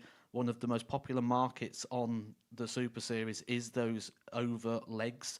And anyone who's been back in the over legs will be very, very happy today. Tight group, I expect it to carry on that way. Yeah, one of the most interesting points in that game against Moreno Michels for JT Davis, though, he really got himself back into that game, didn't he? The 1-3-3 setup shot to leave himself 76. Changed his mind, as we can see here, changed his mind halfway through that visit, though. Yeah, and I mean, when we look at Moreno Michels, he came to the Yoki with opportunities to win this fixture on multiple times, and JT Davies just never changing his demeanour. It's all about him. He doesn't sort of get embroiled with the game and the two-in and the throw-in. He focuses more just on the board, playing the board, not getting drawn into the emotion of it, because sometimes you can start to count those opportunities when you let, like, Moreno keep coming to the board and you think, right, he's had 2 chances, 3 chances, eventually he's going to take it. You sort to panic. Not JT Davies, very clear in the mind. Lots of positivities from him today. Would it be fair to say Moreno Michels, yes, we saw one really strong performance from him. Aside from that, though, there were spells in matches where he looked quite comfortable, but not a whole performance. I expected more. I'm not going to lie. I expected more from Moreno. When he went into that room today, as a player, you do. We say we don't, but we do. We go in there, you think, I beat you. I'd never lose to you. And you tick people off. We do. He would have gone in there today and he'd have looked around the room and thought, ooh, this one's here for me today. This is a chance to win the group. This is a chance to do that again. And whether he says it or not, he would have thought exactly that. And he'd have gone in there today and thought, there's no real danger, there's no threat, there's no person to beat, which means I've just got to be on my game and I'll do it. And he wasn't. So he'll be disappointed, just like we probably are with him. Yeah, let's have a look then at the league standings with 15 games played in Group A. Confirmation that JT Davis leads the way at the top of the table on 8 points, only defeated once today. Then our very own KDB De Boer, this time on 6 points just behind him. How do you think he'll reflect on his day today? He's got to be delighted with how he's played today. I've been really impressed with him. I thought he's shown some really good signs. That 101 average shown us exactly what he's capable of and what's in the locker, and the players in the back room would have noticed that as well. One of the things I noticed last week, which refreshed my mind, is as soon as someone does something good, all the players in there start talking about, like, oh, he's on it now, and they'll be doing exactly the same in there because they know they're not. We're not seeing many averages go over into the 90s today. So when someone's got that in the locker, it'll just send out that warning shot. A little bit of a fear factor now around the ball. And as for Plumstead, his finishing has been a real strength today, hasn't it? Oh, fantastic. When you come to something like this and it's your goal and it's like the end journey, this is the end journey for him, not like the start or a process. He'll reassess it at the end of this, no doubt, but at the moment, this is the main goal. So when you come here, you can start off and you can start a bit nervy. You can maybe chase a few legs. You can feel it's getting away from you. And you can play the week and go, right, well, I've got 5 days. It doesn't matter. I'll play better on the others. So to start well on the doubles, that just gives him some confidence in the back pocket. Knowing you can get out of things at the back end of legs means you don't panic when you hit a 60 or back-to-back trebleless visits. And it's just something that we might see him grow in the week, because just having that double percentage will help. Absolutely. Well, today has been a day dominated by the debutantes here at the Super Series, but Scott Walters reminded us in our final game that he is certainly not to be discounted. Make sure you join us from 9:30 tomorrow morning to see whether he can continue to climb up the table.